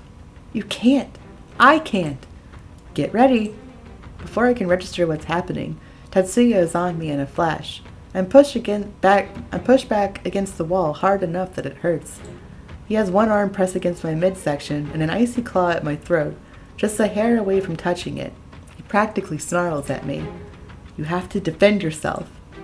I slowly shake my head. How? Even if I knew how, I can't. With an anguished grunt, Tatsuya leaps away from me and I slide down to the ground. I look up at Tatsuya, breathing hard. He stares at me and something behind those cold eyes tells me he won't let me off easy this time. He readies himself, pulling his body into a fighting stance. Terror clutches me in its grasp. I have to do something. Fight back! With a growl, Tatsuya throws himself at me and a chill goes through my entire body. I shut my eyes tightly, not wanting to see what happens next. I feel something like a shockwave go through me, but strangely, it doesn't hurt. An odd noise like ice scraping against ice causes me to finally open my eyes. I see that Tatsuya's face is right in front of mine. He's crouching, looking at me cowering pitifully on the floor. You did it. Did what? I quickly realize that I'm actually looking at Tatsuya through a slightly distorted filter. A filter that's a floating sheet of ice. Whoa. I back up from the ice and stand up. Tatsuya gives an unexpected chuckle, and I think it's the first time I've heard anything like it from him. The floating ice shield evaporates in midair, and Tatsuya holds out a hand. Claw? To me. I take it, despite how cold it is, and he wraps an arm around me. Tatsuya turns us toward Daichi, and I don't miss the triumphant look on his face, or the surprised look on all of the students who were supposed to be practicing. I knew you had power in you. I was curious to see what you'd pull out, but an ice barrier? Very nice. Great success. Tatsuya, do a good job of training this one. Teach her how the Yukimuras handle ice, and she'll make an excellent partner. Daichi turns on his heel and declares that practice time is over. Except for those who weren't focusing on doing their solo exercises and watching us instead. They get to stay and do push-ups. Tatsuya seems to finally realize the position we're in and lets go of me. He still doesn't look at me, though. I'll take you home. You did a good job today. Thanks, though I didn't expect to get any training. I guess it worked out for the best. That's what I originally came with you to do, after all. Yeah, but I'm sorry about having to do that. I wasn't going to hurt you. I would never do that. How could you do that to me? What do you call it then? Training? What do you call it? What do you call what you were trying to do then? I just knew grandfather wouldn't hold back. He would try and hurt you to trigger your powers, so I did it myself. You're both crazy. I didn't do anything to deserve that. I know. I'm sorry. I'm sorry for the way my family is. For the way I am. I know it must be difficult for you, and I'm sorry. Just don't do it again. You scared me. Yeah, sorry. An awkward silence falls upon us, and I almost feel bad for the way I reacted. Still, I am happy he seems genuinely apologetic about it. It did hurt, but if I say that, he'll just feel worse. Despite the fact nothing turned out like I thought it would, I still feel better. I end up going home that day with my heart feeling a lot lighter than it did the day before. But Tatsuya's mysterious morning visit with Haruna never quite leaves my mind. Chapter 10. First Snow. Oh, let's save. It's been a minute. It's been 2 days since that day at the dojo. It's supposed to be my first day of work today, and surprisingly, I don't feel all that nervous. Since we both have work, after the business club meeting was over, we got changed and walked to Veritas together. I look at Tatsuya, who's walking right next to me, out of the corner of my eye. Maybe it's because I know he'll be there that I'm less nervous than I normally would be? I wonder what it'll be like to work together. I'm kind of excited. But besides grabbing a bite to eat on the way, we haven't said much to each other. Tatsuya and I seem to both be at a loss for what to say. Everything still feels pretty awkward after that night. Suddenly, I notice a figure in the distance walking towards us. Something about the person strikes me as familiar, but with the distance between us, I can't quite make out who it is. Tatsuya stops all of a sudden, and I almost walk away without Tatsuya stops all of a sudden, and I almost walk away without him before I realize that he isn't walking next to me anymore. I stop too and look back at him. Yukimura, is something wrong? His eyes are focused entirely on the figure in the distance. Wait here. He doesn't even glance at me as he jogs off to meet the person. Is it someone he recognized? How can he even see from this distance? I squint, trying to get a better look. It's Haruna. I fight back the urge to sigh.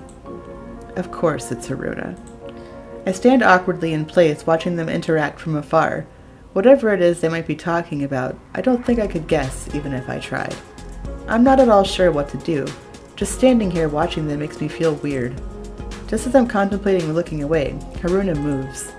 In a single step, she moves closer to Tatsuya and wraps her arms around him, pulling him into a hug. A strange queasiness settles over me. It doesn't stop even when Haruna lets him go and walks away with a little bow. As Haruna disappears in one of the many different twists and turns of Shuwa, I walk up to Tatsuya. It's not hard to notice that Tatsuya is standing rather stiffly compared to the way he usually is. What was that about? Haruna just wanted to give me the money from Carnivala's staff to my mom again. I see. I'm not buying it. Just who is Haruna to you exactly? She's an old friend. Seems like she's something more. Not currently. I try not to frown. His answers are so curt that it doesn't seem like Tatsuya is willing to offer up any more information. Still, something makes me press further. Then, how do you feel about her? Tatsuya, showing unusually unsettled composure, adjusts his glasses and shifts from leg to leg. He looks somewhere over my head for a while, then sighs. His eyes fall back down to meet mine. I don't really know. I nod. It's not the answer I was hoping for, but it's not the answer I feared the most either. There's not much else I can possibly say to him, not without making it even more awkward for both of us. With no other choice but to accept what he says, I start walking in Veritas' direction. Tatsuya follows right after me. With his quick stride, he catches up to me in mere seconds. We continue our walk in complete silence. Any semblance of my previous giddiness is now absolutely gone. When we walk into Veritas, we're almost immediately greeted by a smiling Galen. He seems to have been expecting us to arrive at just that moment. Aha, there you two are. Tatsuya gives him a curt nod and strides off toward the break room, leaving me behind with the boss. I force myself to tear my eyes away from him and focus on the man before me. When faced with the smiling face of my new boss, I'm made even more aware of how bummed out I feel now. Alright, Kate, time to act professional. I look up at Galen with the best smile that I can muster. I'm ready to start work, Galen? Right, he doesn't want to be called sir. Almost forgot. Having seemingly caught on my little slip of the tongue, he chuckles. Well, you remembered my little rule, so I'll let it slide this time. The devilish glint in his eyes leaves me wondering what might happen if I had called him sir. While I don't think it would be something too awful, I am in no hurry to actually attempt to find out. Galen claps his hands together happily. Today, I'll leave you in the hands of my very capable assistant manager. Just as he says this, Shinji walks up to us. Shinji will show you the ropes. I look to Shinji, who gives me a curt nod. Yeah, I got this, old man. You go do... Shinji's eyes flit to me for the briefest of moments. You go do that thing. June is waiting. June? I look from Shinji to Galen in confusion. Galen sighs rather dramatically at the mention of this June. Again? He doesn't give up, does he? Galen pauses, looking very thoughtful for a moment, then he laughs. Then I shall oblige. He turns on his heel and walks away with a spring in his step, leaving me with Shinji. He is an unusual man, that's for sure.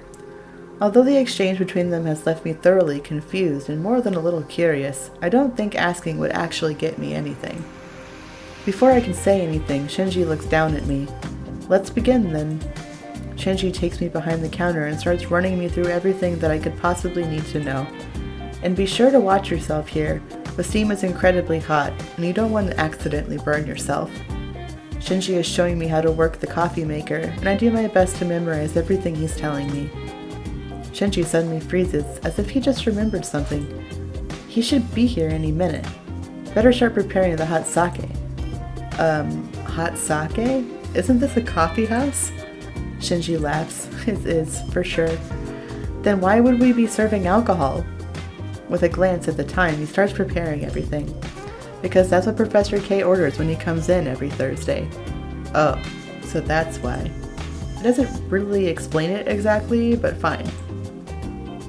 Just as Shinji had predicted, the door opens and Hikaru walks into Veritas. He weaves through the tables and takes a seat by the bar. While he deals with that order, I set about cleaning up some of the tables. But my eyes drift toward Tatsuya, who's making some coffee for one of the customers. I feel conflicted. I want to go talk to him, and not at the same time. Now's not the time. Maybe I should try talking to him after all. Tatsuya looks up while working and our eyes meet.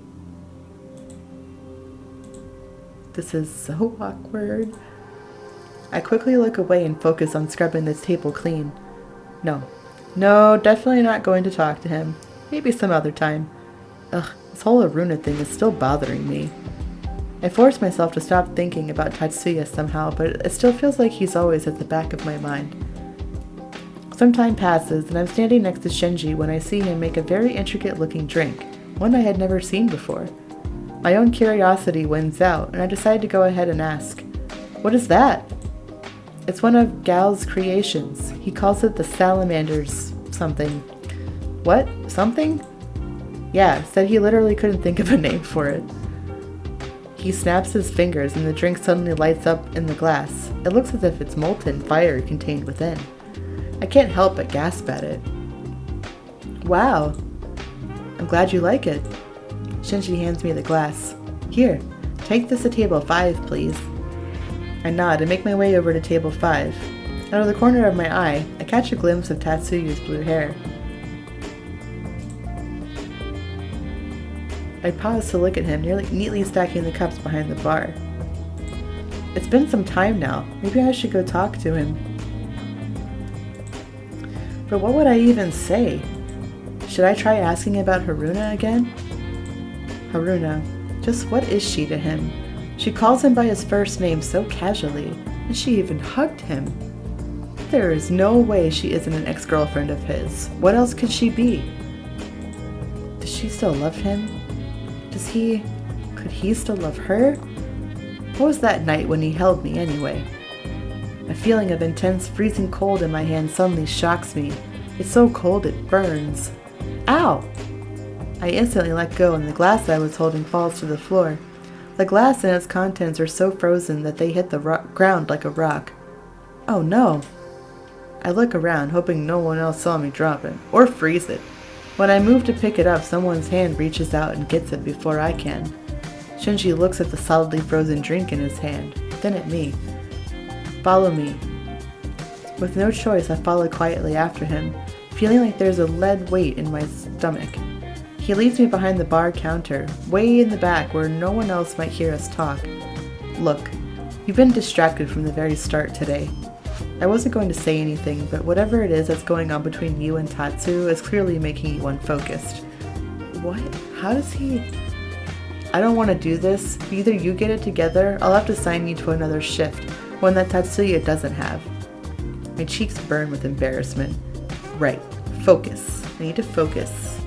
Shinji doesn't say anything else. He unfreezes the drink, which has now been ruined, pours it all out, and sets about making a new one. I take that as my cue to get back to work. I can't believe I let myself get so distracted by him. It doesn't take me long to get back into the groove, and the day does seem to get better, although I am overly aware of so much as even glancing Tatsuya's wear. Hours have passed by the time I finish collecting the most recent dirty dishes and cleaning off the tables. I start walking towards the kitchen. That's when I see it. Tatsuya arguing with Shinji about something in hushed voices. I'm not close enough to catch even glimpses of their argument, but when they glance at me, I get the sneaking suspicion that it might very well be about me. Could it be Tatsuya was defending me? I can't keep the little smile off my face as I go to the kitchen. After about another hour, things calm down almost to a standstill. So when the bell rings indicating a new customer, I automatically look to greet them. I feel my stomach drop when I see who it is. Katsunosuke. His lips twist into a smirk when he sees me too. Katsu casually strolls up to me, standing just a little too close. I wasn't expecting to see you here, especially not in that uniform. Yes, well, I work here now. Is there anything you would like to order, sir? That's so cold, Kate. He steps closer, making the distance between us even smaller. I've been thinking about you a lot, you know. Too bad. I don't know what to say. Very forward. What do you say? I freeze, unsure of how to respond to something like that. So quiet today, Tell me, have I charmed you already? That's not it. It's okay to give in, you know. Other women than you certainly have. It's hard to see how with that kind of attitude. All that matters is that I want to go on that date with you this weekend. This guy only cares about what he wants. No thank you. I know that you're into some shady stuff and I don't want to have anything to do with it. I see a spark of surprise and curiosity flash in his turquoise eyes. He leans down to me, our faces now only inches apart. I try to back away, but he grabs my wrist firmly. Hey. Whoa, no touchy. No touchy. Don't touch me. No touchy. Suddenly, Katsunosuke feels like an entirely different person. And just what do you know about that? How could you know anything? He pulls me even closer still with a tug. Out of nowhere, I see someone's hand on Katsu's shoulder. Before I know it, he's being pulled away from me. His grip on me loosens and he finally lets go of my wrist. Please don't harass the staff, sir. We wouldn't want things to get stormy. Shinji says this with a smile, but the warning behind it is clear. Katsunosuke doesn't back down. He easily responds with a smile of his own. Oh, what's this? A threat after almost a century of cowering before us? You must be the pride of your people. What I am to my people is of no concern to you. At least I know enough not to cause needless destruction from within. Katsu lets out a little laugh and shrugs. Very well then, I won't harass the staff. He turns to leave. Before walking away, Katsu looks back to me with a smirk. I'll still be waiting for your answer. You'll be waiting forever. I nod without even thinking. Katsunosuke saunters away and thankfully leaves Veritas. You alright? Yeah, thanks. Shinji nods and walks off, leaving me standing there alone. But after that whole display with Tatsuya refuses to look my way at all. It's around halfway through my shift when Tatsuya comes out of the break room wearing his normal clothes. Oh, I forgot. He's only got a part-time shift. He walks right past me without acknowledging my presence in the slightest. Without sparing me a single glance or word, Tatsuya leaves Veritas. Watching Tatsuya just go like that leaves me with a heavy feeling in my heart. But despite all the negative feelings swirling inside me, I resolve to make it through my very first, albeit rough, shift. To distract myself from my thoughts, I start to scrub the bar area, which helps me keep my mind from going into overdrive. It seems like you have a lot on your mind, Sith. I look up at Hikaru, who's watching me with a little smile from the other side of the bar. I nod, not sure what to say. Something seemed different about Kasima today. Ah, yes. So even Hikaru noticed it then? Hikaru laughs and takes a little sip of his sake. I know about love troubles all too well. So, maybe you can help me? I need some advice. I awkwardly try to explain the situation between me, Tatsuya, and Haruna, and even Katsu without naming any names. Somehow, I just know Hikaru knows who I'm talking about, though. I also explain that for an undisclosed reason, I'll need to take slides very soon, and I'm not entirely sure what to do. Run? Huh? Isn't that a little extreme? Although right now, running seems like a very tempting option. He laughs again. Well, if you can't run, then why not try to think about the problem? Maybe you just need more information. Try to learn everything you can so that you can make an informed decision. I see. That does make sense. There's just too much I don't know right now. Thank you, Professor. He gives me a little cheers with his sake cup and I go right back to work. But even as I work, my mind whirls to process the new information. I think about what it is that I need to know in order to make my decisions, and I come to two conclusions. For my own mental health, I need to know about Haruna. If Tatsuya isn't an option for me, then I want to know as soon as possible. And for the business deal, I either need to know more about Kasunosuke or make a decision with the information I have. Which, honestly, after the way he acted today, is more than enough for me. I think about how to best go about these things, and I manage to come up with a few ideas. But one of them is so crazy, I doubt I'll ever have the guts to go through with it. If I did it, I think it would keep Katsu away from me and solve my role in this for good. But I doubt Tatsuya would ever agree to it. For the rest of the night, I try to come up with more ideas, but in the end, only one solution seems like it would end this quickly. That Saturday, I figured I'd do something for myself for once. So today I called up Emmy and asked her if she had any time to meet me, to which she excitedly replied yes to. We both decided to meet at a restaurant to have lunch together. But as soon as I get to the restaurant, I can't help but feel a little bummed out. Nothing has changed since that eventful first day of work. I feel so down, and I realize that it's not very fair to Emmy that I show up like this. When I see Emmy waiting for me at one of the tables, she waves very happily at me and a slight smile tugs at my lips. Hey, how are you, Kate?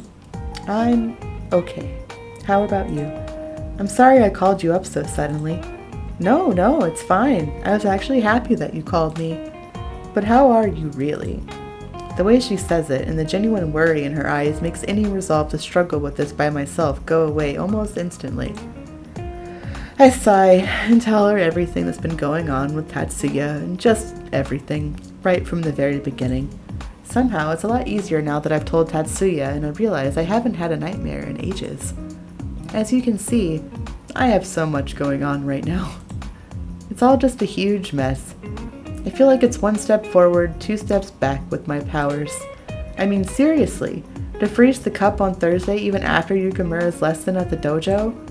And he and I are still not communicating like I need? I had no idea that your life is so complicated. I laugh bitterly. If you feel like running away from a mess like me, then feel free. I wouldn't blame you. No, I would never. I just feel terrible about all the bad stuff that's happening to you. I have no idea what to do about the whole Tatsukatsu mess, but if the thing about your mom and dad is still bugging you, then maybe you should go talk to your dad. Plus, he could give you some advice. I quietly think over her words. Yeah, I think I should. I'll call my dad and see when I can go to his house next. Good. And I think you and Tatsuya need to just hash this all out. Because all the back and forth arguing and ignoring each other that's been going on between you two has to stop. I'm not sure. Oh, come on. You should call him and try to schedule a study session with him to help you with your cryokinetics. Actually, why not do it right now since it's the weekend? You need it anyway, right? She has me there. I nod and fish my phone out of my bag. Wasting no time, I call Tatsuya. I'm nervous about what to say, but if I'm formal about it, it won't be weird, right? After a couple of rings, I start to think that he might just ignore my call. But to my surprise, he picks up. Hello? Hello, Yukimura. I'm calling to schedule a study session with you as soon as possible, actually. Also, I was hoping Emmy could join us. My heart beats like crazy. Why are you being so quiet? Alright. I'll have some free time in about an hour. Would studying at my place be fine? Oh, sure. Thank you. I'll see you tonight then. Yes, see you then. Sounds like it went well. Yeah, I guess. He said we should meet him at his place later. Never actually been there before. Well, that's a good sign then. Let's hang out for a bit and go over there later then. Emi and I arrive at Takumi and Tatsuya's place after finishing our lunch together. As soon as the door to their apartment is opened, we're immediately greeted by a very enthusiastic Takumi. Kate, awesome! It's been a while since we hung out. Emi giggles at his enthusiasm and Takumi seems to finally notice her.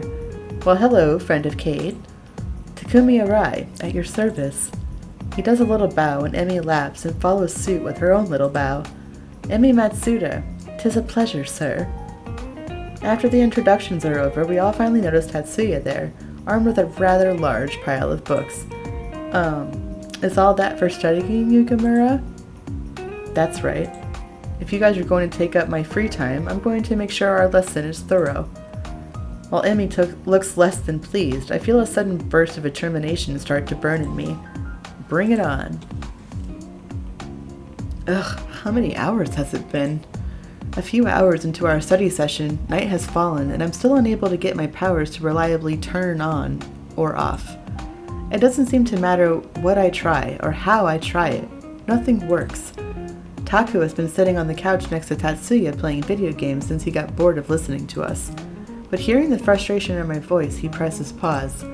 Hey guys, just an idea here, but how about we go out and get Kate a gear crystal? Oh, and we could grab drinks while we're at it. Oh, hell yes! Tatsuya sighs and rubs his eyes. I can't believe I forgot about gear crystals. Takumi laughs and elbows him gently. That's what you get for being so busy all the time. You start to forget things. So, how about it? Tatsuya sighs again. Alright, I agree. At least going out to get Sith a gear crystal. What's a gear crystal? Oh, I forgot you wouldn't know about that. Sorry, it's so weird when you're used to a thing. It's like when Sakura uses to transform in Sakura Sparkle Cure. That sounds cool, but kind of embarrassing. Emi giggles. It's not that bad, it's just a flash and then you're done, not some kind of epic transformation. Just wait, you'll see. With that decided, everyone gets ready to go out to Chuwa.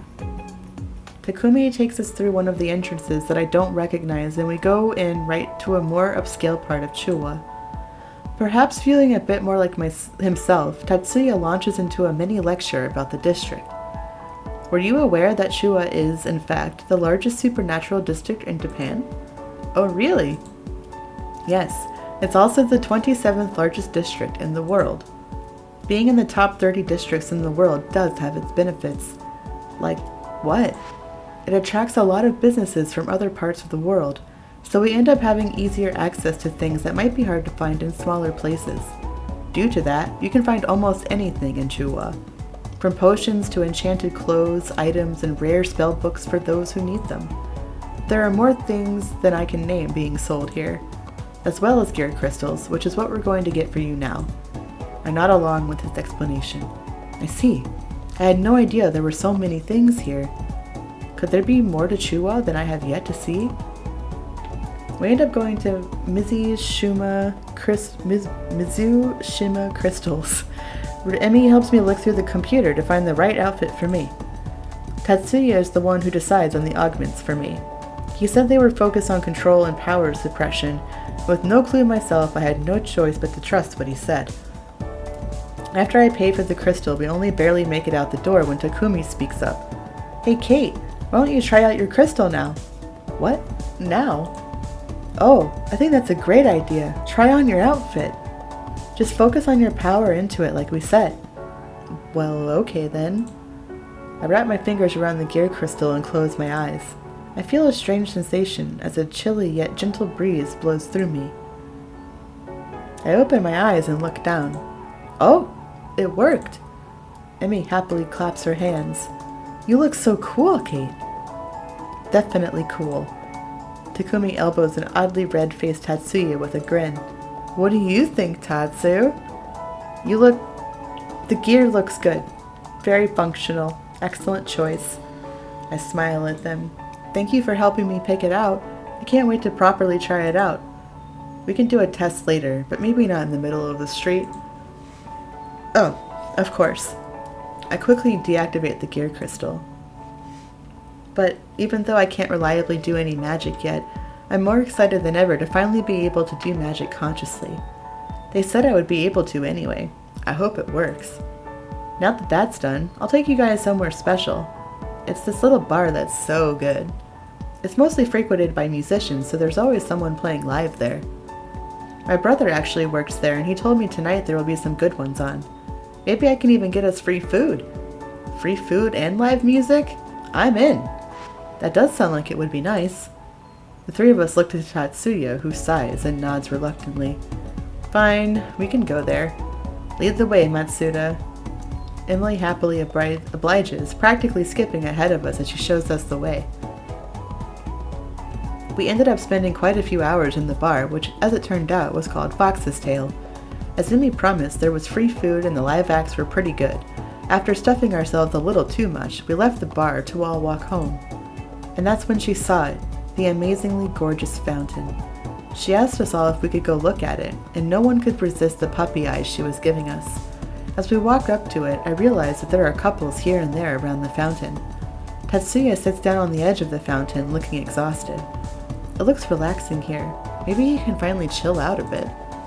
Takumi suddenly leans in and whispers in my ear, "Here's your chance." Then, before I can even turn around to look, I hear a yelp from Emmy. I look around. They're both gone. Where did they disappear off to? I look back to see Tatsuya sitting at the fountain looking at the water. Ugh, does he mean what I think he means? What am I even supposed to say? After a moment, I remember Emmy's words earlier today about just talking everything through with him and Swallow. Alright, I can do this. I can do this. I take a deep breath and slowly go towards him. Emmy's words from earlier kept ringing in my mind. I need to talk it out with Tatsuya before anything can change. I sit down next to Tatsuya. Can we talk for a bit? Tatsuya nods slowly and I take another deep breath. I want to thank you for everything. I never got the chance to thank your family for everything that they did for me. So, thank you. I keep talking before Tatsuya can say anything. I'm afraid if he does, I'll lose my nerve. I also want to be honest with you about something. You're my partner, so I should have told you. I've been having these random losses of control with ice powers for a while now, at night. Tatsuya looks concerned, but he just quietly listens while I continue. It's kind of funny that it's ice that I'm best with when it's also ice that I'm losing control with. I wonder why that is. I'm sorry. For all my bravado, I'm hardly there for you as a partner. I think I just bit off more than I could chew. You do seem to have a habit of doing that. Tatsuya chuckles, and finally a smile appears on his lips for the first time tonight. Yeah, I guess I do. I do too. I overload myself with work all the time. I look up at the stars. But I'm glad. I'm glad that you did, or else we wouldn't have met like this. Wouldn't have had the chance to get to know each other like this. I look back down at Tatsuya. Can I ask you a question? Who is Haruna really? Tatsuya sighs and after a short silence begins to explain. Haruna is my ex-girlfriend. In my second year of high school, I became friends with the other pianist in my music club, Haruna Kuno. I'm not sure that I can say exactly why she liked me, but she was always kind to me, so we started dating. But one day, I said something to her that ended up hurting her a lot. You know how I can be. We broke up then. It was bad, to the point where we couldn't be friends anymore. I've avoided her in all romance since. Oh, I see. So I was right. They did date. Haruna's been... She says she just wants to make up, be friends again. But I feel like she also wants something more. I don't know that I'm worthy of that kind of thing. I'm sure that I just hurt her again. Oh, Tatsuya. But even if you think that way, Do you feel like you want a relationship with her? I used to think so, but maybe all I feel now is guilt. If that's the case, then I think I finally know what to do about this whole Kasima Yukamura mess. The idea I had back at work pops up in my head, and thanks to Tatsuya's honesty, I feel like I finally have the courage to go through with it. Thanks for being honest with me. There's one other thing I want to talk to you about. It's about this business deal. After meeting your family and coming to understand their position, I can hardly condone what Katsunasuke is doing when none of you seem to want it. I'm just so sick of this whole mess. And I don't know what Katsu wants from me exactly, but I don't want to deal with him anymore either. And more importantly, I don't want to let your family lose everything. I take a deep breath. I can do this. Just ask him. My cheeks start to burn uncomfortably hot. I actually have an idea on how to solve all of this. It's kind of crazy, but... Tatsuya, will you say that you're my boyfriend? So that Katsunasuke will back off? Tatsuya looks so shocked, but somehow I managed to keep on going. I don't think it would work with any other guy because I don't think he would stop if it was anyone other than you. But if we do this, it'll send a strong message of who I'm throwing my support behind as Rokuru's daughter. Don't look at Tatsuya. I don't think I can. My heartbeat is racing wildly and I don't remember being this nervous about something in my whole life. The fact that he doesn't say anything makes it 10 times worse. You can break it off any time then, and... Strong hands grab me and pull me close, hot lips on mine. My mind goes blank. All that seemed so important just seconds ago seems to melt away at the feeling of Tatsuya kissing me. His lips on mine. They're so soft and cool. I can't think. I realize that I don't want it to end. After a moment, one that feels all too soon, Tatsuya pulls away. Sorry. I shake my head. Can I take that as a yes then? Tatsuya nods. His face looks as red as mine feels right now. On one condition. It can't be fake. I genuinely like you. We have a lot in common. I feel like I can get along with you pretty well, so I can't just pretend. Oh. Butterflies dance in my stomach and I realize that I'm smiling. I know that I like you too. I probably have for a while now. Before we can get any further, 2 very loud cheers come ringing out from the bushes. Takumi and Emi come out of hiding and Tatsuya and I separate almost immediately. We get up, standing awkwardly next to each other as the 2 intruders grin at us. We totally saw everything, you guys. Kate, I didn't think you'd go and ask him out when I told you to talk things out. The rest of the night is spent like that, enduring endless teasing from Takumi and Emi. But despite the teasing, I can't stop smiling. How can I? Tatsuya and I feel the same way about each other. I didn't expect it, but I couldn't be happier. I hope that I made the right decision, but for now, I'm more than happy to just enjoy the moment with my boyfriend and friends. Yeah. Shattered. Chapter 11. Shattered. Let's see. Only a couple more now, I'm pretty sure. Hopefully we can finish this today. It's almost been a week since Tatsuya and I started dating. Well, if you can call it that. In truth, nothing has changed. In the first few days, I was walking on clouds. I was so happy. But then, as it usually does, reality set in. I rarely see Tatsuya since we don't share any of the same classes. I'm lucky if I can catch him in the hallways. He's been off all week at Veritas too, helping his grandfather prepare for an exhibition in between helping Shizaki out at Blue Sky. Texting is pretty awkward with just general how are yous and good nights. Phone calls would probably be even worse, so after remembering his disdain for them, I haven't even tried. It's like, after that one kiss, we didn't see each other, so things just got weird between us. But tonight, could you bring the latte on the counter to the customer by the window? Alright. We're both working. I was so excited to finally see him again, I couldn't stop smiling, but things are just the same here too. Maybe he regrets his decision and doesn't want to be with me anymore. As I go to grab the latte, I can't help but sigh. I push a strand of hair out of my face and stare gloomily at the drink. Something tells me to look up just then and catch Tatsuya staring at me. But he quickly looks away.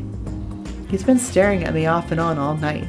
That has to mean he still likes me, right? I should try and fix all this weirdness. We'll both be off soon. Maybe we could go out somewhere. Holding on to that thought, I make it through the rest of my shift. It's after 10, and both of our shifts are finally done. I wait by the door for Tatsuya to get changed, repeating in my head what I'm going to say. Please say yes. Tatsuya finally comes out of the break room. I patiently wait for him, and when he gets close enough to hear me, I start to speak. Hey. Hey. Okay, not the warmest response, but this is Tatsuya we're talking about, so... I was wondering if you had some time to go out before you go home. Maybe, like, grab a little something to eat? Oh, I'm sorry, but I don't think I can. Even though I thought I prepared myself for this answer, my face falls. Oh, I'm feeling tired and I have to leave town early tomorrow, so... I see. I stand there awkwardly, shifting my weight from foot to foot, unsure of what to say. Would you like to walk to the station together at least? Sure. I push the door open and we walk off into the night. Tatsuya and I walk the beautifully lit streets, as always, in silence. But I feel so incredibly happy just by being at his side like this that it's ridiculous. We're walking so close together that I'm reminded the last time we were this close, when we kissed. I wonder if it'd be okay for me to hold his hand. I look down at his pale hand so close to mine. It seems so simple to just grab it, but it's strange how such a small action means so much. I wait for a few moments in agony and wanting to be closer to him, but being too afraid to take that next step. Oh, to hell with this. I'll just do it. I reach out and grab Tatsuya's cool hand, perhaps a bit too roughly for such a gentle expression of affection. He stiffens, but he doesn't make me let go. My heart is beating so fast I think I might have a heart attack. I glance up at Tatsuya, who is pointedly not looking at me. I can swear I see redness on his cheeks. I press my other hand to my chest to try and slow my breathing. I did it! And his hand feels so nice and cool and soft. It's such a tiny thing, but I feel so full of happiness it's embarrassing. But in this moment, I can't bring myself to care. Tatsuya and I walk the streets quietly, hand in hand until we part at the station. There are no words of love or kisses, just a softly murmured goodbye. But the time we spend together is something I can't stop thinking about for the rest of the night.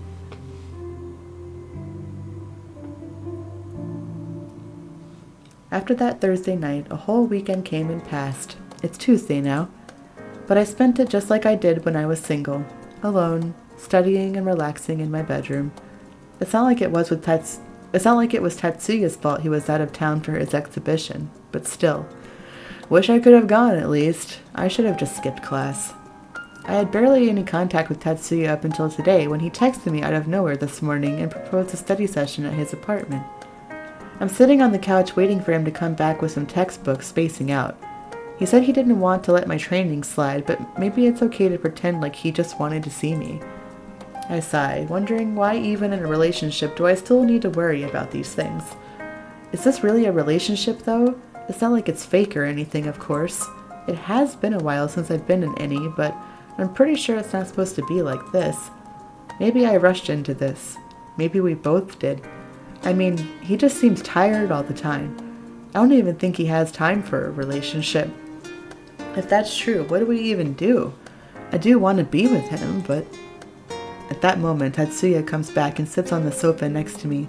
He starts talking, but I'm instantly distracted by how close he's sitting, and feeling his cool body next to my warm one seems to evaporate all thoughts. Whoa. And here I was just thinking how distant we are lately. Does he usually sit this close to me? He doesn't, right? Or am I just having wishful thinking? Hey, are you listening or zoning out again? Listening, yes, definitely listening. Hello. It's then I realize he never calls me any name anymore either, just hey, or speaks directly to me. I wonder if he feels weird about calling me my first name. Now that I think of it, I haven't called him his either. I want to bring it up, but I don't know how to approach the subject. Tatsuya leans over and grabs a textbook off the table in front of us. When he sits back, he seems to realize how close we were sitting because he attempts to discreetly scoot over a bit. I resist the urge to make him stay where he is and let him make the space between us. Did we even kiss that day? If we're supposed to be a couple, he can at least sit that close. So the reason why ice barriers are more effective than ice walls is because they can float and move with you. They allow you to keep your mobility. That's why grandfather was so impressed when you summoned one like that out of instinct. Yeah. Are you listening? You seem distracted today. I'm sorry. I am trying. I mean, I am listening and I appreciate you taking out the time to study with me. I'll try harder, okay? I stare into his eyes, trying to indicate how apologetic I feel, but Tatsuya looks away. That's fine. Why don't we start by having you show me what you've practiced so far? Okay.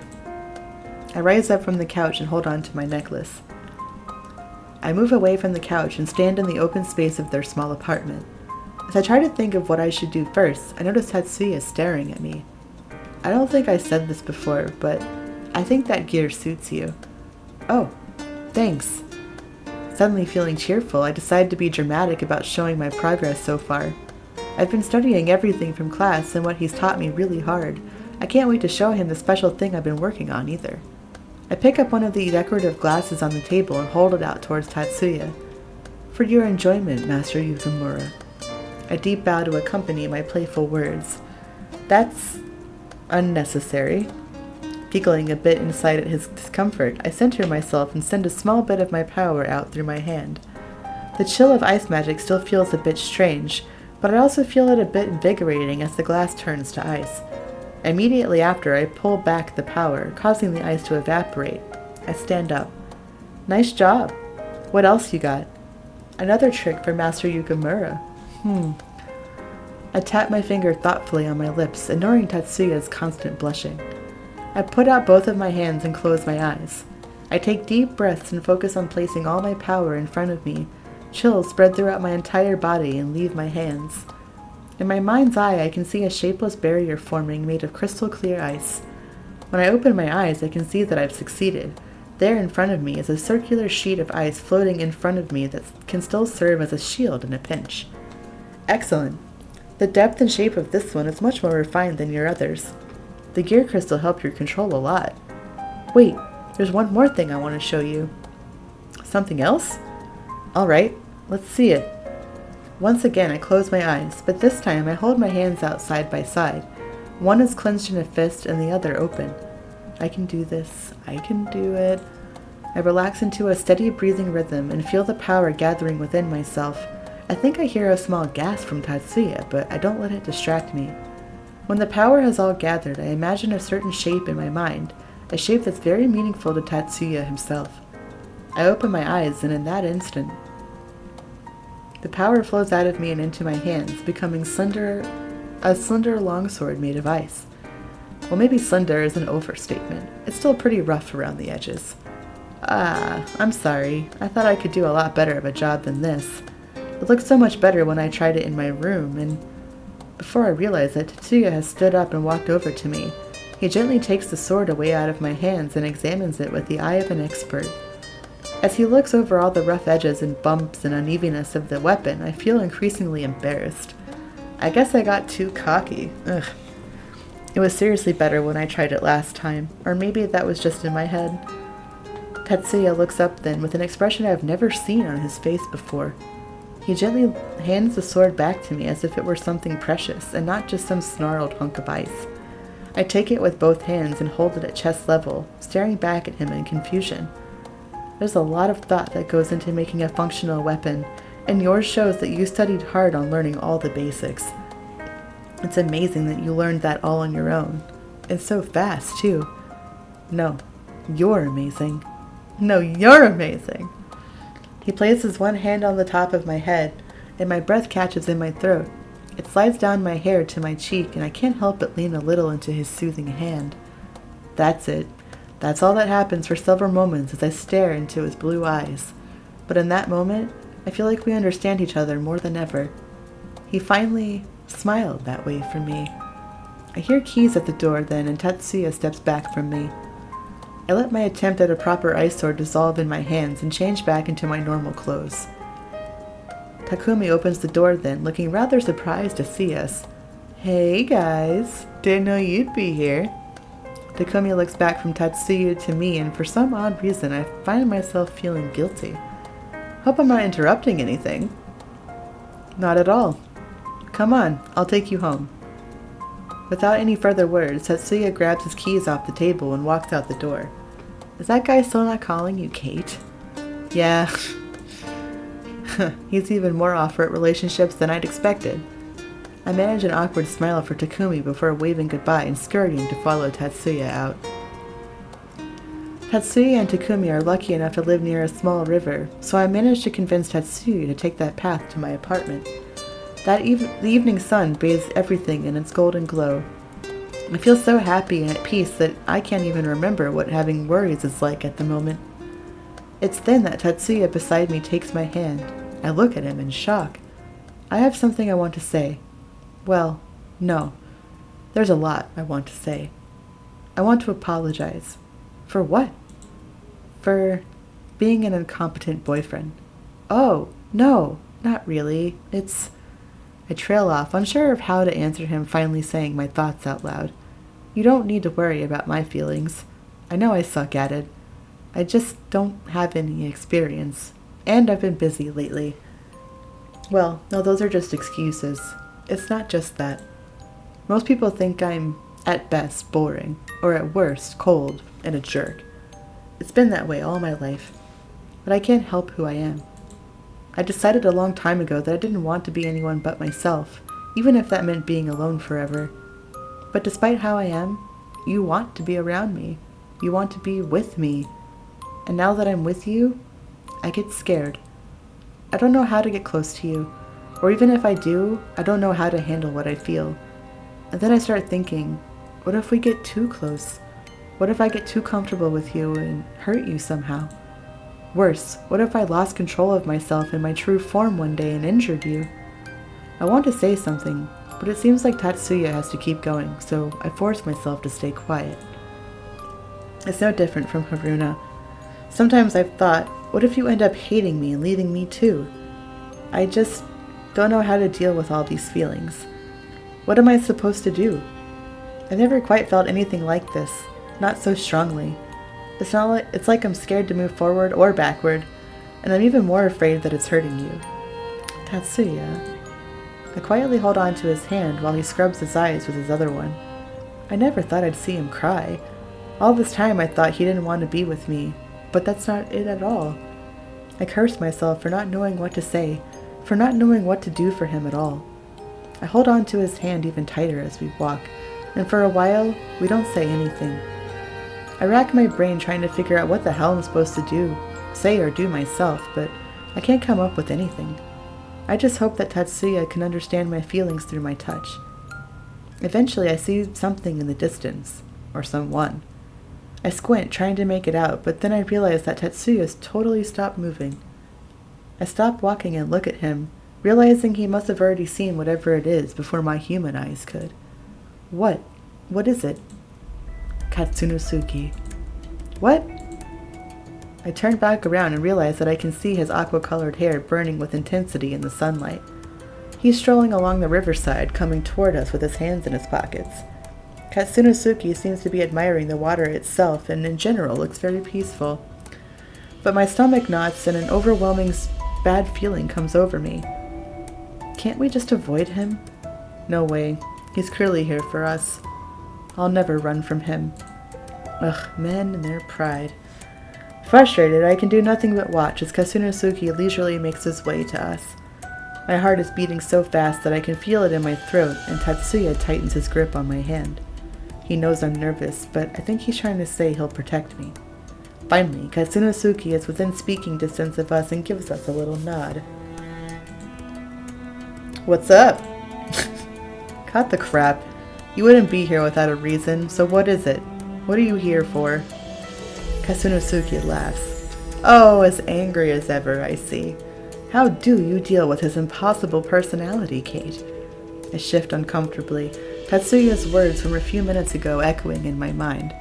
How about you treat your clan leader with some respect for once, kid? I'll start with treating you like a clan leader when you act like one. Are you suggesting I'm not making the best decisions for the Ryu? My worry only increases as they speak. Tatsuya is not holding back anything, and Katsu doesn't appear to be either. Why now? He didn't so much as texted me in the past week. Could he know about Tatsuya and me? Of course he knows. When have you ever? My family's been working themselves to the bone since you took over. We've lost our home, we've lost our respect from the other clans, and now you're trying to take everything we've ever worked for away from us. Have you ever considered just once what was taken away from me? Do you think I truly wanted to be the clan leader? I would have given anything for Nori to have lived. She was the one who wanted the role, not me. But since Nori isn't here, the role of leading our clan into a better future is up to me. Periods of turmoil and change are always hardest on those who are directly affected, but that doesn't mean it shouldn't be done. I'll do whatever it takes so the people of the future won't need to suffer like we all have. You destroy our whole clan and remake it the way you see fit? Who says you're qualified to guide that kind of drastic change? Kasunosuke laughs, if it can be even called that. It's more a bitter, hollow sound than anything. Our clan themselves, of course. My power came from the outdated traditions of the Ryu. Might as well be ironic and used for it. My power came from the outdated traditions of the Ryu. Might as well be ironic and use it for anarchy. Maybe then they'll see the absurdity of it all. You really are insane, aren't you? I'm done with listening to you. I'll ask one more time. What are you here for? Always quick to cut things short when they aren't going your way, aren't you? Fine by me. I'd rather be doing anything other than talking to you. Kasunosuke's eyes dart to me, and Tatsuya tightens his grip on my hand. Katsu looks at our intertwined hands with a frown. So, you managed to persuade her to your side. No doubt she caved out of pity for you and your family. Beside me, I can see Tatsuya grit his teeth in anger. After hearing him pour his heart out to me, I realized that Kasunosuke's words must have hit too close to home. No biting retort? I guess even you can see I'm right. Katsu turns to me. Kate, the reason I'm here is you. What? You're a smart woman, so I know you'll want to hear this offer. Whatever possessed you to choose Snowflake, I promise you I can give you a better deal. The fact of the matter is that I'm experiencing more resistance than I had anticipated with the Shinamura Ryu business deal. There's an easy way to solve this matter, and that's if you choose to support me. Do you want the truth of why I've been pursuing you? I think I can guess, but go ahead. I need your power, connections, and name. And I promise you I'm better than whatever you see in him in every way. Whatever you're looking for. I guarantee I can top it in every way. Shut up, you sick bastard. Feeling threatened, are we? Then how about we settle this in a way where you might conceivably have a chance? With a duel. Kasunosuke transforms into what must be his true form before our eyes. I'm left speechless by everything that's happening. It's all too much for my mind to keep up with right now. But I do know that I don't want them to fight. Tatsuya lets go of my hand in a rush. You want to fight? No problem. I've been itching for the chance to settle this. Don't lose control just yet, kid. Let's discuss the terms like proper men, shall we? Kasunosuke laughs, and it seems to have the intended effect of making Tatsuya even angrier as he glares at him. If you win, I'll back off and leave Kate alone. But I won't stop the business deal. That's beyond me. And if I win, then you'll back off and leave Kate to make her own decision with me. I understand the terms and accept. How about I just tell you my answer now? I'll finish this quickly. Wait! As if my yell was a signal, Tatsuya pulls out his hilt and quickly forms a beautiful yet deadly sharp blade of ice upon it. He rushes Kasunosuke, who simply stands there smirking. Fearing for his life, I yell, "No!" Katsu jumps in the air with inhuman strength, as he does, making a hand motion towards the river. Before Tatsuya can reach him, he pulls an immense amount of water out of it. It's about to hit Tatsuya full force when Tatsuya throws an arm out to stop it. Instead of crashing into him, most of the water freezes in the shape of a sparkling wave, and Tatsuya keeps running. Katsu throws out both arms and pushes them together in front of him. Water from the river rushes to form a sphere of water around him, right as Tatsuya would have made contact with him. Tatsuya attempts to slice through the sphere, but the wall of water is too thick. Katsu drops his hands and with a spin pulls some of the water floating around him into a stream of water to spray at Tatsuya. Tatsuya leaps back and uses one claw to catch the water. It solidifies into a large icicle before it can reach his face. He throws the icicle-like spear at Katsu, who simply dissolves it into water in midair and tosses it right back at him. I feel so utterly useless watching the two battle, and I don't know how it can end well. I wish I could stop them, but I just get in the way. Despite how scared I am for the two, the battle itself is incredible, and even I can tell they both know what they're doing. Tatsuya makes another dash for Katsu, who's been playing keep away this entire time. This time, when Katsu sends his torrents of water at Tatsuya, he slices them away with his sword. The sword evaporates on contact, but Tatsuya keeps moving. I can see the surprise on Katsu's face when Tatsuya does this, and I realize that he hadn't anticipated this move. Within moments, Tatsuya is upon Katsunosuke, slashing at him with his icy claws. Katsu avoids the slashes fluidly, but he isn't as strong as Tatsuya, so I can tell he's starting to slow down. I realize that Tatsuya seems to have lost control as he wildly slashes at the water mage. I clench my fists and yell as loud as I can, "Stop!" I'm too late, though. The yell distracts Katsu more than Tatsuya, and one of Tatsuya's claws slashed right through his side. Ugh! Tatsuya continues his onslaught, and I'm practically in tears as I yell for him to stop. Stop, stop, stop! Katsunosuke manages to leap back from Tatsuya, and at the same time pulls a thin stream of water from the river. He sends it at Tatsuya, and it curls around his neck, finally halting his assault as Tatsuya grasps the noose-like water, choking. Let him go! He can't breathe! Katsunosuke falls to the ground on one knee, and I run to Tatsuya. The water noose evaporates, and Tatsuya collapses too. I stop, standing between the two men in horror. Tatsuya, unconscious, but seemingly breathing on the ground, his claws bloody. Katsu's blood streaming from his side as he crouches down in pain. I don't know what to do. What do I do? Who do I help? What if one of them dies? For a few moments, I'm completely frozen in shock until I hear Katsu's strained voice. Are you going to stare or help? I'm bleeding out here. Figure out a way to stop the bleeding before I pass out. If you can't heal, I can do it myself, as long as I'm conscious anyway. I scrub my tears away and frantically think back to what I know about first aid. With some effort, I manage to tear off a part of my cardigan. With another glance at Tatsuya to ensure he's still breathing, I timidly walk to Katsu's side. Crouching down next to him, I hold out the strip of cloth, and he slowly releases his hand from his gorged side. What I see almost makes me vomit, but I manage to hold it together long enough to tie the cardigan around his waist. Katsu groans and sits down on the ground, sweating from the pain. After a few deep breaths, he holds his hand to his side and a faint blue light appears.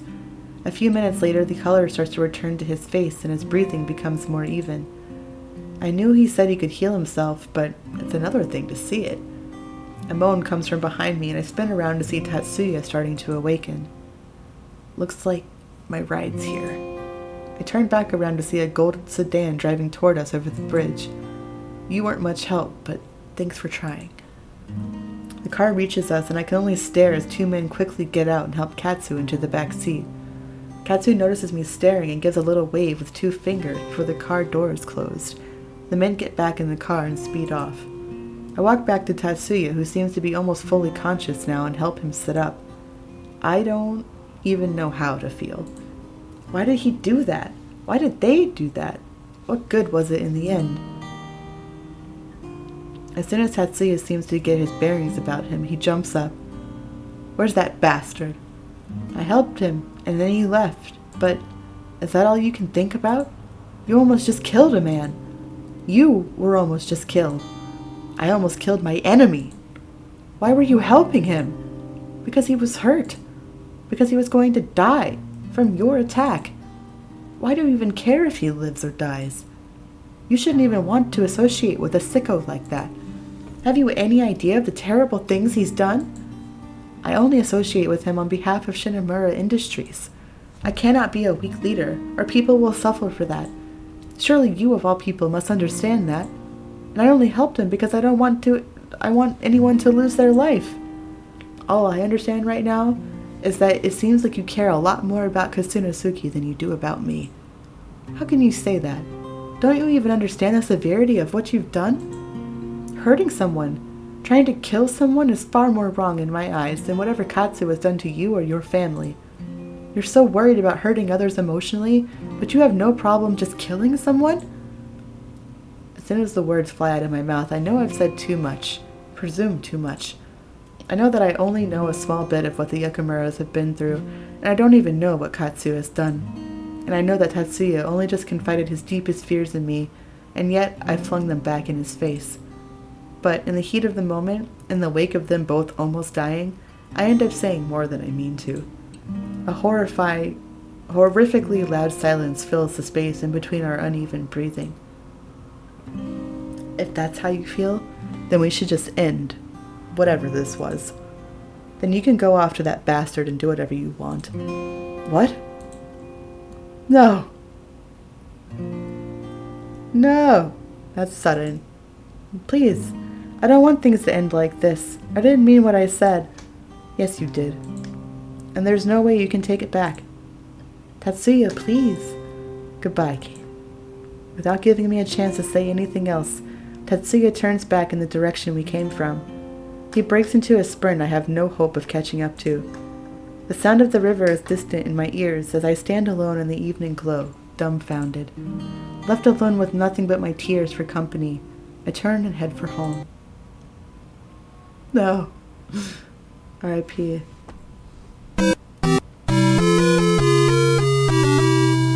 Chapter 12, Dewdrops. How many hours has it been since I started crying? It's hard to tell, and I don't care enough to check the time. Besides that, the idea of picking up my cell phone right now is painful, at best. It's not like we had any couples pictures or anything like that, but just knowing I might never get another text or email from him is... Surprisingly, I find that my body is still able to produce tears after thinking that. I can't stop seeing Tatsuya's face when I said those words. Why is it all we seem to do is hurt each other? Are we really not supposed to be together? I choke back a sob as new tears stream down my cheeks. I grab my covers and throw them over my head. I curl up, wanting to hide from the world, wanting to sink into oblivion rather than ever hurt like this again. Do I cry myself to sleep or just pass out? I can't even remember when I wake up that next awful morning.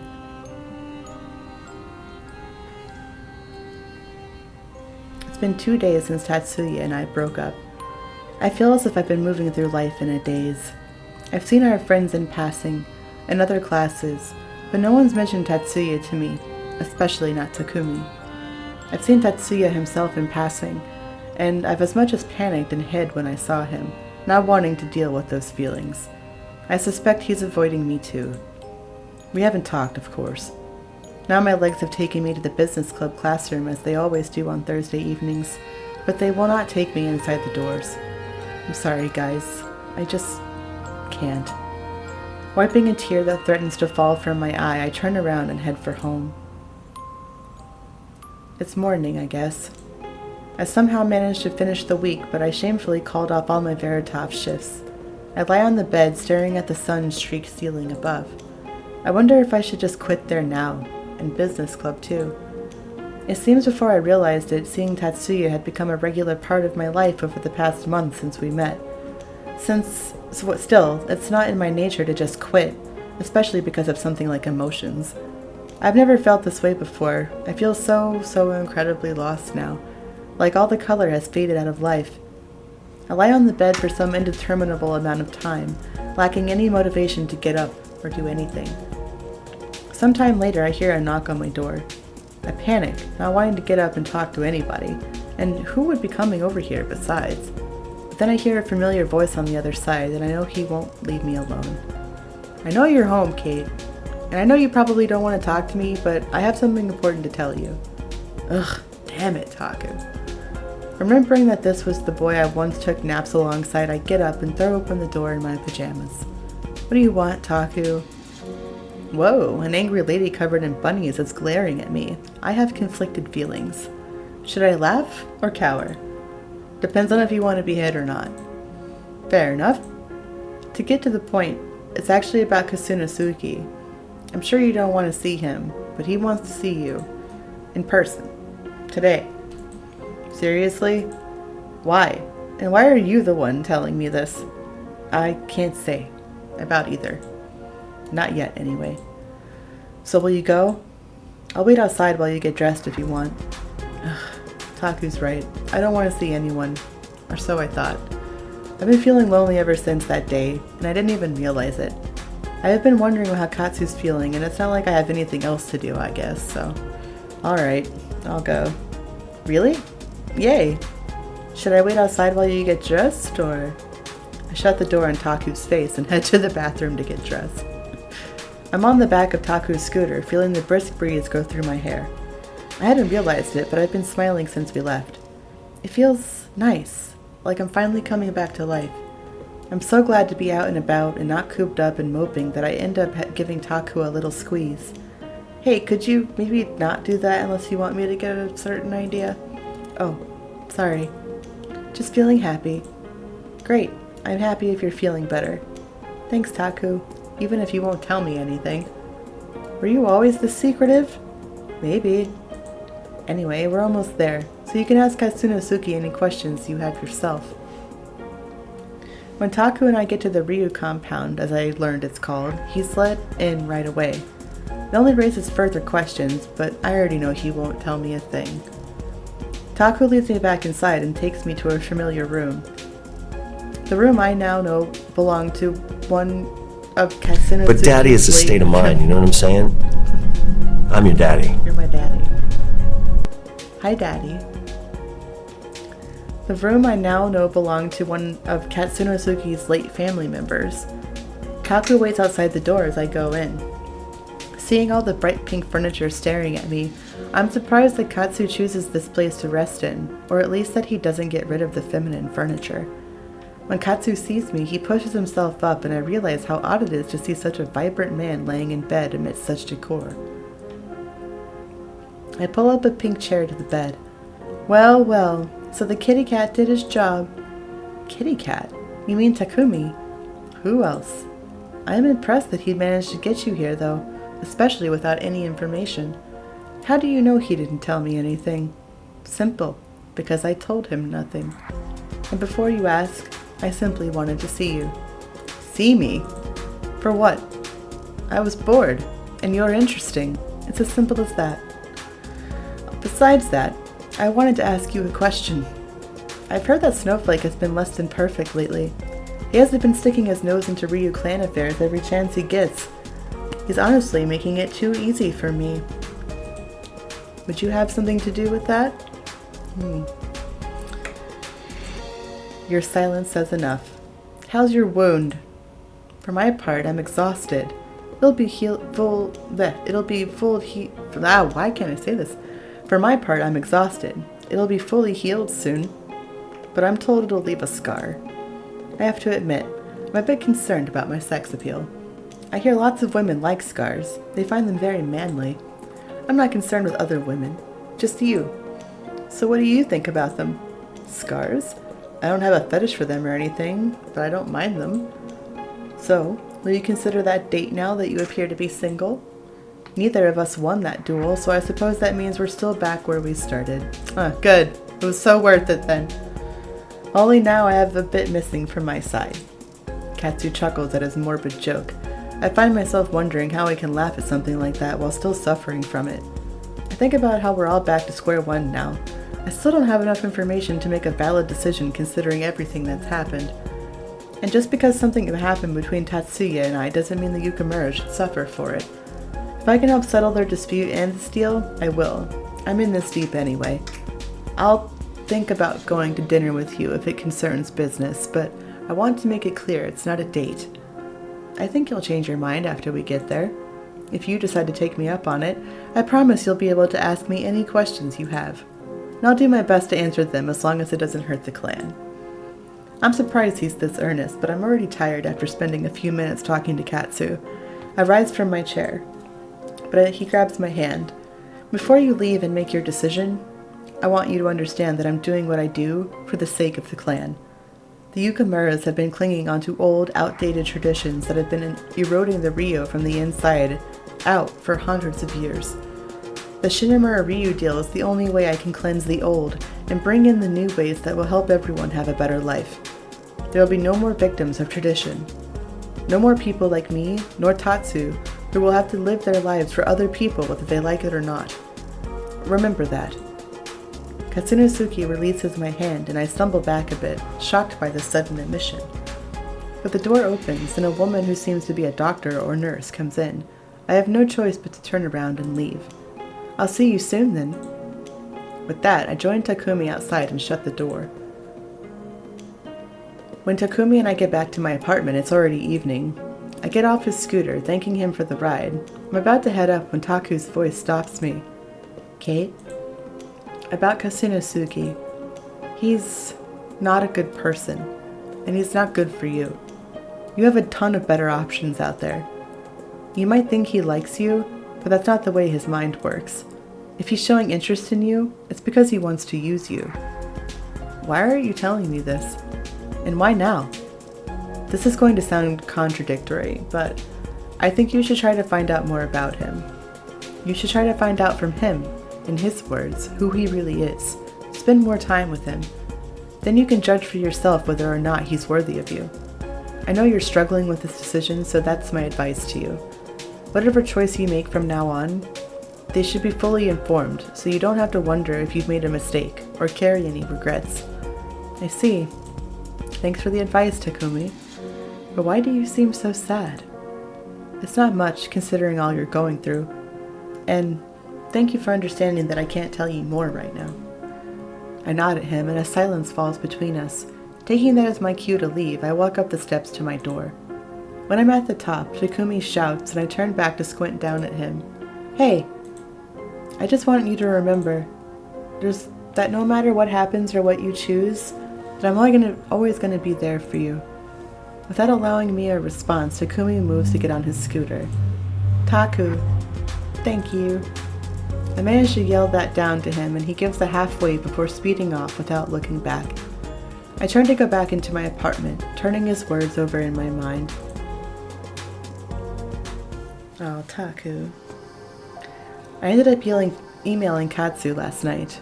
I told him that I would finally take him up on his offer to dine out, emphasizing again that it was not a romantic date from my point of view. He accepted the offer, promising me that I wouldn't regret it. My shift was almost over. I found that yesterday had given me the strength to go back to work again, so I had immediately called in so poor, overworked Shinji could take a break. When I had quietly requested not to be given a shift alongside Tatsuya, Galen seemed a bit amused, but thankfully did not pry. There's only Galen and me tonight since it's Sunday and the coffee house is slower on these days. With the customers taken care of, I stare at the clock on the wall, anxious. Katsuo is supposed to pick me up here. I hope he doesn't make a scene. From behind me, I hear Galen's voice. Quiet? But I didn't say, do you think he might come by today? He usually doesn't on Sundays, but sometimes when he has a bad date, he'll show up. I half turn around, wondering what the hell Galen is talking about. I see him talking to a fluffy gray-striped cat that's sitting on the bar, but that still doesn't clear up all of my confusion. I hope he does. I'd like to mess with him a bit. It's too quiet for my taste tonight. Not that being too quiet is a bad thing, especially when you're a positively fluffy, perfect kitty cat. Right. I suppose that might be the cat's name. Of course, he'd have a cat named Quiet. I turn back to the clock. 7:59, and then finally 8 p.m. arrives. I immediately clock out and go to the back room to get dressed. When I come out, Galen grins at me, stroking Quiet's head. You're exactly on time tonight. Perhaps you have a prior engagement? He notices everything. Something like that. Could it be a spicy date? Well, Whatever it is, I hope it's fun. I personally wouldn't stick around if it weren't. I smile at Galen's strange words and genuine enthusiasm. Thanks. Have a good night. For whatever reason, Galen's bizarre behavior has left me in a better mood. I step out onto the sidewalk, no longer quite as nervous. When I walk outside, I immediately see that there's a gold sedan parked alongside the sidewalk. Could that be... I squint to try and see through the windows, but the tint is too dark. My question is answered when Katsunosuke himself pushes open the car door. What are you waiting for? Get in! I look around at the passers-by on the sidewalk before doing so. As soon as I get in, Katsunosuke pulls out into traffic without a word. I wait for a few minutes, but he doesn't say anything. The quietness between us has an entirely different feeling than the ones between Tatsuya and me. Because I have no idea what's going on in his head or where we're going, it makes me nervous. So, where are we going? Shouldn't you have asked that earlier? We're going to go via. I'm sure you've been there before. Ah, I see. Is that fine? We could go somewhere fancier if you want. What could be fancier than Gouveia? A former ball? Sorry, no. Gouveia is fine. More than fine. It's my favorite restaurant. Is that so? It's the same for me. Really? I would have thought you preferred... I look over at his clothes, which are as relaxed as ever. More casual places. I just enjoy modern things. And it's not like I have a problem with ornate things, I just prefer comfort over all else. I nod, glad to finally understand a little more about him, but at the same time feeling guilty. I'm doing this because I need to know what I'm dealing with. Because Takumi's right, that I should find out more about him before making any decisions, especially on the Shinamura Ryu deal. But still, I feel like I'm betraying him and the whole Yukamura family. I know that this thought is ridiculous, considering that we're broken up, but I can't forget all that the Yukamuras did for me either. I try to hold on to the thought that this is the best course of action for everyone, but my feelings of shame don't leave me the entire car ride. We're sitting at the same restaurant my father brought me to almost exactly a month ago. I can't believe it's only been a month. It feels like a lifetime of things have happened in such a short time. The waiter comes to take our order, and when he leaves, I turn on Katsu. You said you'd explain everything if I did what you wanted. So please, tell me. I actually said I'd answer your questions as long as they don't hurt the clan. So you have to ask for me to explain anything. I guess he did say that. As I think through trying to figure out where to start, Katsu suddenly leans in closer across the table. If you can't think of where to start, why don't I ask some questions first? Huh? Oh, okay, I guess. What do you know about me?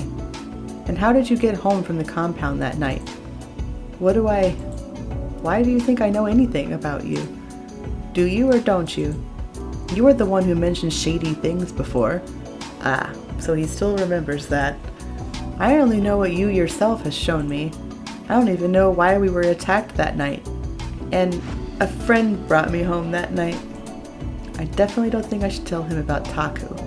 Whatever he was doing there, he was clearly not wanting to be seen. Katsu scrutinizes me with cold, unfeeling eyes, and I swallow.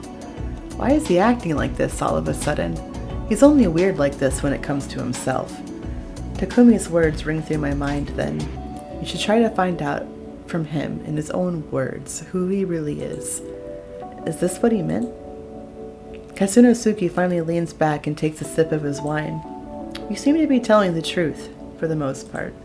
So I'll let it go for now. The waiter comes back to set down our food, and for a while the conversation quiets down while we eat.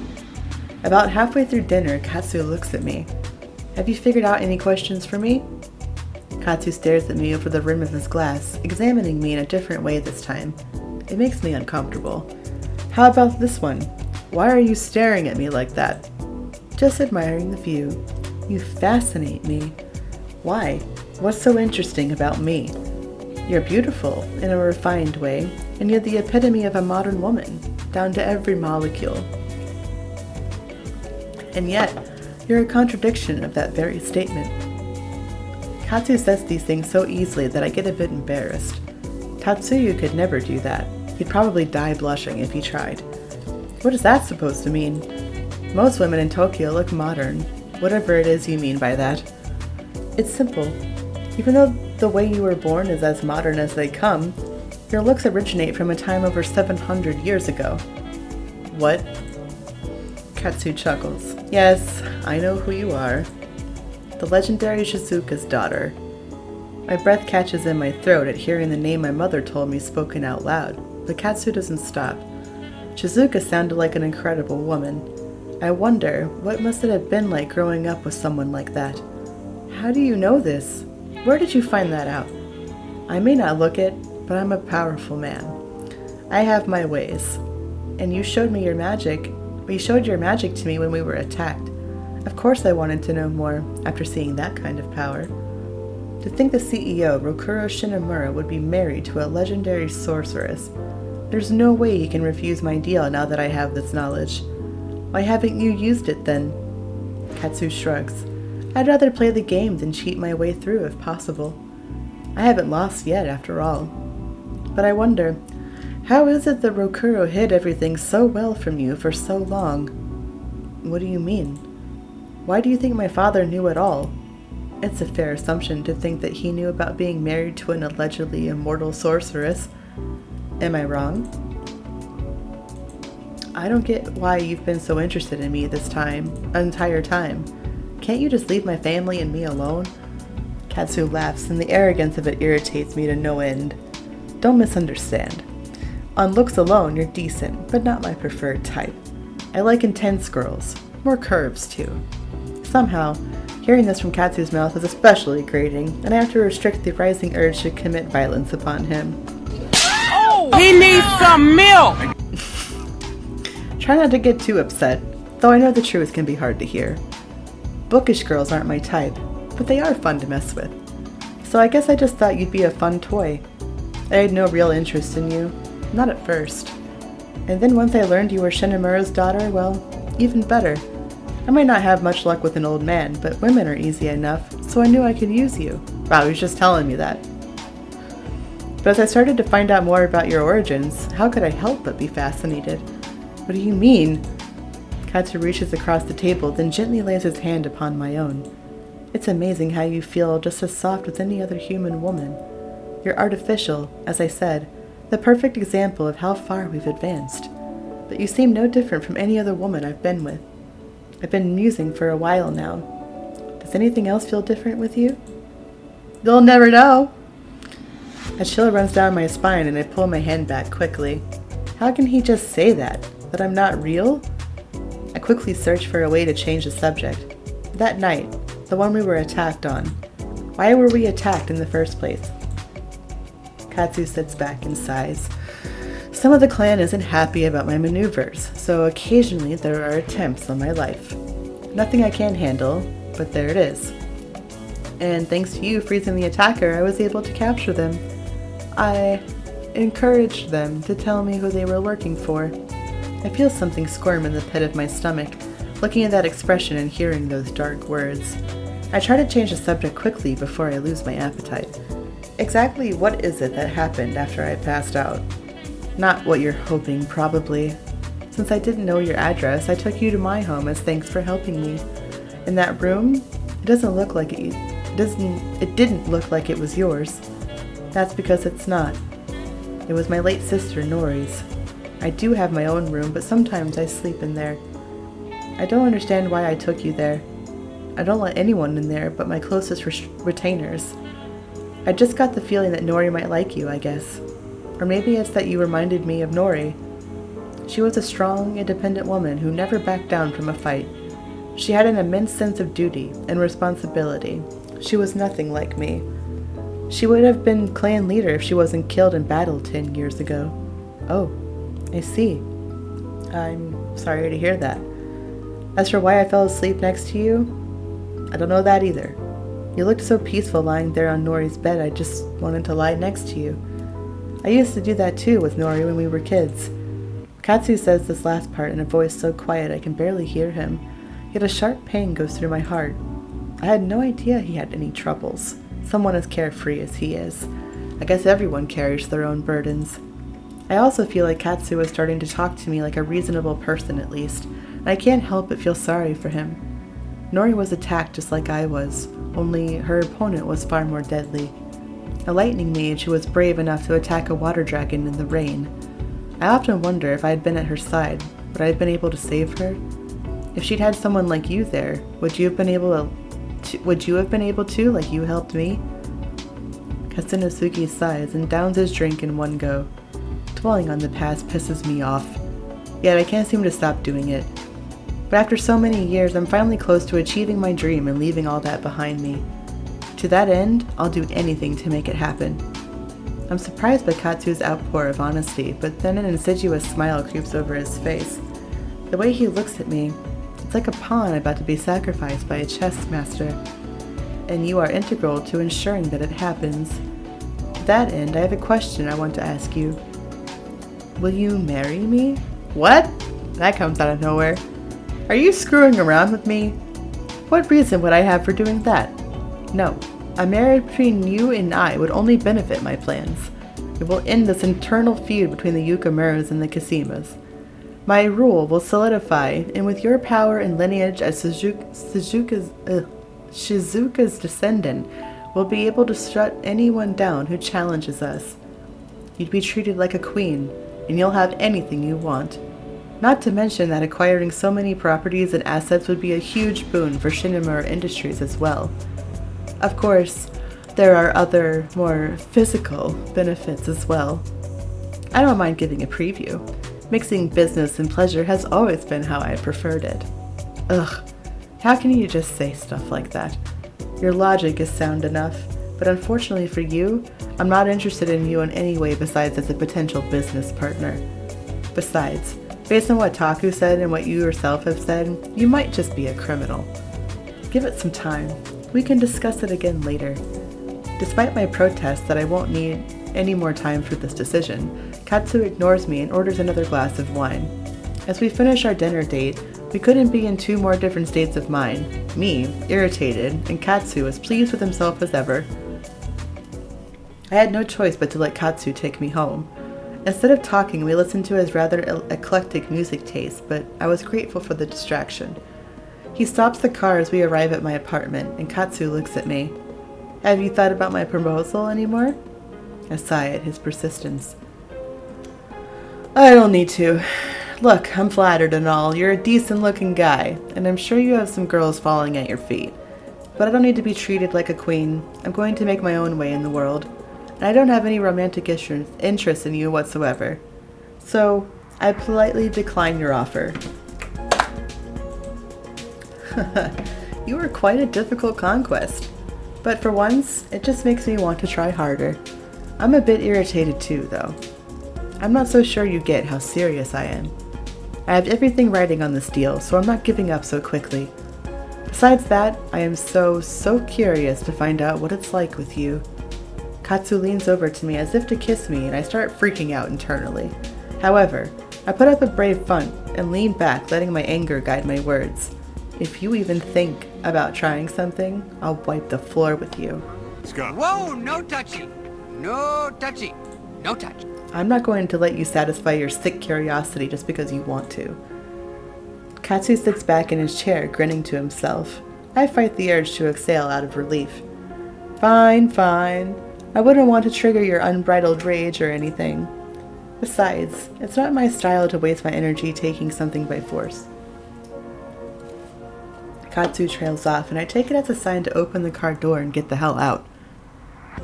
I step out of the car and give a small, terse bow, thanking him for the food. Katsu only gives a quick nod, his eyes lingering on my face before driving off. After a hot shower to clear my mind and soothe my aching body, it's already after midnight. I get into bed, checking my phone before sleep. Sorry about tonight. I'm not used to not getting what I want. I won't do it again.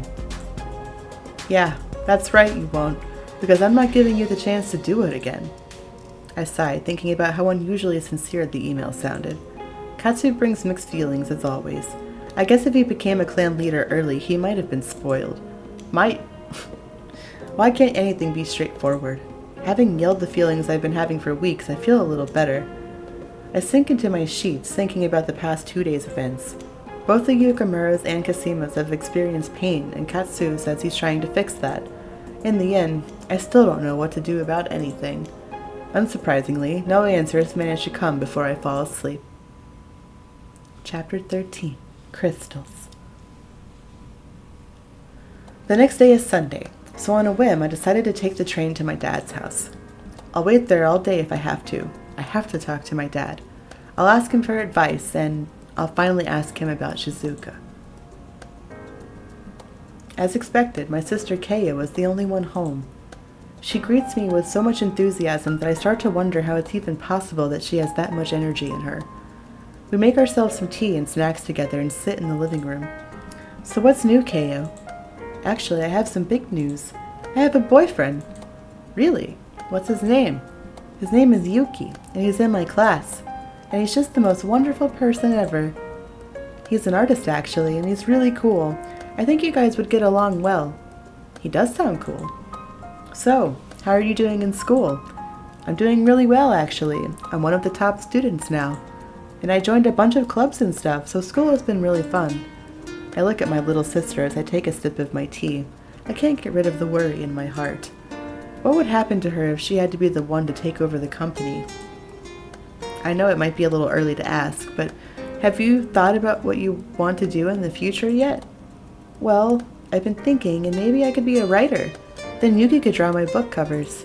Or maybe I could continue studying flute and become a musician, or maybe even do acting. She looks so serious when talking about what she wants to do. I smile. It's so wonderful that she has so many dreams. A strange feeling stings my heart. Keo is always so full of hopes and dreams, while me, I never really had any. The image of Tatsuya flashes in my mind and I realize something. He's more like me than I ever realized. He's doing everything he can to give his little siblings the same chance, the chance to follow their dreams. Keo and I spent the evening together just talking and then making dinner together. Dad doesn't come home until later that night.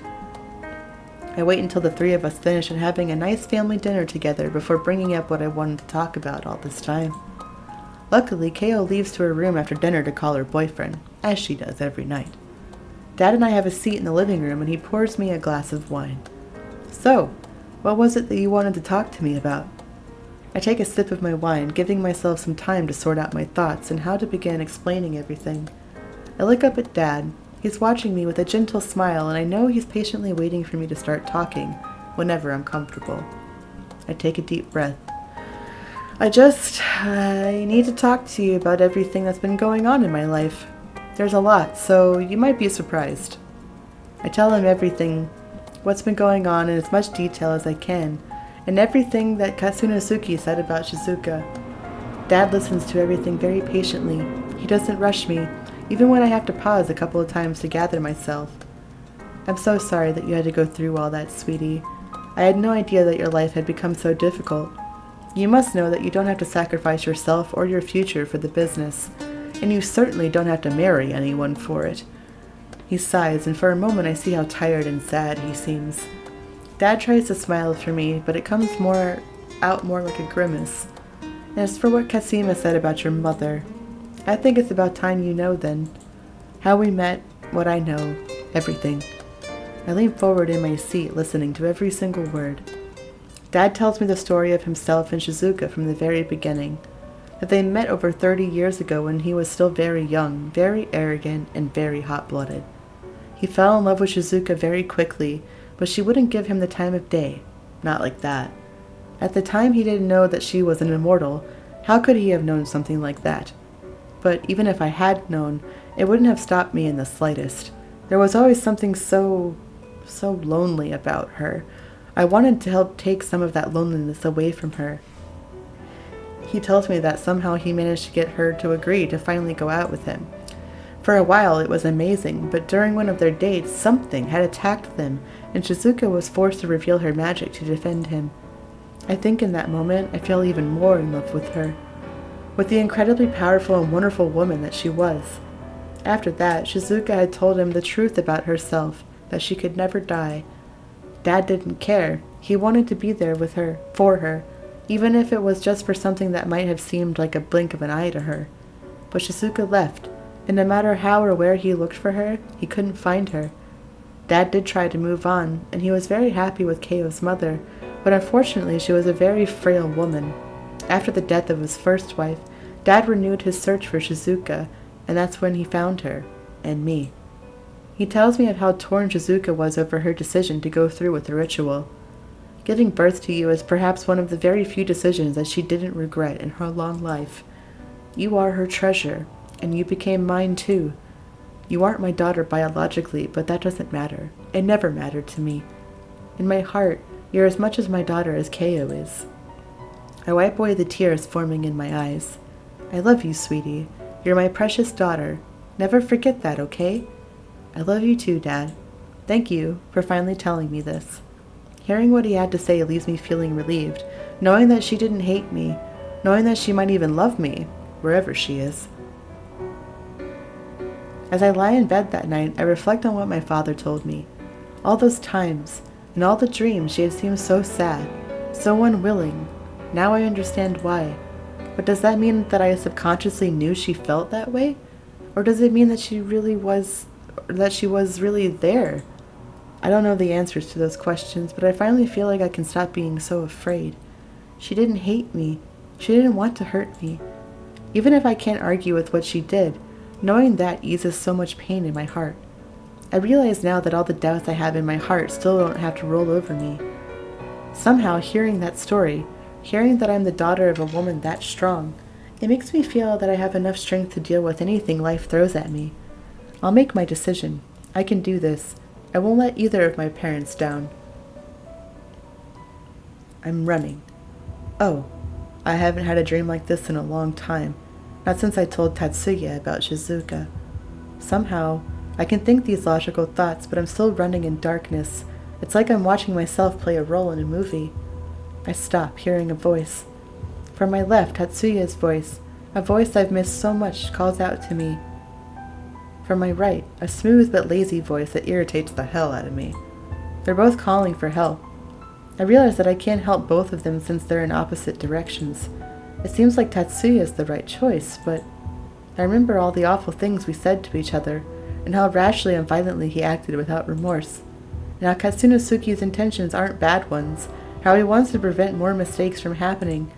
I have this awful feeling that if I choose wrong, I'll ruin hundreds, no, thousands of lives. Without me, though, I know they'll both die. So I'm gonna save it. I'm gonna save it here because maybe we'll do an alternate ending. Because you can pick one or the other, I'm pretty sure. I sink to the ground in the darkness, sobbing. Who should I choose? Because we're gonna choose Tatsuya. And I can show you like what happens if you choose Katsunosuke. After anxiously debating, I make my choice. And then I wake up. That was the dream I had this morning before I left my father's home for school. I woke up crying, finally realizing just how stressed out I've been over this. I made it through the school day, but when I saw Tatsuya in the hallway, I thought I might start crying all over again. I can't go on like this anymore. I finished cleaning out the coffee machine and closed the lid. Shinji walks up to me. There's someone here to see you. Me? Shinji gives a brief nod and returns to the bar. I walk up to the bar and gasp when I see who's standing there. Haruna? Hello. Hi. I'm sure you're wondering what I'm here for. Well, yeah. I don't have much time to speak right now, but I was hoping you could come by Carnivalis when you get off later. I've been trying to get in contact with you for a few days now, but I didn't know when you'd be working. Oh, well, okay, sure. I have a break in an hour. Will you still be there? Yes, I'll be there all evening. I'll see you later then. With a small bow, Haruna excuses herself and I watch her go with confusion. What just happened? There's a small part of me that's a little jealous too. Now that I've talked to her directly, her mannerisms seem so delicate and cute that I can see why Tatsuya would like someone like her. I breathe out slowly, not wanting to even remotely get started down that path. I might end up crying at work if I don't stop it. I'll just have to focus on my job until I can see what she wants. That thought is about all that keeps me from going crazy with curiosity over the next hour. I walk into the lounge. This time there's customers sitting at the bar on the couches. I nervously pull my hands through my ponytail as I look for Haruna, but I don't see her. Maybe I should go ask someone. Right as we're about to go do that, I realize that someone is playing the piano. It's Haruna herself. She plays a soft, jazzy number. She looks appropriately melancholic, but I don't think it's an act. An unpleasant thought runs through my mind. She looks so elegant playing. Tatsuya should probably be with someone like her. Wait, what if that's what she wanted to tell me? What if she's going to ask about Tatsuya so she can date him? Or maybe they are already dating and she's going to rub it in my face. She doesn't seem like that kind of person, though. As I stand there fretting, Haruna looks up and our eyes meet. Her song slowly comes to a stop and a few patrons give a round of scattered applause, and she walks around the piano to me. Thanks for coming. Is it alright if we go sit at the end of the bar? Sure. Haruna and I seat ourselves at the very end of the bar, a few seats away from other patrons. The bartender comes over and Haruna looks at me. Do you want a drink? Probably. Just some water is fine. Although I could use a shot, probably. Haruna looks at the bartender and he nods and grabs a pitcher of water and a cup for me. As he pours it, I start to wonder why Haruna is being so nice to me. Maybe she's always this nice, or maybe she's just making a show of it. I accept the glass and look at Haruna as I drink it. I can't help but be suspicious of her attentions. After the bartender leaves, she begins talking. I'm sure you're wondering why I've called you here. It's not something that was an easy decision for me to make. But I'm so worried that I knew I had to try and help some way. Worried about what? Has something happened? Yes and no. I'm sure you figured this out, but it's about Tatsuya. I went to visit his mother last week at Blue Sky and to see how she was doing, but she wasn't like her usual self. She was very worried about him. She said he wasn't acting as he usually does. What? But I've seen him around at school and he seemed fine to me. What do you mean? She told me that he and you broke up, and I had no idea you were even together. But she said after that he's been acting really moody. He's been snapping at people and shirking his duties. She said that he hasn't been over to visit the family, or even his grandfather. He's been making excuses that he's too busy with school to do so, but she doesn't believe that's it. On top of everything, she said the leader of his clan, Kasunosuke Kasima, has been pressuring the Yukamuras. Something about a business deal. I didn't quite understand it all. Mrs. Yukamura sounded like she was under so much stress, and she's always been so kind to me. I thought about what I could do to help them, but I was scared to talk to Tatsuya when he's like this, so I tried to find you instead. I see. I had no idea. I haven't spoken to Tatsuya since the day we broke up. It feels really weird talking about this, especially with Haruna. But isn't he your partner in class? He is, but I don't think either of us have been mature enough to continue with that. He hasn't mentioned anything, and neither have I. I guess he might also think that I'm fine enough on my own now. I'm not sure how much you know, but my powers have calmed down, so I don't technically need him anymore. But it seems like he needs you. Haruna, don't you still have feelings for him? Oh, we just asked that shit? You must, or you wouldn't be doing all this. I suppose I'm that transparent. Yes, I still love Tatsuya. Awkward. Even if I knew, hearing the words ends up bothering me a lot more than I thought it would. But that doesn't mean we're right for each other. I see. Would you mind telling me what happened between you two? How you two got together? Tatsuya didn't explain much. Alright then. Tatsuya and I met back in high school. It was in our second year. We were both in music courses together in music club after school. We were both pianists at the same time, or at the same level, so we often got partnered together. I was very shy, so I didn't have many friends, but Tatsuya always talked to me like anyone else, and he was quiet enough that I was able to finally open up and talk to him. We became friends naturally, although I can't say I always understood the way he thought. I admired his confidence and intelligence. Tatsuya didn't have many friends either, but it was mostly because he was too abrasive to people. I was always afraid he'd be mean to me as well one day, but instead I found he became kinder and more patient as time went on. I can't tell you when I fell in love with him. These things just happen before you know it. But I found out he felt the same way as me when we kissed, after he walked me home one day. I swallow. The story is difficult to hear, but I try not to let it show on my face. Things always went well when we were together. At least that's what I thought.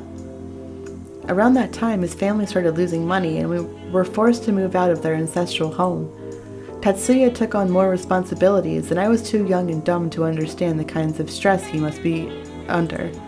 So even back then, Tatsuya was burning himself out like this. I wonder how long it's been since he's just relaxed. I thought everything was going well.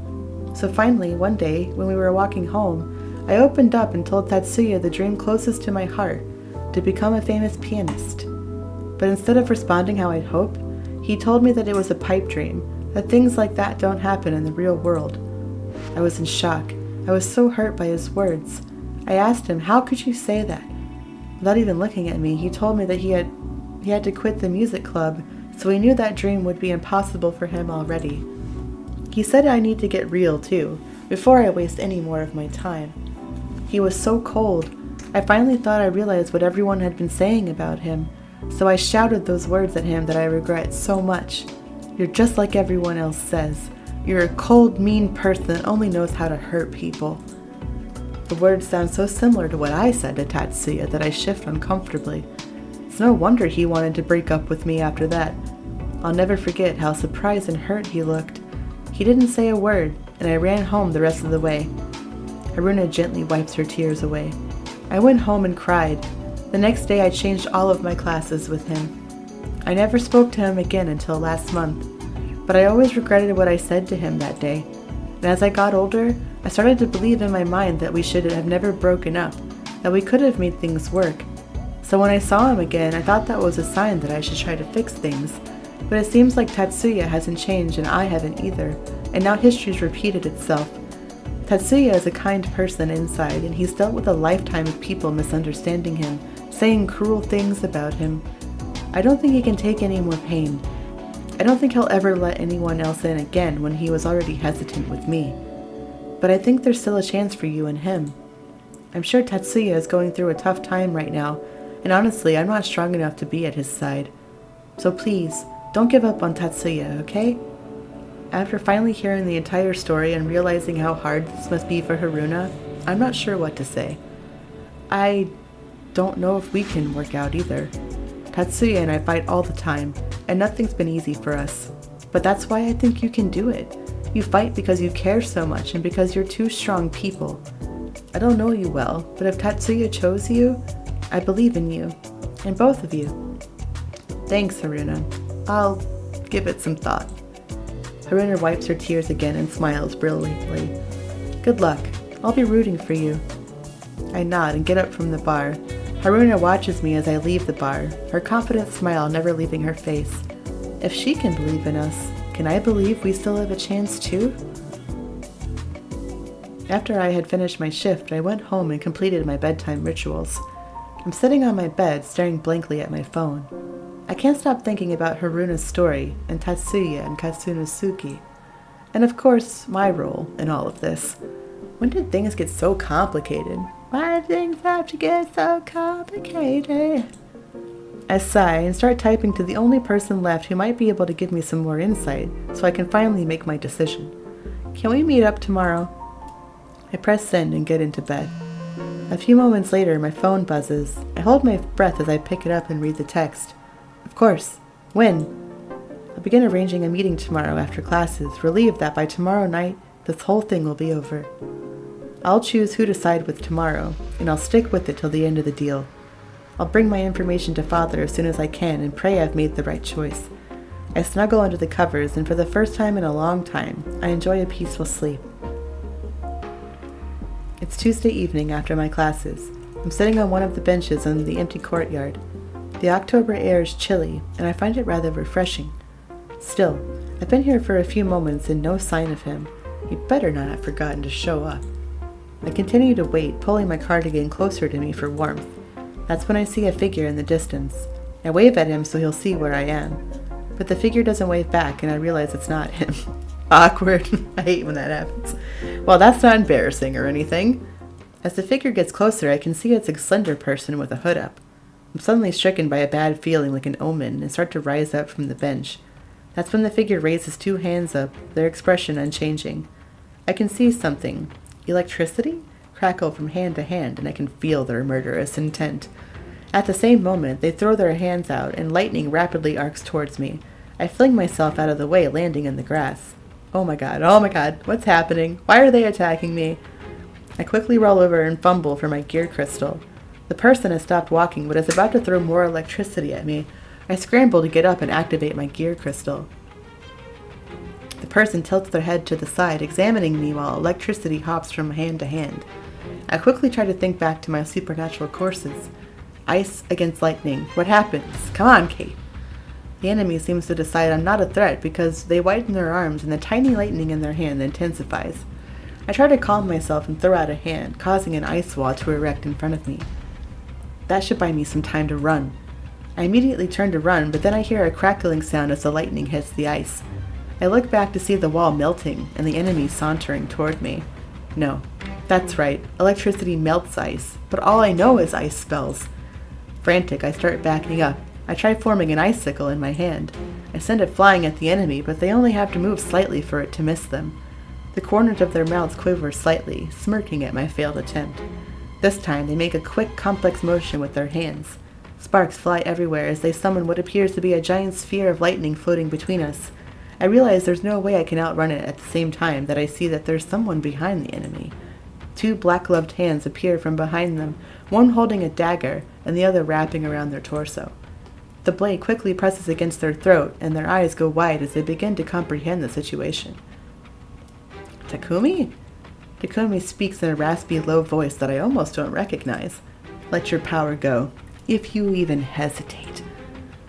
Takumi presses the dagger deeper into his throat, and the man coughs. The crackling sphere fades out, but Takumi doesn't move. Who sent you? Do you think I'm playing? I already know you don't want to die, or you would have killed her already. I feel sick when I think about what would have happened if he decided not to listen to Takumi. Why should I tell you when you could just kill me anyway? Because I'll kill you if you don't. You're ruthless, says the guy that just tried to kill someone in cold blood. No time for chit-chat, so get on with it before I lose my patience. It's the Mage Society. The name sounds familiar to me, but I have no idea who that is. Taku seems to, though. Why are they after her? If she dies, he'll lose his trump card. The Ryu clan will fall. Takumi removes his dagger from the man's throat and kicks him in front of him in one fluid motion. While the man is stumbling, Takumi grabs him by the hood and jerks his head back at the same time as he brandishes a syringe. He jams the needle into the man's neck before I can even comprehend what's happening, and pushes down the lever. What are you doing? The man's eyes roll back into his head, and Takumi lets go of his hood. He drops to the ground, unconscious, putting him to sleep. Takumi bends down and grabs one of the man's legs. Help me drag him. What? We don't have time for this, Kate. Hearing the firmness in his voice, I reluctantly walk over and grab the man's other foot. I help Takumi drag him into the bushes. Are we seriously just going to leave him here like this? I got what I needed. Besides, I'm not messing around with that group if I can help it. Let's go before we're discovered. Change out of your gear, and I'll meet you on the roof of Building 7 in a few minutes. Takumi looks over at the windows near us and finds an empty classroom. I watch, incredulous, as he takes some sketchy-looking lockpick and works the window open in seconds. Get going. All right. Takumi nods at me and hops into the open window. I sigh and deactivate my gear crystal, wanting to get the heck out of there myself. After rushing through campus and sneaking up to the roof of the building, I'm doubled over, panting. You're late. Sorry, some of us aren't freaking ninjas. I'm just kidding. You did better than I thought you would anyway. You should avoid being alone for a few days. It seems you're being targeted. But why? I didn't do anything. I can't say for sure, but I'll look into it. Just stay safe for now. Don't walk home alone and try to remain alert. It'd be better if you could stay with someone else. Right. Well, I'll try to be alert, but it'd be weird trying to stay with someone else. What am I supposed to tell them? That there's assassins after me? You could stay with us, though we're not always home. I don't know about that. The idea of staying with two men, one of them my one-time ex, doesn't sit right with me. Whatever, we can figure it out later. There's something you want to talk about, right? Yeah, there is. But first, thanks for saving me, Takumi. No problem. Like I said, I'll always be there for you whenever I can. But this thing you want to talk about, it's about Cosima, isn't it? I nod. I want to know what you'll tell me about him. I've gone out with him, spent some time. I have a better idea of the kind of person he is, but there's still a lot I don't know. I was hoping you could fill in some of those gaps. I can, yeah, but you might not like what you hear. You might not see me in the same light either. Well, Taku, I just saw you threaten to kill a man, and I still like you just fine, so I think we'll be okay. I'll be okay. Right, okay. Takumi takes a deep breath and presses a hand against the fence looking out to the city. I'm a private detective. I choose who I work for and for what reasons I work. Through a series of circumstances, I became employed by both the Yukamura family and Cosima, Tatsuya and Katsunosuke. You were working for them? Like a double agent? Exactly. It's not something I normally do. I'm not a spy, I'm a detective. But when Tatsuya came to me for help, I couldn't just turn my best friend down. By the time I was already working for Cosima, and my own personal code prevented me from just dropping the job.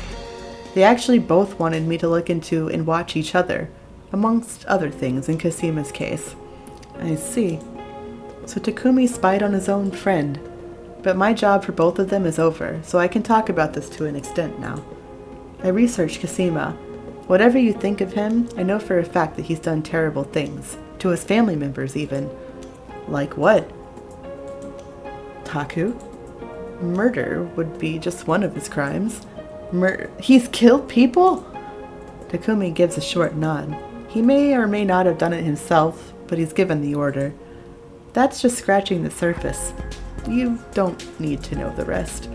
I hope you can see why leaving you with a guy like that might make me nervous. Well, yeah. But I knew he wouldn't do anything to you. You're worth too much to him. Besides that, you're free to live your life however you choose. I was fine with watching over you. You watched over me? Well, yeah, I couldn't just leave you alone. Tatsuya would have been mad at me too. He wanted me to look out for you as part of my job. Though I was surprised when I saw you in bed with Cosima, I knew it was none of my business. My first priority was getting you out safely. Nothing happened, you know. Yeah, I believe you. Plus, Cosima's a weird guy, but he's never been known to force himself on a woman. Really? I'm a bit surprised. Whatever else Cosima is, he's definitely complicated. I think in his twisted mind, everything he does makes sense if it's for his goals. I think in his head, he's the good guy making sacrifices so no one else has to. I don't know what to make of him myself. Sorry, it's not much, but that's about all I can tell you about Cosima. I'm sure he's already told you his goals. So who you decide to support will be up to you. What about the Yukamuras? Is he right that they support outdated traditions? He is. The Yukamuras are usually the clan leaders, or pressure the Cosimas into doing what they want. But every leader is different, as Cosima himself is proving, so I don't see a point in trying to predict what will happen if he doesn't get his way. If I were you, I'd just take the evidence before my eyes and make a judgment based on that. A logical approach that I can't argue with. Thank you, Takumi. You sure are thanking me a lot these days, because you keep doing so much for me. How about you thank me by just making yourself as happy as possible? No matter what you do, I'm on your side. Alright, Takumi. I'll do my best. He's so cute. Takumi puts his mask back on his face then. Come on, it's getting late. You can at least try to stay at our place for the night. Or you can at least stay at our place for the night. It won't be safe at yours. We can decide what to do long term later. Well, alright, I guess. Choosing between facing an assassin or sleeping in an apartment with two men? When did my life get like this?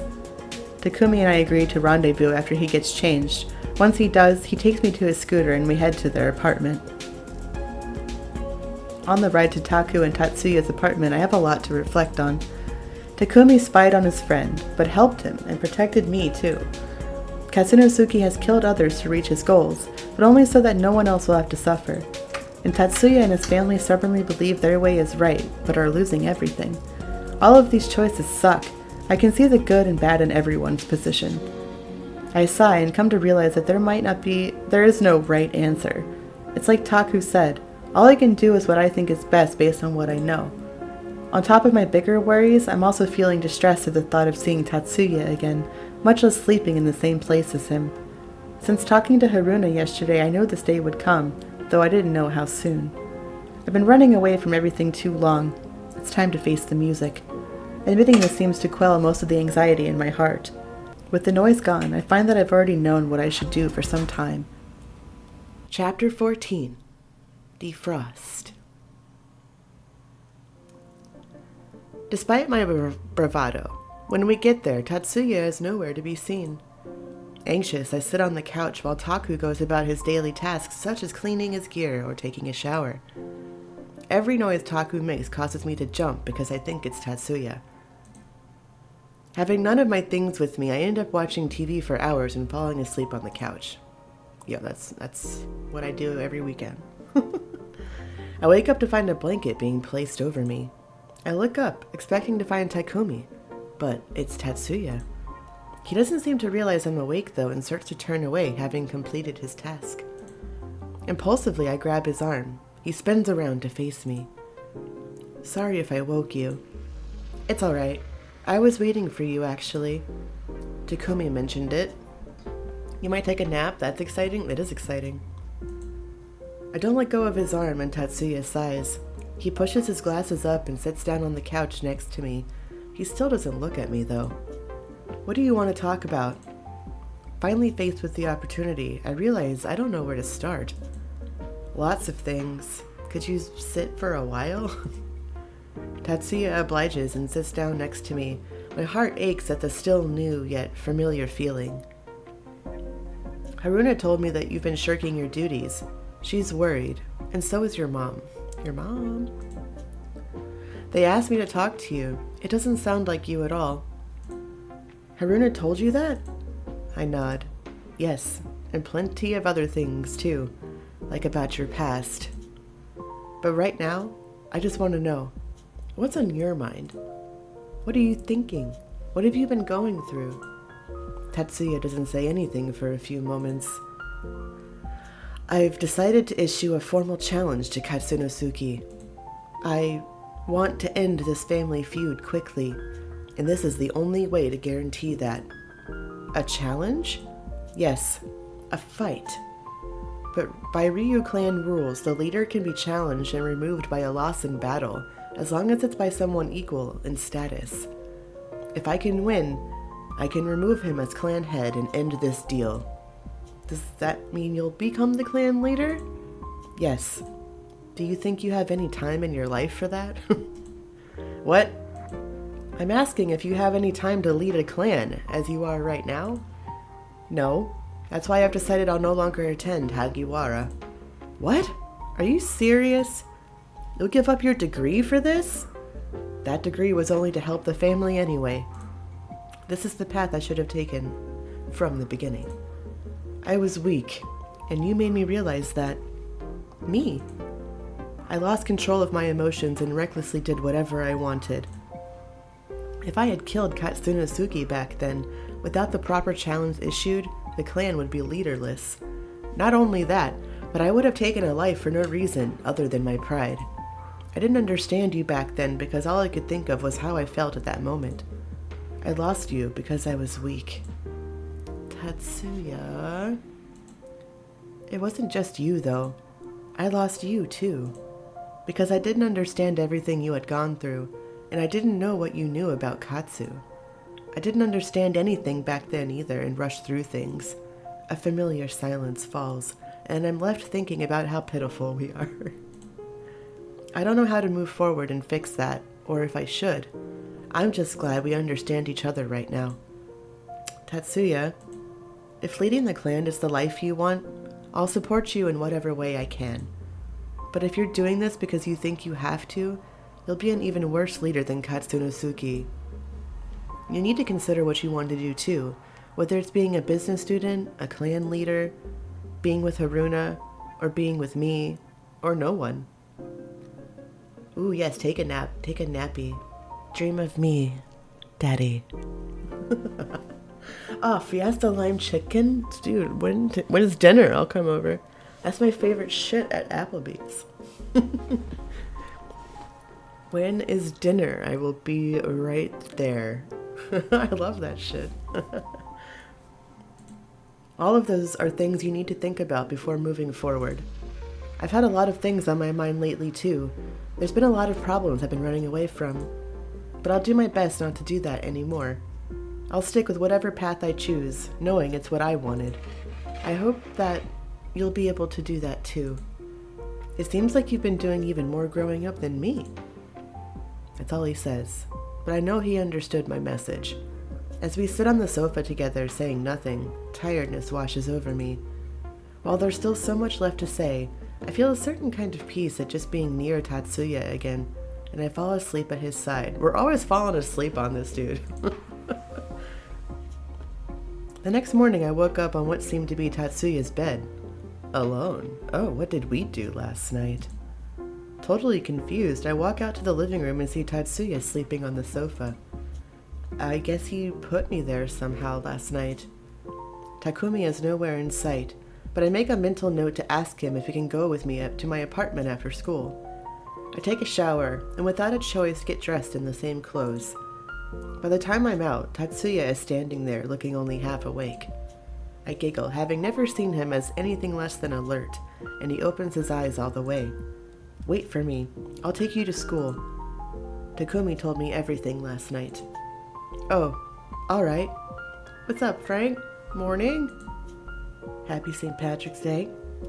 I tried to squelch the hope bubbling up in my chest, but it's too late. It's already started. I guess I wasn't as over him as I thought. Things are still in a weird place, but I'm more than glad to have him walk with me to school that day. Yeah, because we're being hunted by the Mages Guild. It's been a few days since I've been staying at Takumi and Tatsuya's apartment. Takumi's been out almost every night when I come home, and Tatsuya has gone off somewhere to train for his fight. Doing Ryu clan ritual thingies, as Taku called it. So we haven't had any time to talk, which is good, because I don't fully know what to say. Somehow, talking about the status of our relationship while things are all in flux doesn't seem like the best idea. I don't want to make things awkward while we're living together. That would make things even more complicated. Kate, there's someone here requesting you. Me? You don't need to go over there if you don't want to. I peek around Shinji and see that Katsu is sitting at a table staring at me. Oh, no, it's fine. I'll do it. Hey, Espresso's streaming right now. Playing Alone in the Dark, which I really want to play.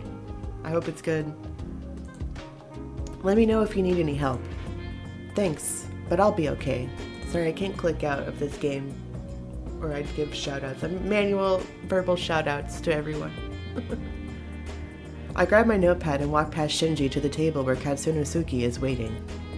Took you long enough. Shinji doesn't exactly trust you. That's nothing new. I came here to talk to you. I found out you were attacked on Tuesday. It was because of your connection to me, and I apologize for that. Oh. The situation has become complicated. But thanks to you and the kitty cat's work, I was able to capture the assassin. They're being dealt with, so you won't have to worry about anything for a while. What, they're just gonna send somebody else, bro. That doesn't make me happy. Don't you want to know that you're safe? Not at the expense of someone else. I mean, I don't want people to be hurt if it can be avoided. And besides, it's not like they'll just let you go with that or stop coming after me, right? I'm fairly confident that they'll focus only on me. I can't speak to the details, but I have a bargaining chip now. And if you're wrong? And what is this bargaining chip? I don't like the way you said that. Do you want me to say that I'll protect you? Or would you rather Snowflake do it? No comment. I know you've been staying with him. And how did you find that out? Are you spying on me? In a way. It was in the final report from the kitty cat. Taku told you? Katsu nods. You don't have to stay there anymore. I won't try and convince you to change your mind, but I'm sure you've already heard that we'll be holding an official clan duel soon. If I win, I'm not going to stop pursuing you. I'll need that kind of power on my side if I want to continue toward my goals. And if you lose, then I'll give up everything. If I lose my position as clan leader, then I won't be able to achieve my ambitions. And you'll give up on whatever plans you have for me? I will. I won't have any real reason to pursue you then. Wow. Charmer. And besides that, I doubt I'll be able to make much headway with you at my worst if I can't at my best. I see. Although I'm relieved to hear that, something about it all makes me sad. I wish there was a way everyone could be happy, but I suppose that's just childish thinking. Knowing that, who do you actually want to win? Tatsuya. Well, it's Tatsuya. I may not agree with everything that he's done or that the Yukimura family has done, but I care about him and his family. Not a surprising answer. He got to you first, after all. Though I have to wonder what he did to receive such loyalty from you. He was just himself, and I was able to relate and appreciate him. That's all. I see. I don't want either one of you to get hurt. I just want this to work out for the best. That's one thing I like about you. You genuinely care about people, even someone like me. Yet you won't hesitate to do or say what needs to be done. Oh, Katsu. Why not just forfeit the fight? No, don't do that. Katsu chuckles. I am a man. Yeah, like that's... No. I do have some dignity to protect. Yeah, you can't forfeit the fight, no. Besides, if I kill that frozen bastard, maybe someday you'll forget about him and join me. Not likely. Well, I do have plenty of other options. Yeah, see, this is why. He takes one step forward and like 3 steps back, this one. But I doubt I'll find anyone as interesting or powerful as an immortal sorceress anytime soon. Ah, well, a man can dream. Katsu rises out of his seat and touches my hand.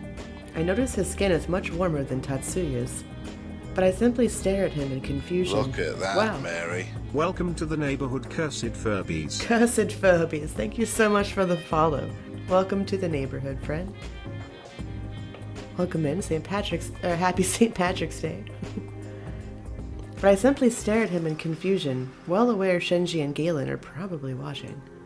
For my dream, I'll fight until I can't anymore. Even knowing that you're going to be there watching, I won't hold anything back against him. Forgive me, all right? That's all he says before turning away and walking off.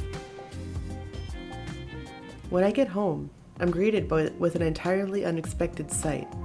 Taku and Tatsuya's small apartment is filled with people. Shinji is relaxing on the couch. He got off a bit earlier and must have rushed over. Then there's Shu, who's busy preparing snack foods, and surprisingly Emmy, who's helping him. And of course, Takumi, who's greeting some beers opened on the coffee table. He spots me and waves. Hey Kate, can you get some glasses for me? Sure, but why is everybody here? What's going on? I set my bag down and walk into the kitchen area. I grab some glasses and set them on the table next to the beer. Tatsu called earlier, said he was going to be coming back tonight. Did you know that the fight is tomorrow?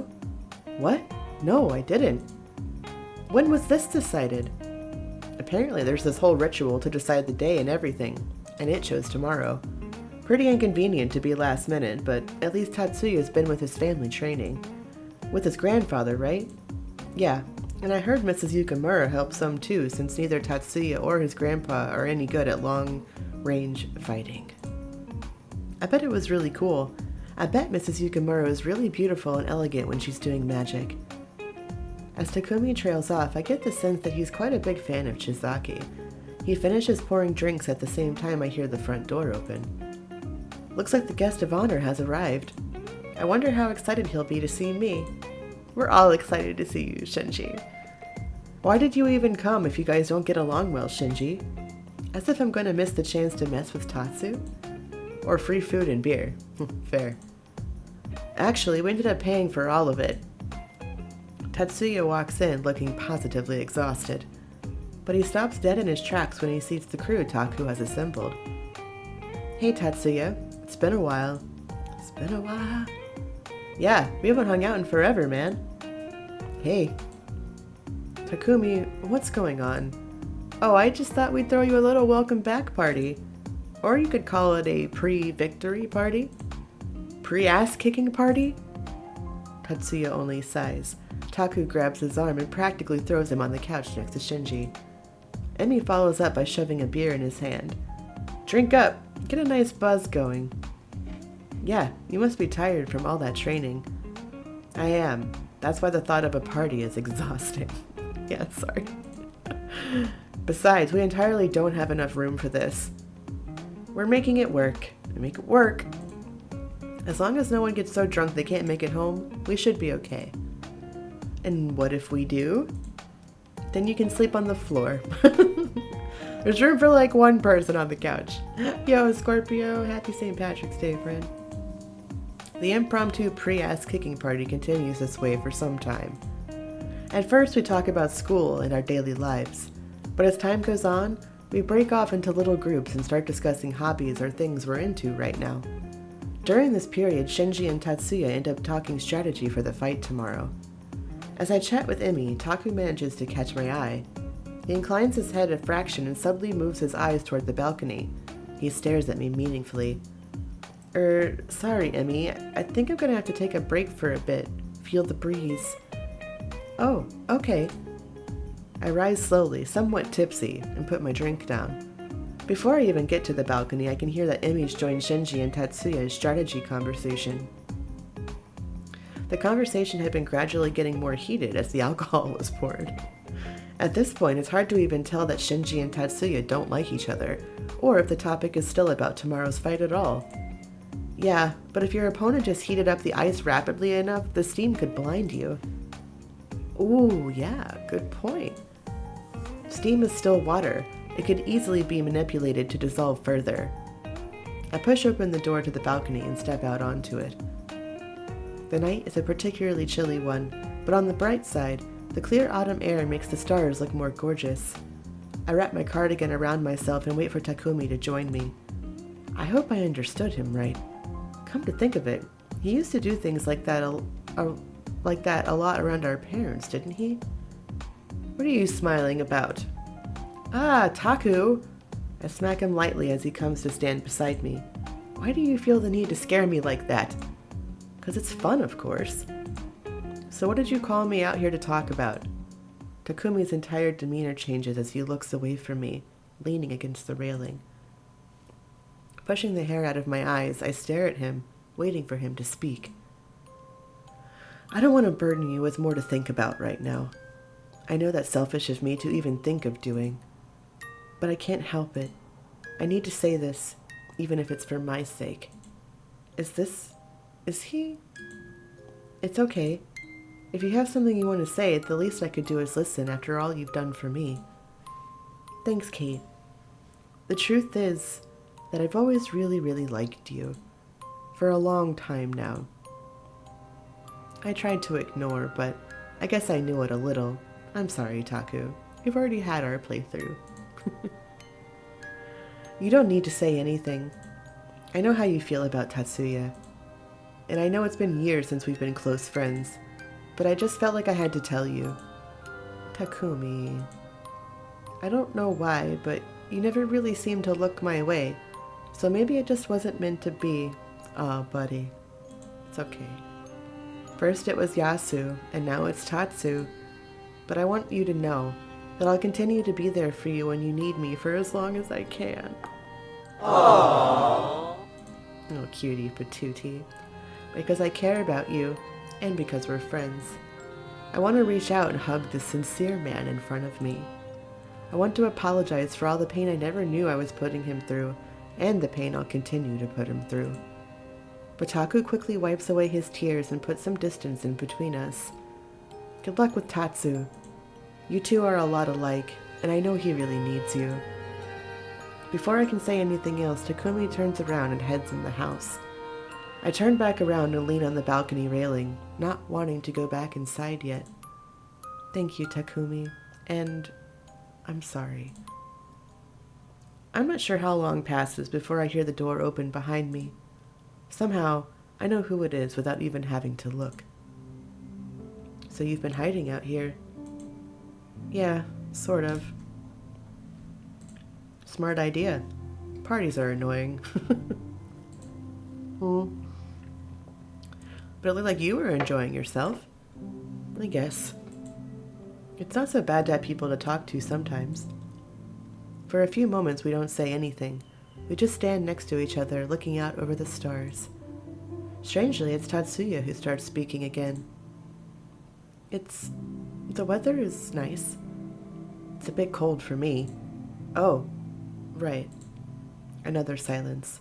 I start to wonder if Tatsuya is trying to begin a conversation, and I look at him. Tatsuya? I want to apologize again for all I've ever done to you. For not being a good partner. For being a bad friend. All of it. You've always been patient with me, and really understanding with me. Well, I can say the same to you. You've always been a patient teacher and tried your best, even when you were busy. About that, I've decided that if I win tomorrow, I'm going to try and cut back on some of the things I'm doing. I'm glad to hear it. But about that battle, do you seriously have to do it? Yeah, it's too late now. It seems so dangerous and, well, kind of a primitive way to settle things. It is, but it's the only way to end Katsu's rule quickly and decisively. And you may not understand it, but for dragons, power is valued as highly as intelligence is for humans. I'd always avoided the idea of challenging him until recently. I felt like I just had to accept everything. And I didn't think I was strong enough to be clan leader.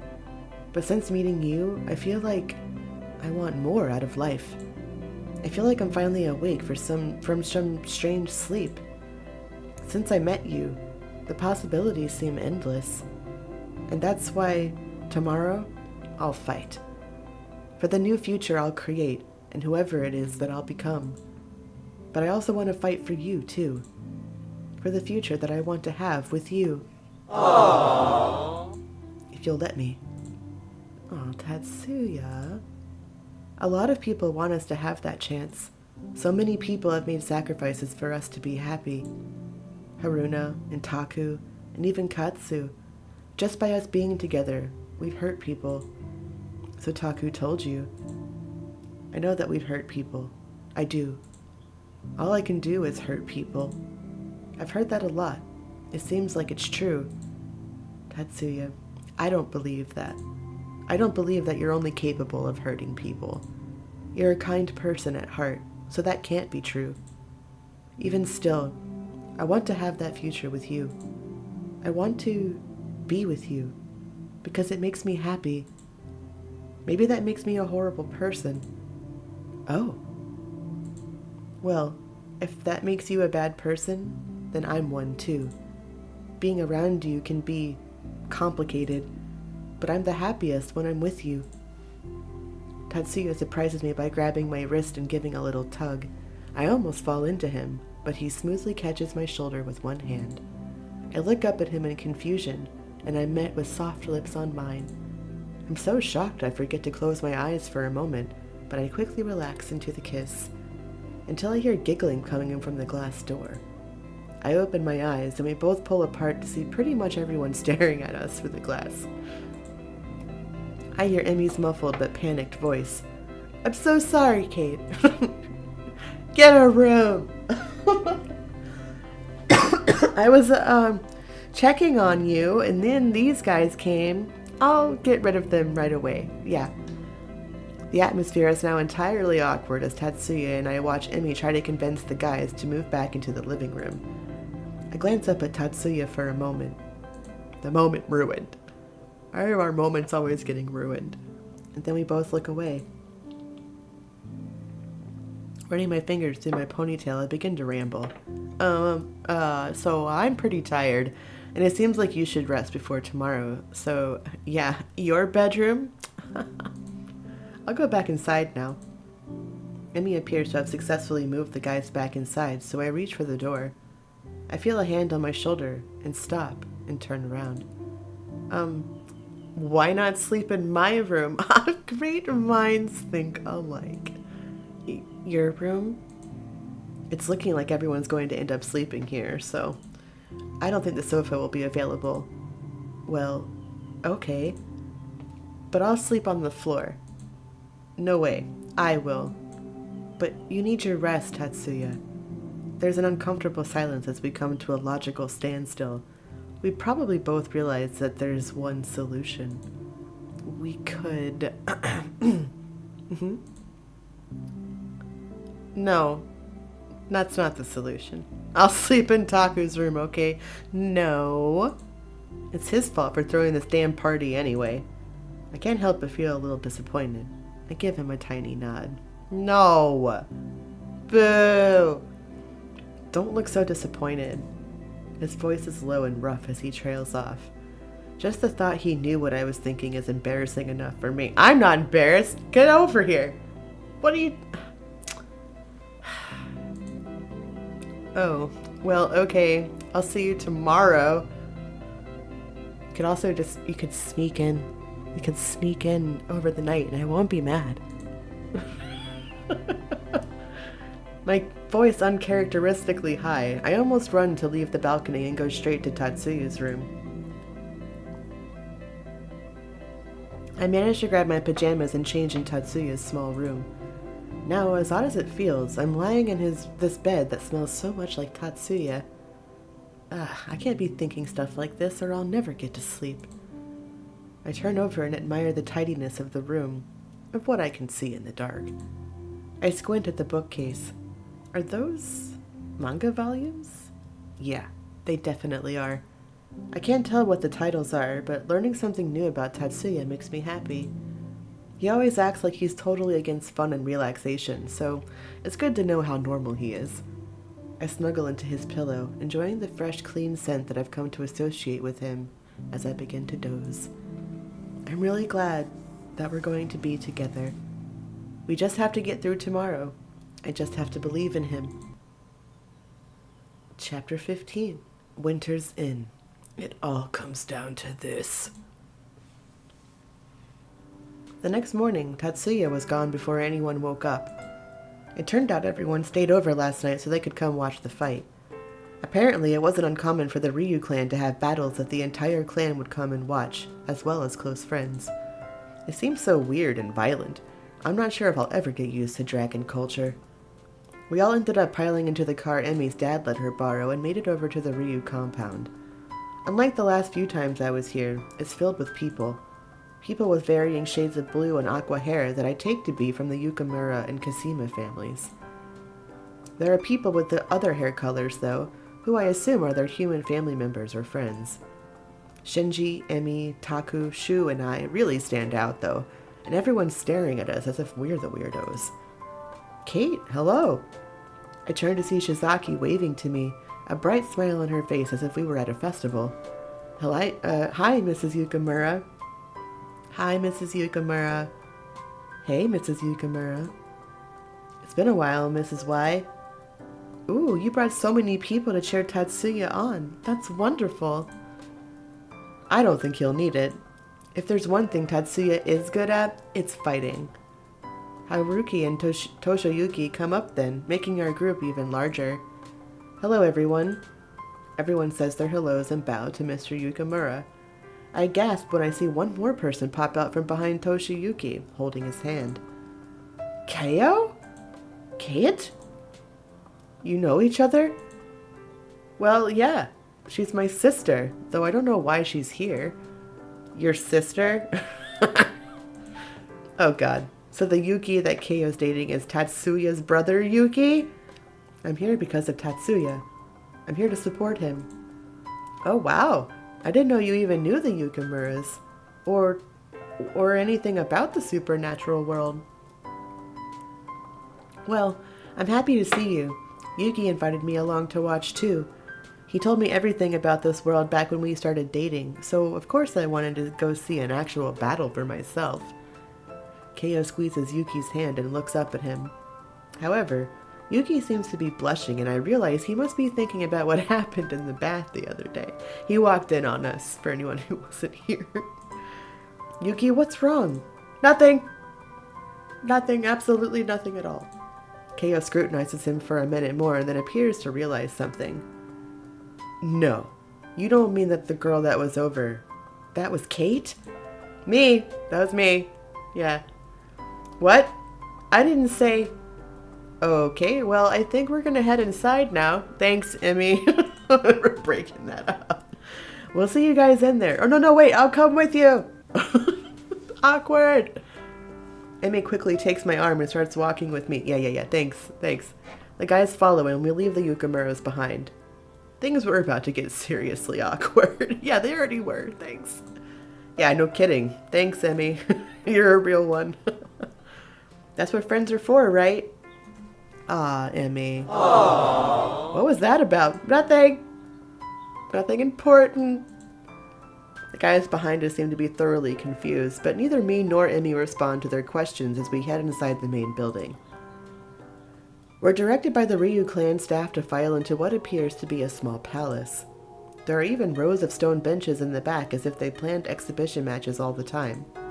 Well, they might. I kind of don't want to know. I'm about to sit down with my friends when I notice Daichi of all people coming toward me. So, the sorceress makes an appearance. Come, sit with the family. Daichi takes my arm and leads me to where Tatsuya's family are sitting in the front row. Oh, front row status.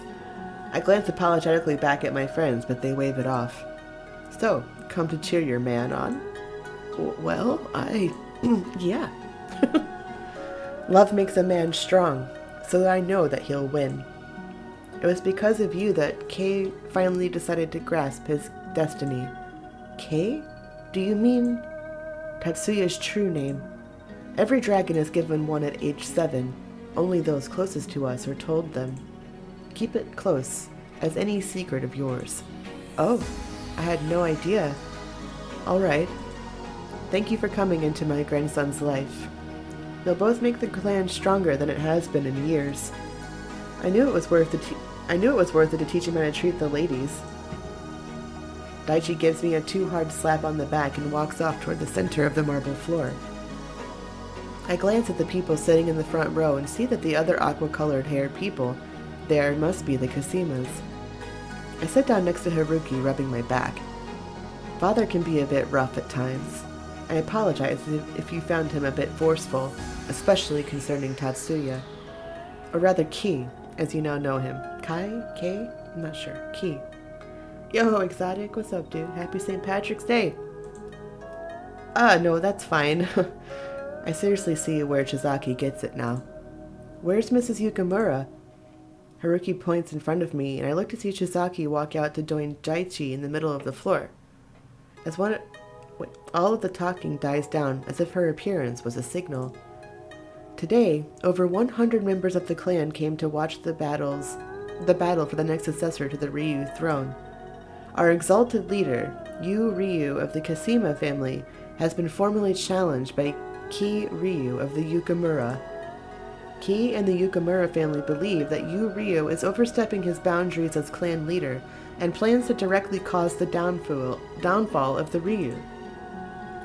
There are murmurs after Shizaki speaks, but she continues.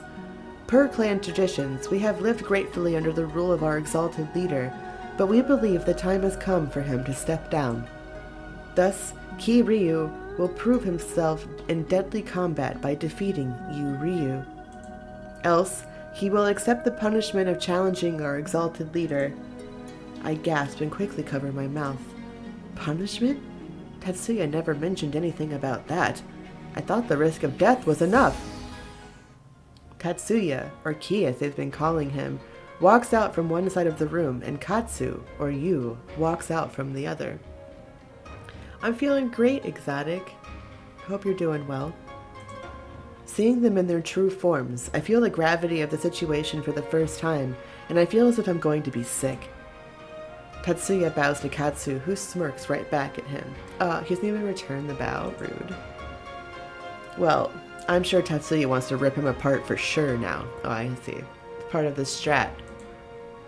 May the wisdom of the dragons guide you both. Daichi and Shizaki bow and walk away, leaving the two men to stare each other down. Are you ready? Are y'all ready for the fight?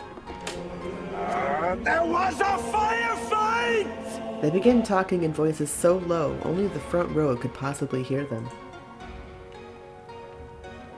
Have you nothing to say to your esteemed leader after the disrespect of challenging him?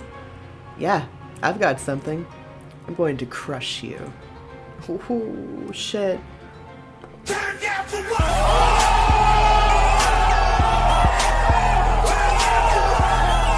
And after I win, I don't want you to come near her ever again. Katsu laughs. That's amusing. I was thinking the same about you. Love is not something I need, just enough power to change this clan. And I'll pay you back for what you did to me tenfold. If you're lucky enough to survive this, I'll have you exiled for the rest of your miserable life. How considerate. I'm tired of looking at you, so how about we end this? Fine with me. In an instant, Katsu leaps into the air with a spin, unleashing his water dragon at Tatsuya. Tatsuya only has enough time to block. He takes the full brunt of Torrential Dragon full on. Ugh! Katsu forms another dragon around him almost unconsciously. At the same time, he pulls back both hands to shoot another blast of water. Tatsuya hasn't even had a chance to summon his sword. Katsu hurls the tsunami of water right at Tatsuya. But Tatsuya does something entirely unexpected. In midair, the tsunami swiftly crystallizes as it flows into a familiar shape. The shape of a dragon. Getting creative now, are we? It's all or nothing for me. Tatsuya pulls his arm back and brings the ice dragon to his side. Katsu gives him no time to rest before he sends another stream of water at him. But Tatsuya freezes the mist into ice as it comes towards him. For the moment, they seem evenly matched. This continues on back and forth for some time. Katsu rushing water toward Tatsuya before he can take a break, and Tatsuya transforming it into ice as soon as he can. Using everything he has, Tatsuya sends his ice dragon at Katsu. The water dragon effortlessly dissolves it and turns the water against him. Both opponents seem so incredibly skilled that I start to wonder if anyone will win this fight. That's when I notice it. Katsu has been endlessly moving, spinning and flowing as if he were water himself. But the quick pace of the fight and the desperate nature of which he's fighting is wearing him out. Still, it's wearing Tatsuya down too, as he's constantly on the defense and one wrong move could mean the end. There's water all over the floor, and even I've gotten wet. Yo. Had my St. Patty's drinks yesterday. Honestly, I'm feeling great. Nice. I think if I drank a 12-pack, I'd be hungover. I think St. Patty was looking out for me. He's like, hey, yo! Yeah, dude, I had 3 fucking drinks on Friday night, and I was, like, not okay. I'm just like, god damn it, dude. So old now. I'm becoming increasingly worried that with all that's going on, Tatsuya will make a slip. Hey, yo, what did my earballs catch? Yeah, she got wet at this fight. That's what I heard. She's in the splash zone. That's when he does, literally. Tatsuya slips in the water. Oh no. Before he can even fall, Katsu throws his arms out and sends a torrent of water right at Tatsuya.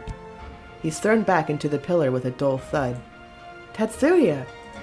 I stand up, not being able to stop myself from calling out to him. Yeah, let's distract him even further.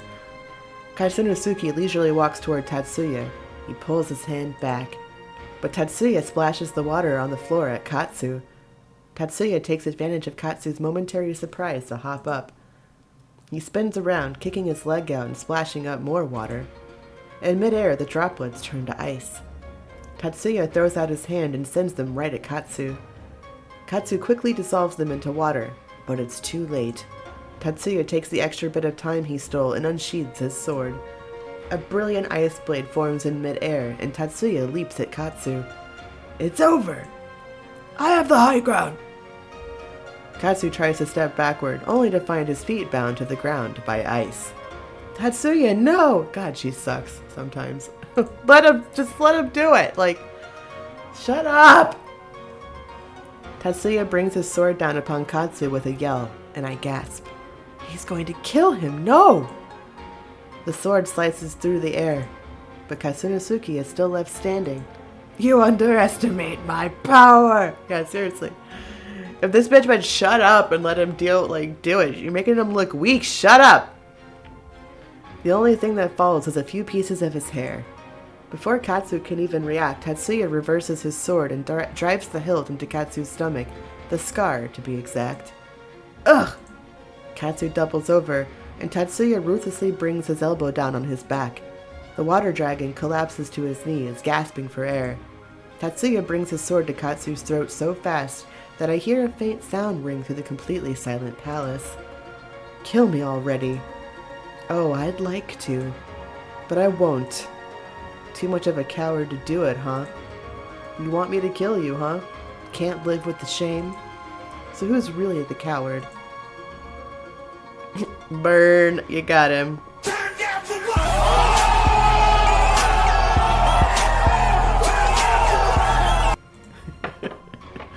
There's plenty of reasons not to kill you, though. As much as I can't stand you, you'll be useful to me as clan leader. And another reason I won't kill you is because of her. Tatsuya's eyes flick to me for an instant. I feel happiness well up in my chest that he's thinking of me like that. It'd make her sad if I killed someone, so I won't do it. So in the end, you bestow mercy where I had no intentions of giving any. I wish you'd killed me instead, honestly. It's too bad then. The days where I listen to you are over. Daichi walks up to the front and bows to Tatsuya. Tatsuya lets his ice sword dissolve into the air. Katsu looks down at the ground. I could swear I see teardrops fall, but maybe it's just the water falling from his hair. Now we made him cry. The battle is finished. Kiryu is victorious. A cheer goes up from the stands that I recognize as mostly the Yukamuras and our friends, but soon it seems like all of the clan joins in. During this, Kasunosuke is helped up by his family and quietly escorted out of the throne room. The Yukamura family rushes over to Tatsuya before I can even get a chance to move. The tension still hasn't quite left my body, and I can't believe it's really over. I can't believe you did it, big bro!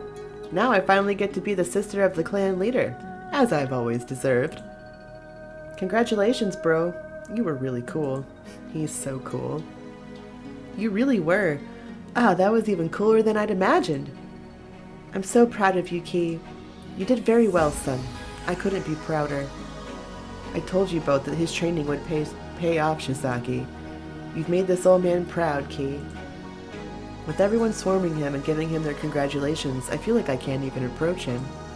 I notice that Tatsuya looks a little choked up, like he might cry at any minute. Across the sea of people, including our friends, our eyes meet. I smile back at him, trying to communicate how proud I am of him too. But surprisingly, he beckons me over with one finger. I look around as if the entire area around me wasn't empty, making sure he's actually talking to me. Oh, he's talking to you, all right. I point to myself, questioning, and he nods with a grin. Almost everyone turns to look at me, and Shizaki explains something I can't quite hear to the crowd. They start to part to make way for me, and I don't think I've ever felt quite so embarrassed in my life. Oh, take your moment, girl, take it. But, staring only at Tatsuya, my legs slowly take me to him. Give them some space. He's earned it. Even though Daichi says this, everyone only moves back a little and stands there watching us, as if waiting for some grand thing to happen. Kiss, kiss, kiss. Tatsuya himself seems to ignore them.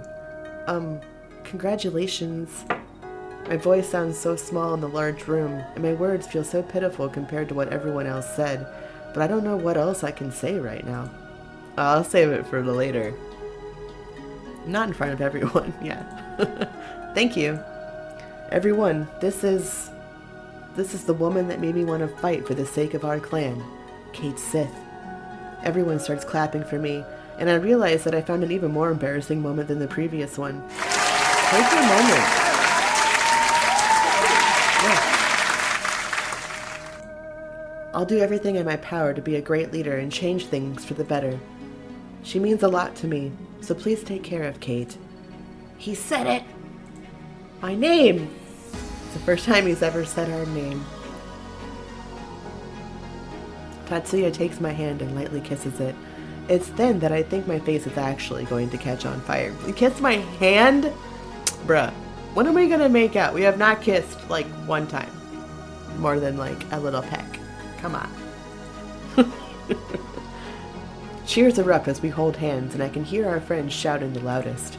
As I look into Tatsuya's eyes, I know that I've made the right choice. Over the past month, there's been so many ups and downs, so much pain, confusion, and worry. I don't know what trials the future holds either, but I do know that in this moment, there's nothing that I could ever regret about my decision, as long as I have Tatsuya by my side. Oh, we did it. Aww. Good job. Good job, Tatsuya. Final chapter. Yeah, let's go. A while ago, Tatsuya invited me to come to the Yukamura's annual festival in December. Every year, the entire Yukamura family that's spread across Japan celebrates the winter solstice. I've been looking forward to it ever since he talked about it. As soon as we got to the festival, he transforms into his true form. I look around the festival grounds, and despite the many heads of blue hair, there doesn't seem to be anyone else out in their supernatural form. Ugh, he deserves it, okay? Working stings, I'm sorry. I hope that I'm providing some entertainment to get you through your work day. Is it alright to just walk around like that? What? God, she's the worst sometimes. Yes! Yes, it is! Let him walk around like that. What? Of course. It's tradition for the clan head to appear in his or her true form during events like these. For others, it's entirely optional. Tatsuya takes my hand in his and leads me through the crowds. I found out that dragons have some limited powers to transform different themselves, thankfully. To transform themselves, I guess? So instead of icy claws, I get to hold his hand. I see. Looking around, I see that everything is decorated with ice and pretty lights. As we wade through the crowds, I can't help but notice that people move out of the way to let Tatsuya and I walk through. Yes, please make way. Even when we move to a booth to get a better look at things or to buy something, we're given easy access to everything. I know something I want easy access to. Come on. The more I look around, the more I notice the way everyone looks at Tatsuya, how they smile happily at him. It really is so pretty here. Thank you for inviting me. Tatsuya glances at me with a slight smile. You're my girlfriend. Of course I would invite you. My cheeks flush at him saying girlfriend so casually. I know that that's what I am to him, that we are a couple, but my heart still flutters with joy at actually being called that. I give Tatsuya's hand a happy little squeeze, one which he returned without comment. For a while, we walk around the festival grounds like this, hand in hand. I wouldn't say that I want to do any more in public exactly, but Tatsuya never goes anywhere beyond holding my hand when we're out. Boo. Come on, it would be nice at least to sneak a kiss in here and there. Just saying. After wandering around from booth to booth for some time, we spot Tatsuya's family. Or rather, they spot us. Tatsu, Kate, over here. Tatsuya and I exchange a quick glance as we walk up to the Yukamuras. He suddenly lets go of my hand as we come closer to them. There you two are. We were just wondering if Ki would even bring you. Why wouldn't he bring me? Sakuko? What? Sakuko laughs. I really was wondering that. Bringing someone here from outside the family is serious, after all. Daichi laughs. That is true. There's no outsiders here. Just family members and lovers. Well, we're not lovers yet. Sir. God. Kiss, I know, right? God. If you two are that serious, have you considered what your children might be like? What? Dad or Grandpa? Jeez. If you two have any children, they would grow up to be very powerful. He's like, hint, hint. Bed this woman. The stronger the magic of the two parents, the stronger the magic becomes within the blood of the clan. Grandfather, jeez. My God.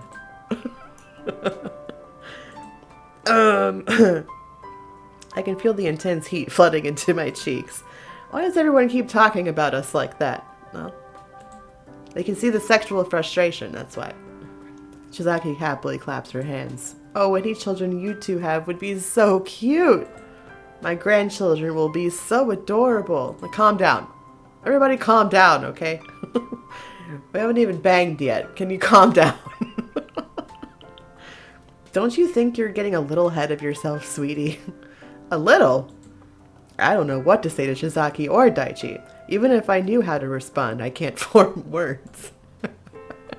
So it's will be now. Tatsuya is a sputtering, blushing right next to me. I have to hold back a gasp when he grabs my hand. We have to go now. Bye. He doesn't wait for a reply before dragging me along as he quickly leaves them all behind. Where are we going? I want to show you something. Yeah. Tatsuya's voice is quiet, but I still hear him over the sounds of the crowds around us. Even as he walks in front of me, I can see that his cheeks are still tinted in pink. Tatsuya has seemed a little distracted today. I hope everything's all right.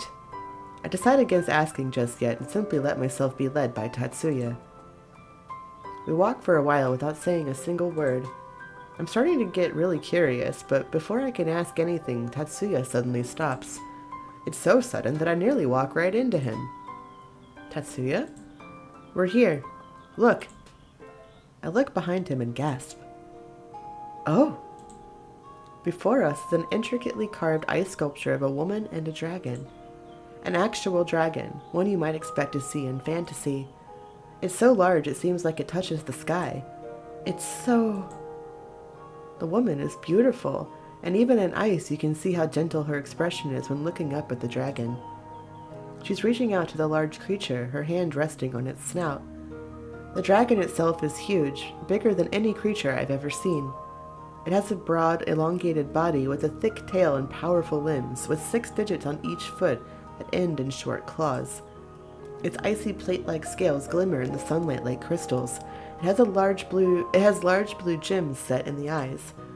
Its lips are drawn back, making it look like it's smiling at the human woman before it. I stare up at it, speechless. Tatsuya looks back from the statue down to me with a smile. That's Gleistis and Tsuko. Oh? So they were real then? He nods. There is a story within the family that once there were 5 dragons. The 5 were powerful beings who were said to be the guardians of the gods. They lived between the many godly realms and never strayed from their duties of protecting them. Then, one day, Gleistis got curious and decided to travel to the human realm. And that's where he saw her, Tsuko. He fell in love with her and she with him. For Tsuko, he changed his form into a human one so they could be together. Together they had a daughter, Koriko. She was the first half-dragon, the first of the Ryu clan from which all other dragons descended. I look at the ice sculpture again, and I can't help but smile. Somehow, even though they're just figures made from ice, you can see the love that was there. Tatsuya clears his throat, making me turn back to him. Half-dragons are expected to marry humans. The dragon blood within us never thins out, and we can't reproduce with any other species. He fidgets in his spot, his cheeks slowly turning a deep red. This year, the sculpture was made in honor of us. It was decided that it will be the theme, my ascension to clan leader, and love. Ours and theirs. A blush creeps into my own cheeks as well as once I realize what he's saying. I gotta reproduce right here. So they're celebrating our love. Well, that's not embarrassing. Why is she always embarrassed? That's not embarrassing. But it's sweet, too, that they are so supportive of us. Tatsuya turns away from me, directing his eyes to the sculpture of Gleistis and Tsuko. Whatever he has on his mind seems to be making him nervous. He runs one hand through his hair. He glances at me for a brief moment before sighing.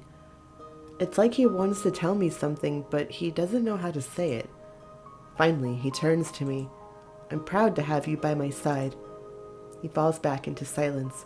Whatever else he wanted to add is left unsaid. I'm happy to be here too, but is that all you wanted to say? Looking rather uncomfortable, Tatsuya exhales again. In order to secure the clan's future, clan leaders are usually expected to marry by the time they're 25. He says no more, but the obvious question hangs in the air. Are you okay with this? Am I okay with this? I carefully study the man in front of me, the man that I love. Looking at him like this, he seems so nervous and uneasy. He stands before me with a blush that seems almost permanent now, still on his face. We're like 20, calm down. It's unusual to see him lacking composure like this, so uncharacteristically nervous. I can't hold back the giggle. It's kind of nice to see him like this, knowing that it's me that's making him so nervous. I answer. I'll be with you for a long time. Are you really asking me to marry you? Let's not make it worse. I'm not sure. Let's make it the fairy tale. I'll be with you for a long time. I'm glad you told me, but I'm pretty sure my decision to be with you is for the long term. No, I am sure. After all we went through, I'm sure that I'm completely serious about you. Aww. Aww. Before I can even blink, I'm wrapped in his scent. Tatsuya has his arms around me in a hug. He's asked me to marry him and we haven't even done anything yet. It's a little sudden. Thank you. His voice is so gentle. And the way he holds me in his arms, oh, I thought we were saying thank you. Thank you. And the way he holds me in his arms, it's like I'm the most precious thing in the world. Not even the crowds of people around us seem to bother him this time. I'm so happy. You're welcome. But I'm the lucky one, getting to be by your side like this. I wouldn't want it any other way, Key.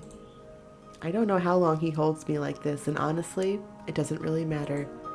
I let myself enjoy being with him like this, in our own little snowy world, lost in bliss.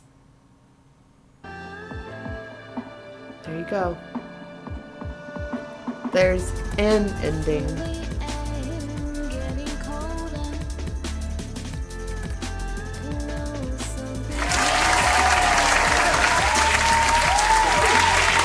It's really cute. It's a cute one.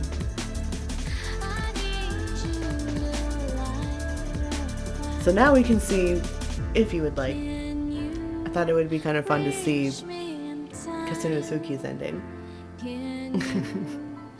Because it's really different, but I wanted to play it where you end up with Tatsuya first, obviously.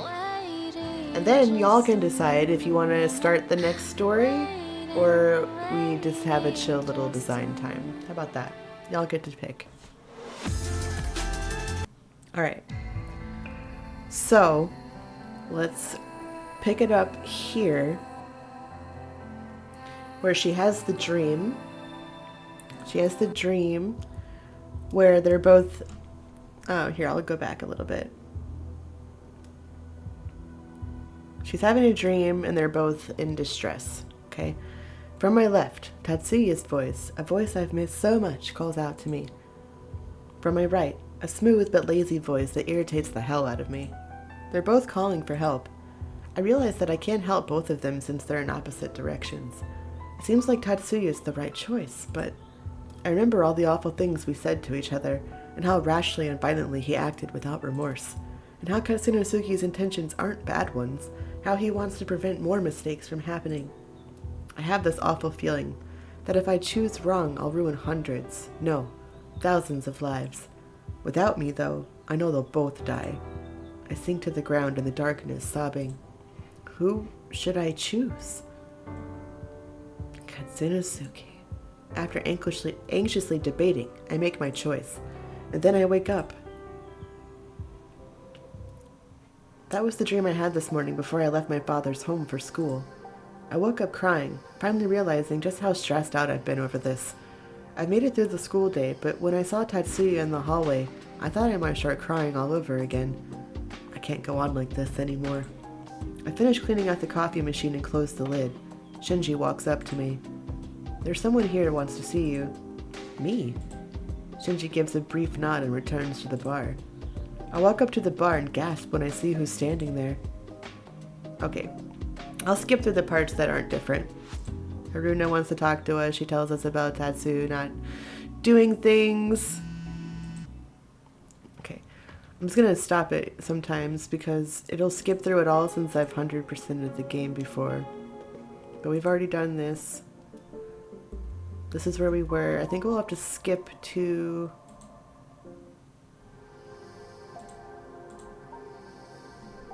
Yeah, he tells us that it's because we are connected to him. And then we'll pick you. Like he says, knowing that, who do you want to actually win? You.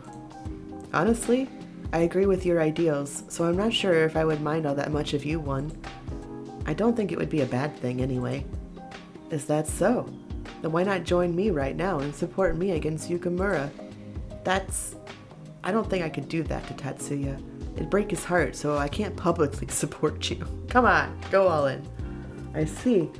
Well, we'll see if you change your mind after the fight then. It seems I've already started to sway you after all. But I don't want either one of you to get hurt. I just want this to work out for the best.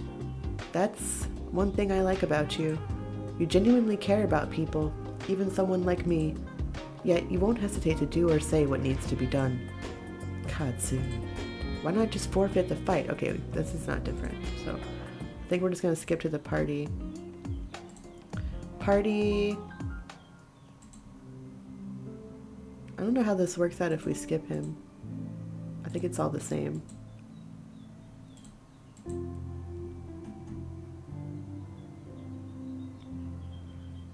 But he still kisses me, even though I want...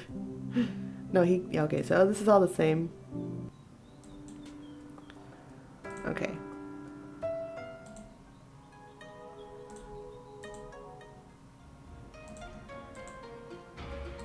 Okay, they're fighting.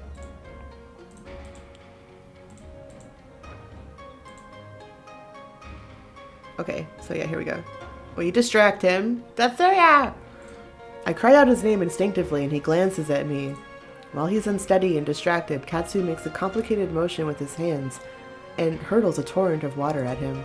Tatsuya is blown back into the throne, hard. Ugh! Katsu wastes no time.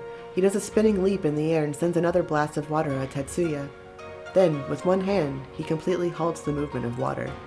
He manipulates its shape into one I recognize all too well. No! Leisurely, Katsunosuke strolls through the water.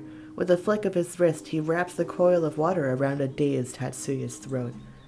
I told you that you'd pay tenfold, didn't I? In return for the scar you gave me, you'll give up your life. Tatsuya tries to move, but Katsu throws out a hand and wraps his entire body in water so that he can't move. Katsu clenches his fist, and Tatsuya coughs and sputters as he gasps for air. I think there's a few different ways this can go, so I'll save it here. Stop! I'm afraid I can't. This is the punishment I've decided to bestow upon him for losing the fight. I can see Tatsuya's face growing paler, and I look at his family next to me. Aren't you going to do anything? I spin to look at Daichi on the other side of me. This is the tradition of the clan. But if we rose against our leader now, we'd fall into anarchy. He knew this when he challenged you. It's been this way for hundreds of years. I turn back to Tatsuya, who seems barely conscious. He seems to be looking at me, tears beginning to well up in his eyes. All I can do is stand there and watch in abject horror as the life leaves his pale body. How ironic this all is. This is what you wanted, right, Ki? To sit on this throne? Katsu laughs and looks back at me. Isn't this what you wanted, Kate? You wanted me to win, to rule. And you will. You'll be able to rule by my side now. I can honestly say it's thanks to your support that I was able to win. Tears stream down Tatsuya's face, and I want to run, to go to him, to stop Katsu, to do anything. But I can't move. All I can do is watch as he gasps out his last breath. Oh my god. I watch as his blue lips numbly whisper my name. Oh, what have I done? It goes about as well as you expect. Oh man, fucking brutal. Anyway, that's I think that's pretty much how it ends. If you, no matter what, if you choose Katsunosuke. But there you go.